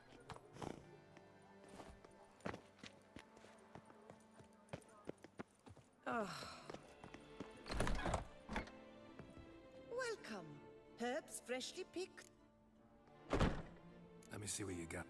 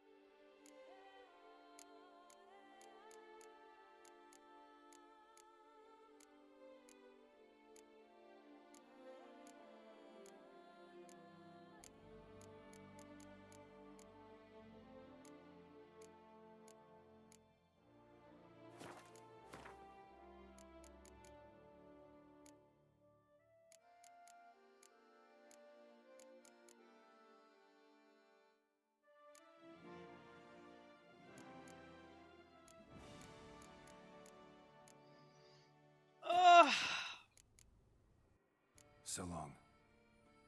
Came reported something awful this year. Another murder by the horrid beast. Milt of the Peyrac falls victim to his own cowardice. The beast. Greetings. A witcher from the School of the Wolf, here in Toussaint. Greetings. I'm Lazar Lafargue. Geralt of Rivia. Seem pretty enthused. Got a job for me? Rather. Mind you, it's no monster hunt, but I'm sure you'll be interested all the same. I'm an armorer, see, and I've for years sought diagrams for witcher armor of exceptional quality. Grandmaster level. Heard of them. Never seen any, though. Thought they were lost. Not quite. For I've been lucky enough to learn that their holders came to Toussaint. Alas, they then perished, but I know where. I just need a partner to help me retrieve them. If you know where to look, why not get them yourself? No offense, but do I look like a rough-hewn adventurer? Besides, who would serve my clients while I romped about seeking them? No, I rather leave it to someone familiar with such matters. Bring me the diagrams, and from them I'll forge for you whatever you fancy.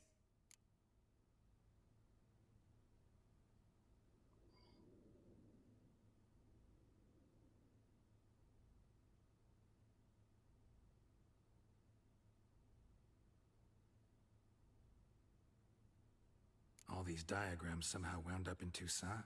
How is that even possible? Toussaint was once home to Tiensail, a legendary and now deceased elfin master armorer. Witches from all corners of the world came to him to forge their plate, their mail. Heard about him. Supposed to have been the best. And thus he charged a king's ransom for his work. Witches would take difficult, dangerous work to earn the coin to pay him.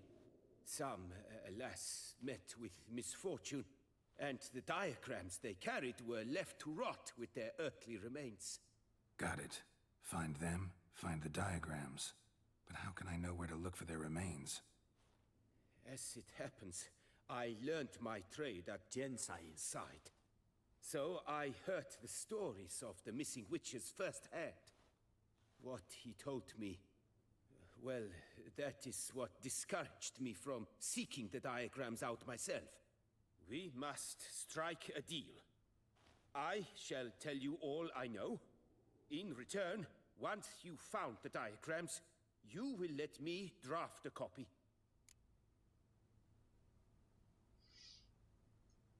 Where do I look for these diagrams?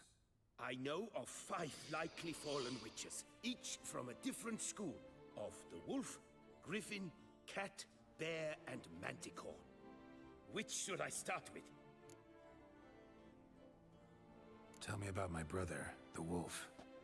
His name was Aton. I remember him well. My master liked him, helped him find a safe, yet well-paid contract. A few years ago, an archaeological expedition arrived in Toussaint from Castel Gropia. They questioned my master about the elfin ruins at Termes. He warned them of the danger there and recommended they take Aton as an escort. What kind of danger did he mean? Any idea? Legend claims wraiths haunt the chambers beneath Termes.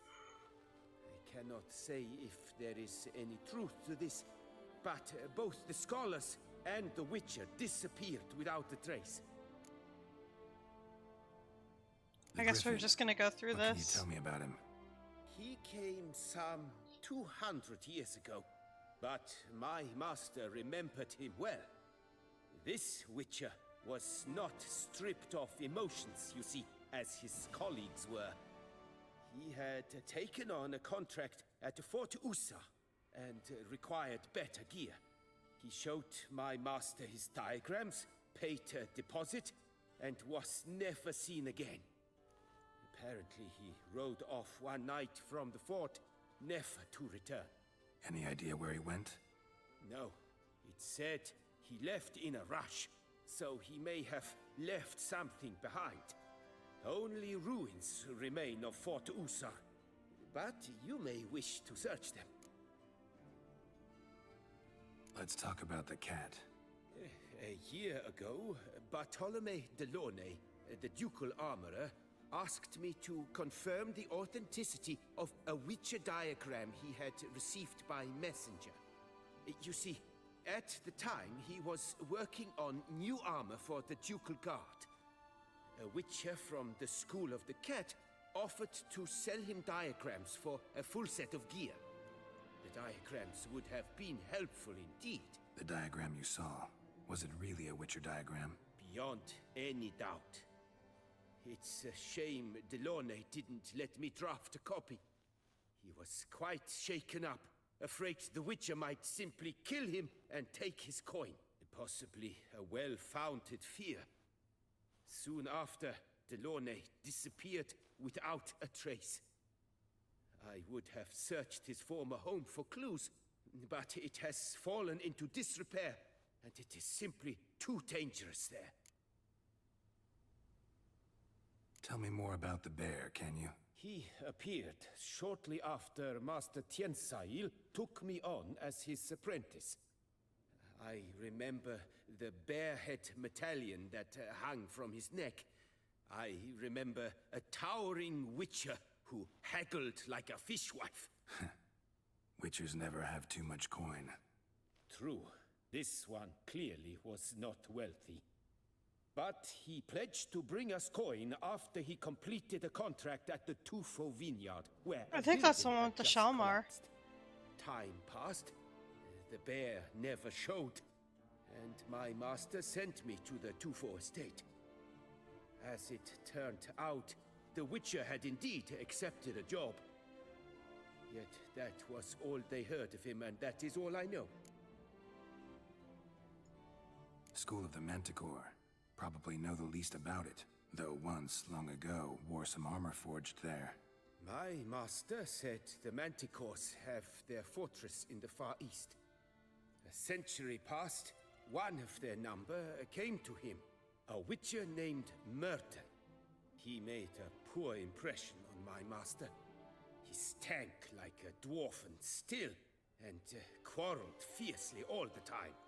Tiensail slammed the door in his face and told him to return when he sobered up. He would conduct no business with a drunk. The Witcher, however, failed to return. Folk say he got into a booze-fueled brawl with the ducal guard. He was arrested and sentenced. Bastoy prison, where he was held, well, it's been a ruin for years. Still, you may want to start your search there. Weber! This elven master. Oh no, how'd my he end up water taking bottle. a human for an apprentice. My father forged armor. As a youngster, I helped him, then began forging my own pieces. Master Tiensail saw my work and offered to take me on as his apprentice. Only now, years on, do I realize the honor that was. Alas, my master perished in a massacre later, slain by racists. Though he taught me everything he knew, I did not manage to complete the guild's requirements for Grand Master while he lived. I know I have no equal in the trade. Yet, until I complete Witcher armor of Grandmaster quality, I shall never be certain I've become my teacher's equal.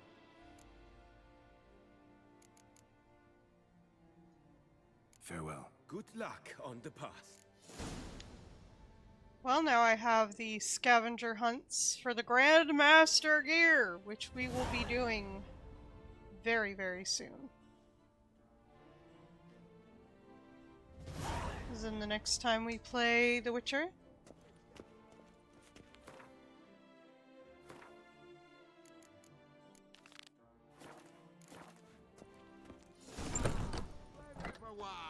You are kindly reminded that by decision of the city council, you are requested to refrain from spilling sewage into the streets of the Haute-Ville between 10 o'clock in the morning. Want to go to the port? Maybe there's some new ships. Let's go. So, we still have like 30-ish minutes left in today. We'll go ahead and continue on with the main quest, but when we come back, we'll go side quest. Roach. We'll go side questing, get our Grandmaster gear, check out our new house.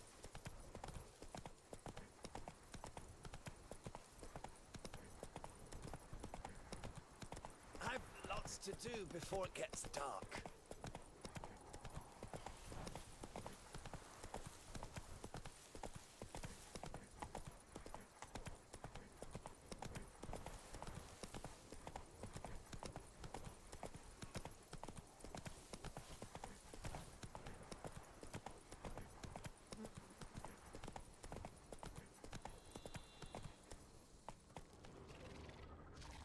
Come on.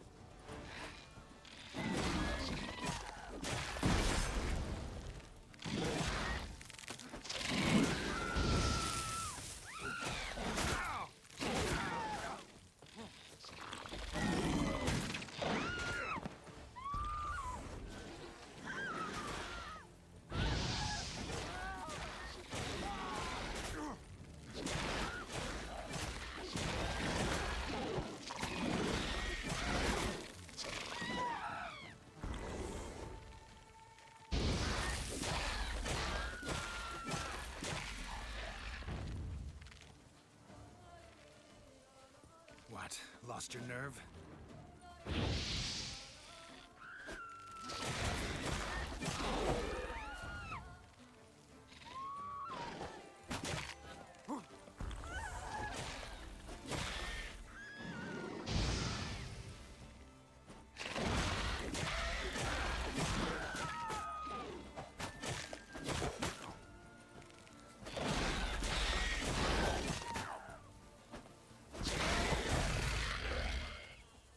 Gotta blow this up if I want to get rid of the Endrigas.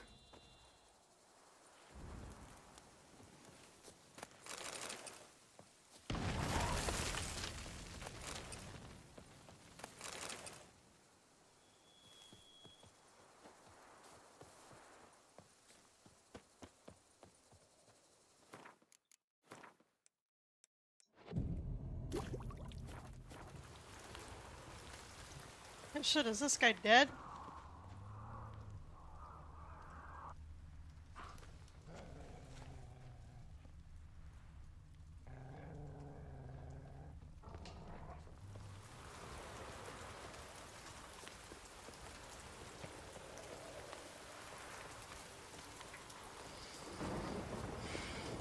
I wonder if there's Lushens in Toussaint. I know there's Spriggans.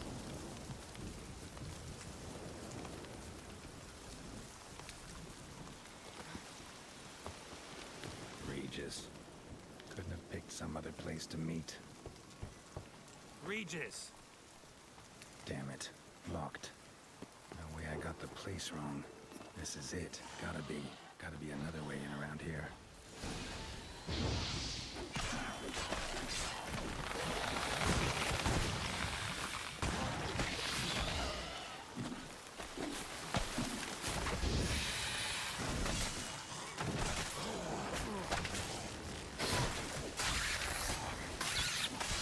Come on.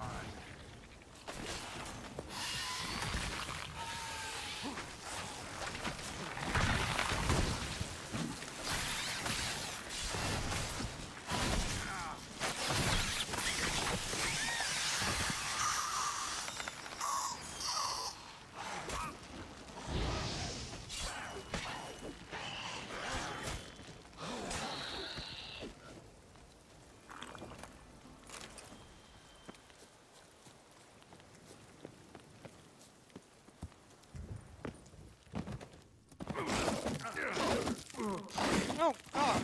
Not good.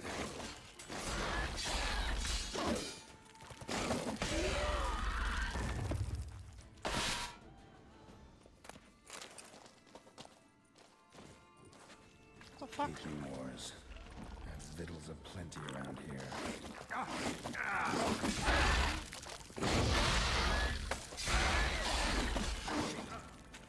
Jesus Christ.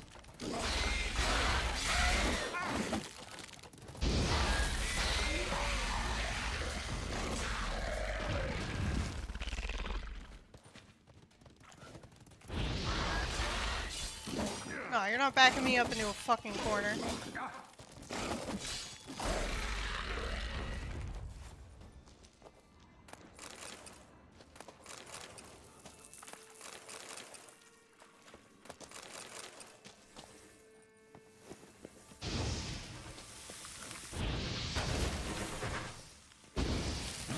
Some stench.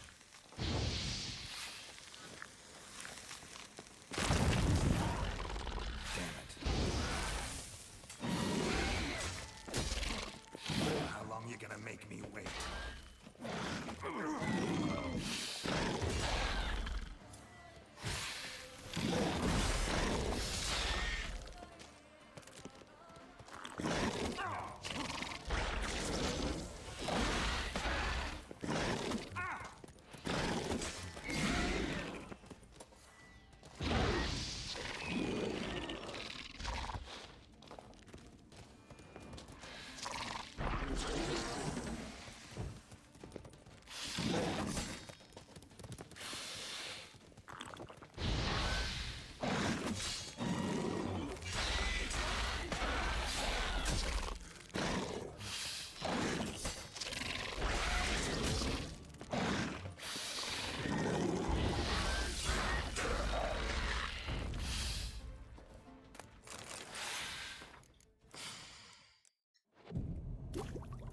Jesus Christ.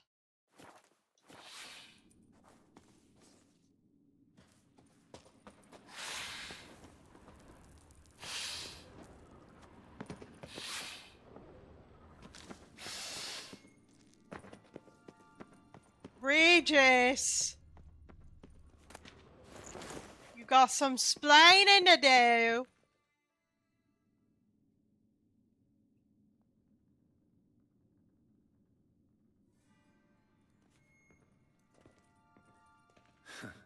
Agreed to meet a vampire at a cemetery. How much more cliché can you get? Nothing comes readily to mind. Could have left the door unlatched. What of my privacy? I value it rather deeply. Unmolested, especially by unwanted guests, that's my preferred state. Besides, I knew you'd find a way to get in. True enough. Need to find your friend. I'm hoping you'll agree to help. I shall do whatever's in my power. Yet what you want or even need must matter little. What matters is what Dettlaff wants. If he does not wish to be found, you will not find him. Ever. End of story. Come on. Gotta be some way.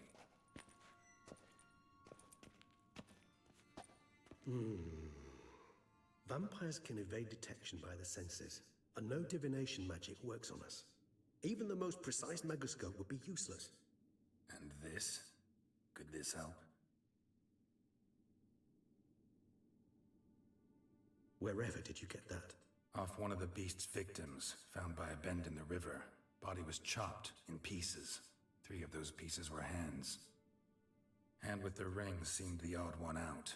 Abruxa had taken an interest in it.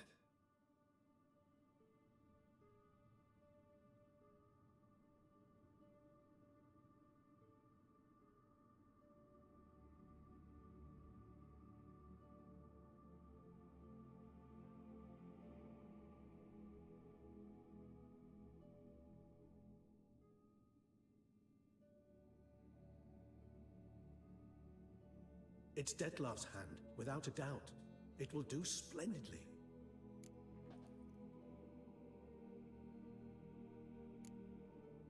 Ring's pretty intriguing. Made of no metal I've ever seen. And the ornamentation. It comes from our home, where we lived before the conjunction of spheres. It's actually mine.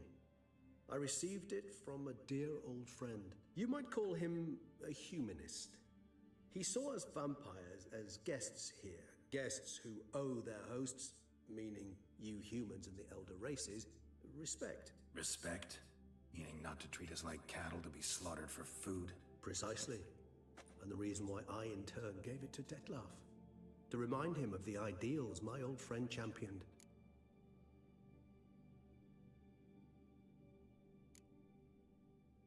Can't you just summon Dettlaff? You're both hired vampires, there's gotta be a way.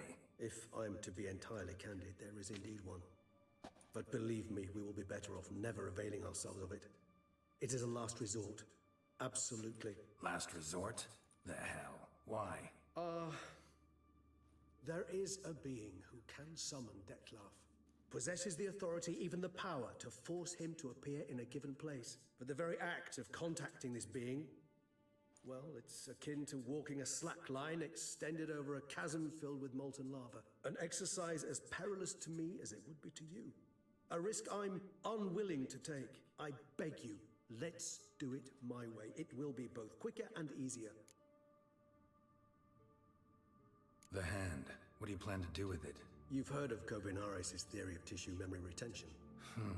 Rings a distant bell. Read about it in Alchemia Oblitera. There's a copy at Kaer Morhen, tattered, nearly disintegrated. But if memory serves, Kovinaris never managed to prove it worked. He did prove it, just never managed to publish his findings. He and I corresponded, you see, after we became friends. Thus, I know he completed his research and performed the first tests. It's complicated, so without delving into details, it is possible to use any piece of tissue to reconstruct what a whole body experienced. How's it work?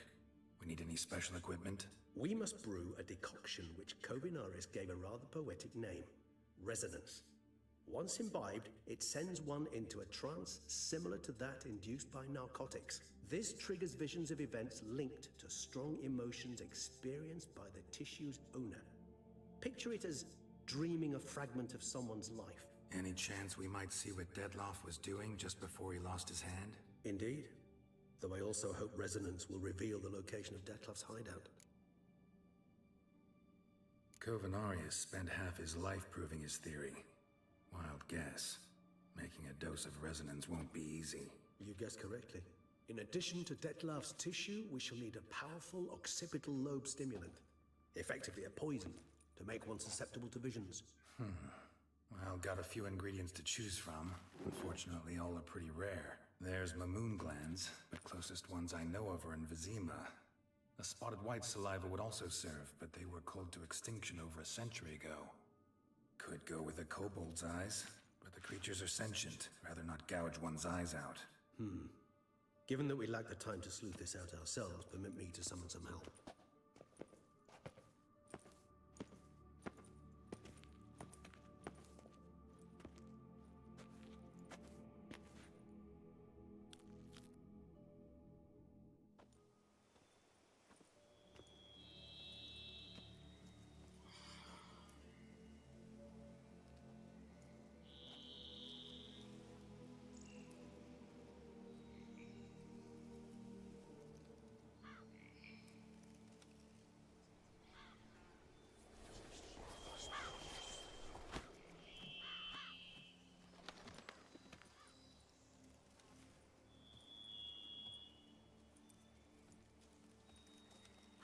What was that? A raven? Rather a common sight at this latitude. Very intelligent fowl.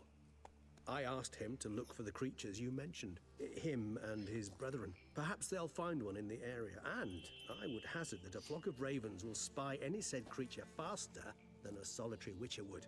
With all due respect to your skills, my friend. It will take them some time, nonetheless. So, perhaps you'd care for a snifter of mandrake.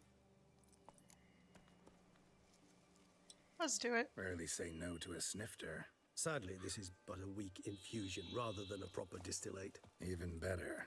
I remember your mandrake hooch. Made people say things they'd have rather kept to themselves. Now, what could Geralt of Rivia prefer to keep to himself?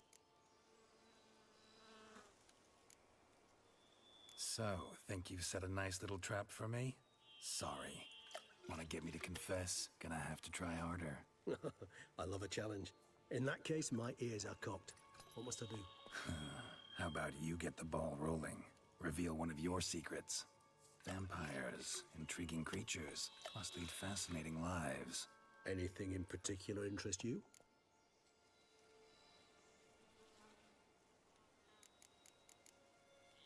Always fascinated me the way vampires can regenerate. A hand growing back is one thing, but Dettlaff recreating you out of a wet smear? Something else entirely. A difficult and laborious process, but one that's possible. As my presence proves. But I've heard you too had quite the adventure. They say you lost your memory. For a bit, but Triss helped me get it back. Actually, pretty damn lucky I only had amnesia. Yes, you humans are rather buggered in those terms. To strip you of life is, well, it's just plain easy. I've always pitied you in that regard. We vampires are much harder nuts to crack. If a member of another race kills one of us, we can be reborn with a living higher vampire's help. However, if one of our own strikes the deadly blow, death is permanent. There can be no rebirth. One of the chief reasons why vampires long ago swore never to fight one another. Gotta ask you the big question, one everyone wonders about. What happens after death? You wish me to tell you if the human belief in the gods is well-founded? Well, that I do not know. We vampires differ exceedingly from you humans. Our matter, that of which we are composed, can exist without form. We require neither a heart, nor a brain, nor air to breathe. But were you dead? As humans understand death, yes. Feel anything? Understand anything? It's rather hard to explain. I felt something very unsettling. Something I cannot even name, for I did no reasoning. Only after rebirth did I begin to understand that what I had felt was cold and unimaginable fear. If not for Dettlaff, I might have drowned in an eternity of icy terror. Can't have been alive then. Sheesh, experience like that must be vicious. Indeed, it's hard to compare to anything I know. Yet you are aware we don't see death as you do. The way you cling to life, we find it entirely peculiar. You are mortals, ergo it's a foregone conclusion. You will die. It's but a question of time. Thus, I often find myself wondering why you try so very hard. To die at 20 years, 40, even 100, what's the difference? They're all but the blink of an eye. Depends on your point of view. Man who's got 1,000,000 crowns to spend can't possibly understand one who's only got 20. Very true. One's outlook can indeed change much. Got a new life, a new body. That give you a new start? Blank slate? Starting all anew is a very broad concept. What exactly do you mean? Your blood addiction, say. Wondering if your body's the same, if it still remembers. Maybe if you drank now, you wouldn't get hooked. All addictions are a form of slavery. Re-addiction's not a risk I'm willing to take, just to test a hypothesis about corporeal regeneration and whether propensities carry over. Fair enough. Curiosity, that's all. Sorry. Not to worry, Geralt. Curiosity is a natural reaction under the circumstances, apart from which I've always valued that trait in you. Curious what you did after you were reborn. As I'm sure You're you can surmise. stinky! At first, I was thoroughly absorbed with recovering. As it is, I've still not recovered completely. Yet I was so weak the first year that I could not stand nor move on my own. Dettlaff bore my weakness bravely, showed great patience. If not for him, I wouldn't be here, and I'd have regenerated far slower. Once I could at last stand unassisted, I set off for Bruges, for my one-time home of Dillingen. There I led the peaceful life of a rural healer and surgeon, enjoying my neighbours' respect and, in fact, constituting the exact opposite of the monstrous vampire the populace imagines. Bruges, you say? Rebirth make you sentimental? Perhaps a dash. But what of you? Where have you been? Ever find your Cirilla? Back then, yeah. But we parted again soon after. And when the time was ripe, she came back. Defeated the Wild Hunt together. Ooh. Seems I certainly missed quite a bit while I was absent. True enough. But it's a conversation we'll have another time. Need to know more about you now. All right. Give you one question. What do you want to know? One question to ask one as fascinating as you, Geralt. Cruel parsimony, I'd say. But I shall do my best to make it count. If you were to die and be reborn as I was, in your new life, would you choose to be a witcher? See, Regis. Doubt I'd know how to be anything else. Ever tried? See, you're determined to get an answer, to find out if I like being a witcher. Just refuse to ask directly, as always.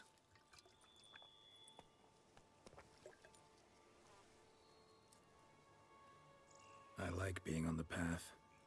Like picking up a lead, a trail. I like the tension right before a fight. And nothing gets my adrenaline flowing like battling a beast. Even gotten used to people treating me like a freak, an outcast. Yeah, not something I think about much, but I like being a witcher. Thank you for being honest. Honesty is an attribute of the truly brave, and thus a privilege of the very few. Still no sign of your winged friend. Sure it understood what you wanted? Dead certain. Let's wait a bit longer. It'll return soon, don't doubt that for a moment.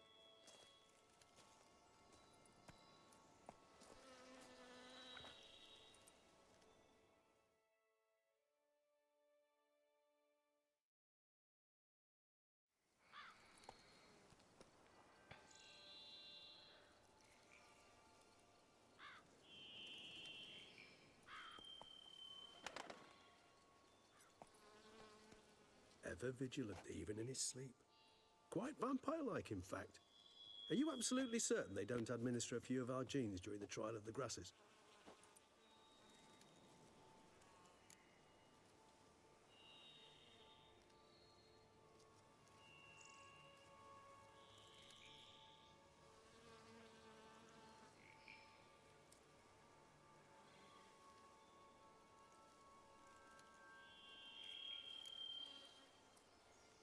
Appreciate the compliment.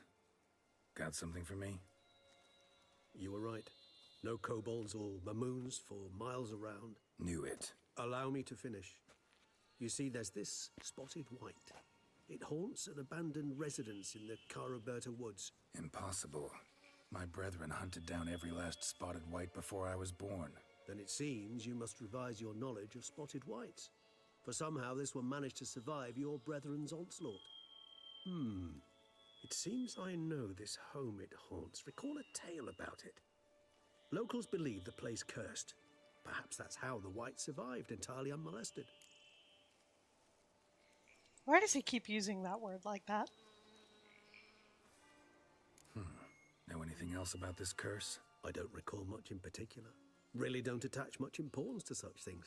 It was mentioned to me as an anecdote, no more. Come on, search your memory. Something, anything could be important.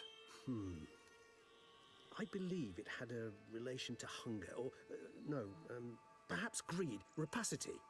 Someone was punished for something... Textbook definition of a curse, pretty much. Sorry, Geralt. I try not to clutter my mind with the details of every far-fetched tale I happen to hear. What are your thoughts? A specimen of a species thought long extinct, and a curse in one place. That a coincidence, or are they related? Ah, professional curiosity. Personally, I've nothing against you delving into this dilemma, but please remember we need the white's saliva. Nothing beyond that. Whites rarely appear in the woods, even less likely to find them in abandoned human homes.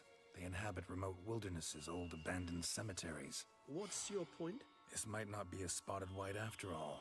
Your little helper might have made a mistake. I sincerely doubt it. Ravens are devilishly intelligent creatures, and they've highly developed observational skills. What exactly did they observe? Like the area around the estate. Water. It's covered in... But less frog eggy. Spoons. Spare me the skeptical smile. I'm but the bearer of this It's news. actually not that bad. Or It's perhaps the this same spotted premise white as is a making hoarder. like a flax Or egg. the spoons are somehow related to the curse. No. No, you don't eat it. You don't eat it plain. You've never had just a plain flax egg, but this would be more heavily diluted, so it'd be like drinking a protein smoothie, really. Well, we're not going to be able to make it tomorrow. They close at a different time.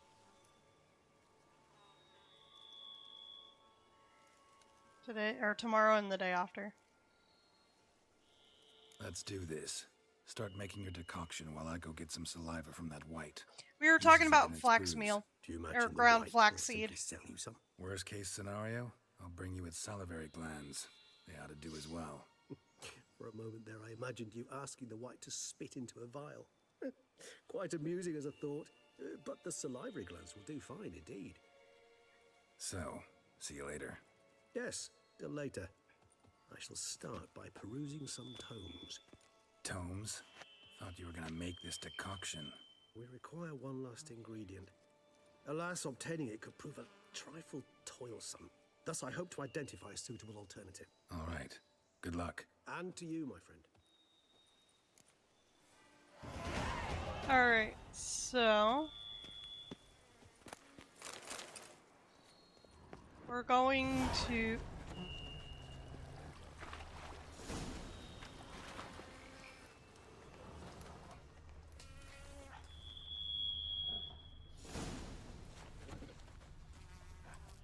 There's a damn panther there.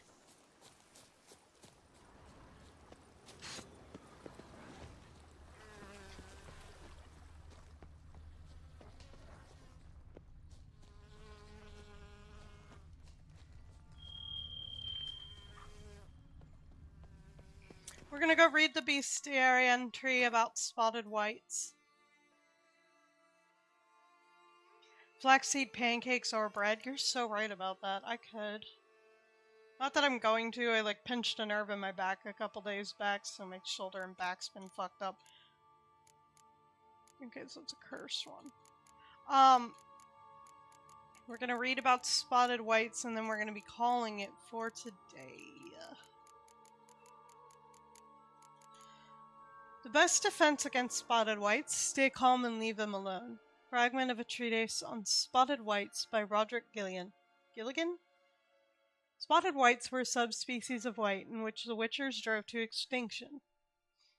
They were larger than their unspotted kin and owed their names to the numerous blotches and effusions. Spotted whites would most often dwell in derelict cemeteries and empty wildernesses, yet at times took to living in abandoned human domiciles. There they would indulge in their greatest passion, creating brews from their own emissions.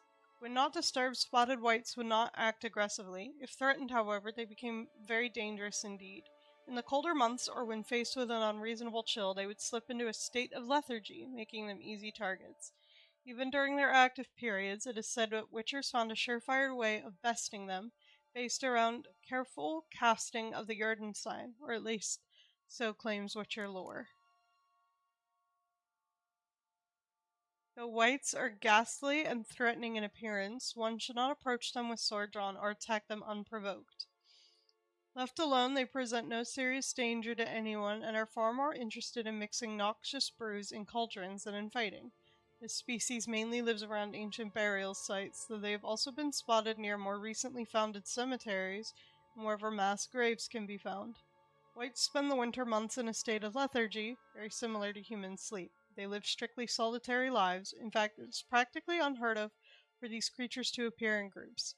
Yet when they fear their territory is threatened, and it is enough for one to step foot in a white's territory for it to feel threatened, whites transform into dangerous foes and even abandon their solitary ways to summon other monsters to their aid.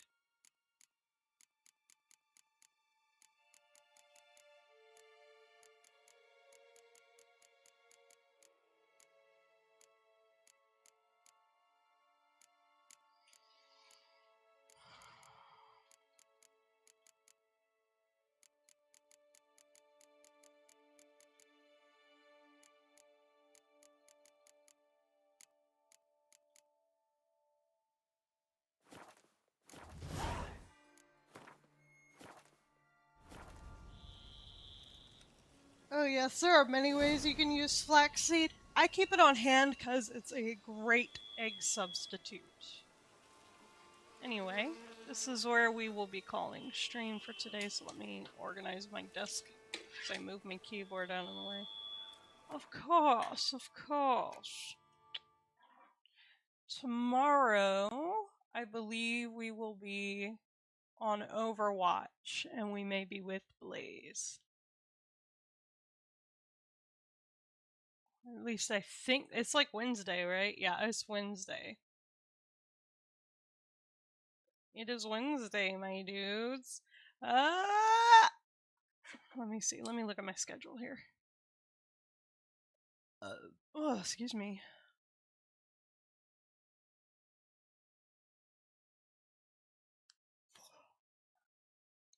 Gotta stretch.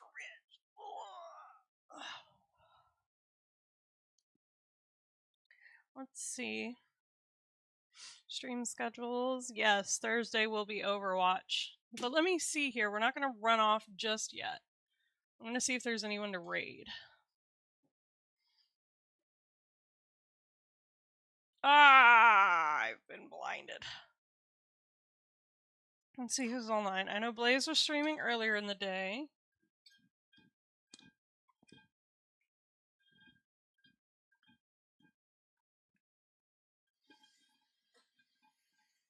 None of my friends are on right now.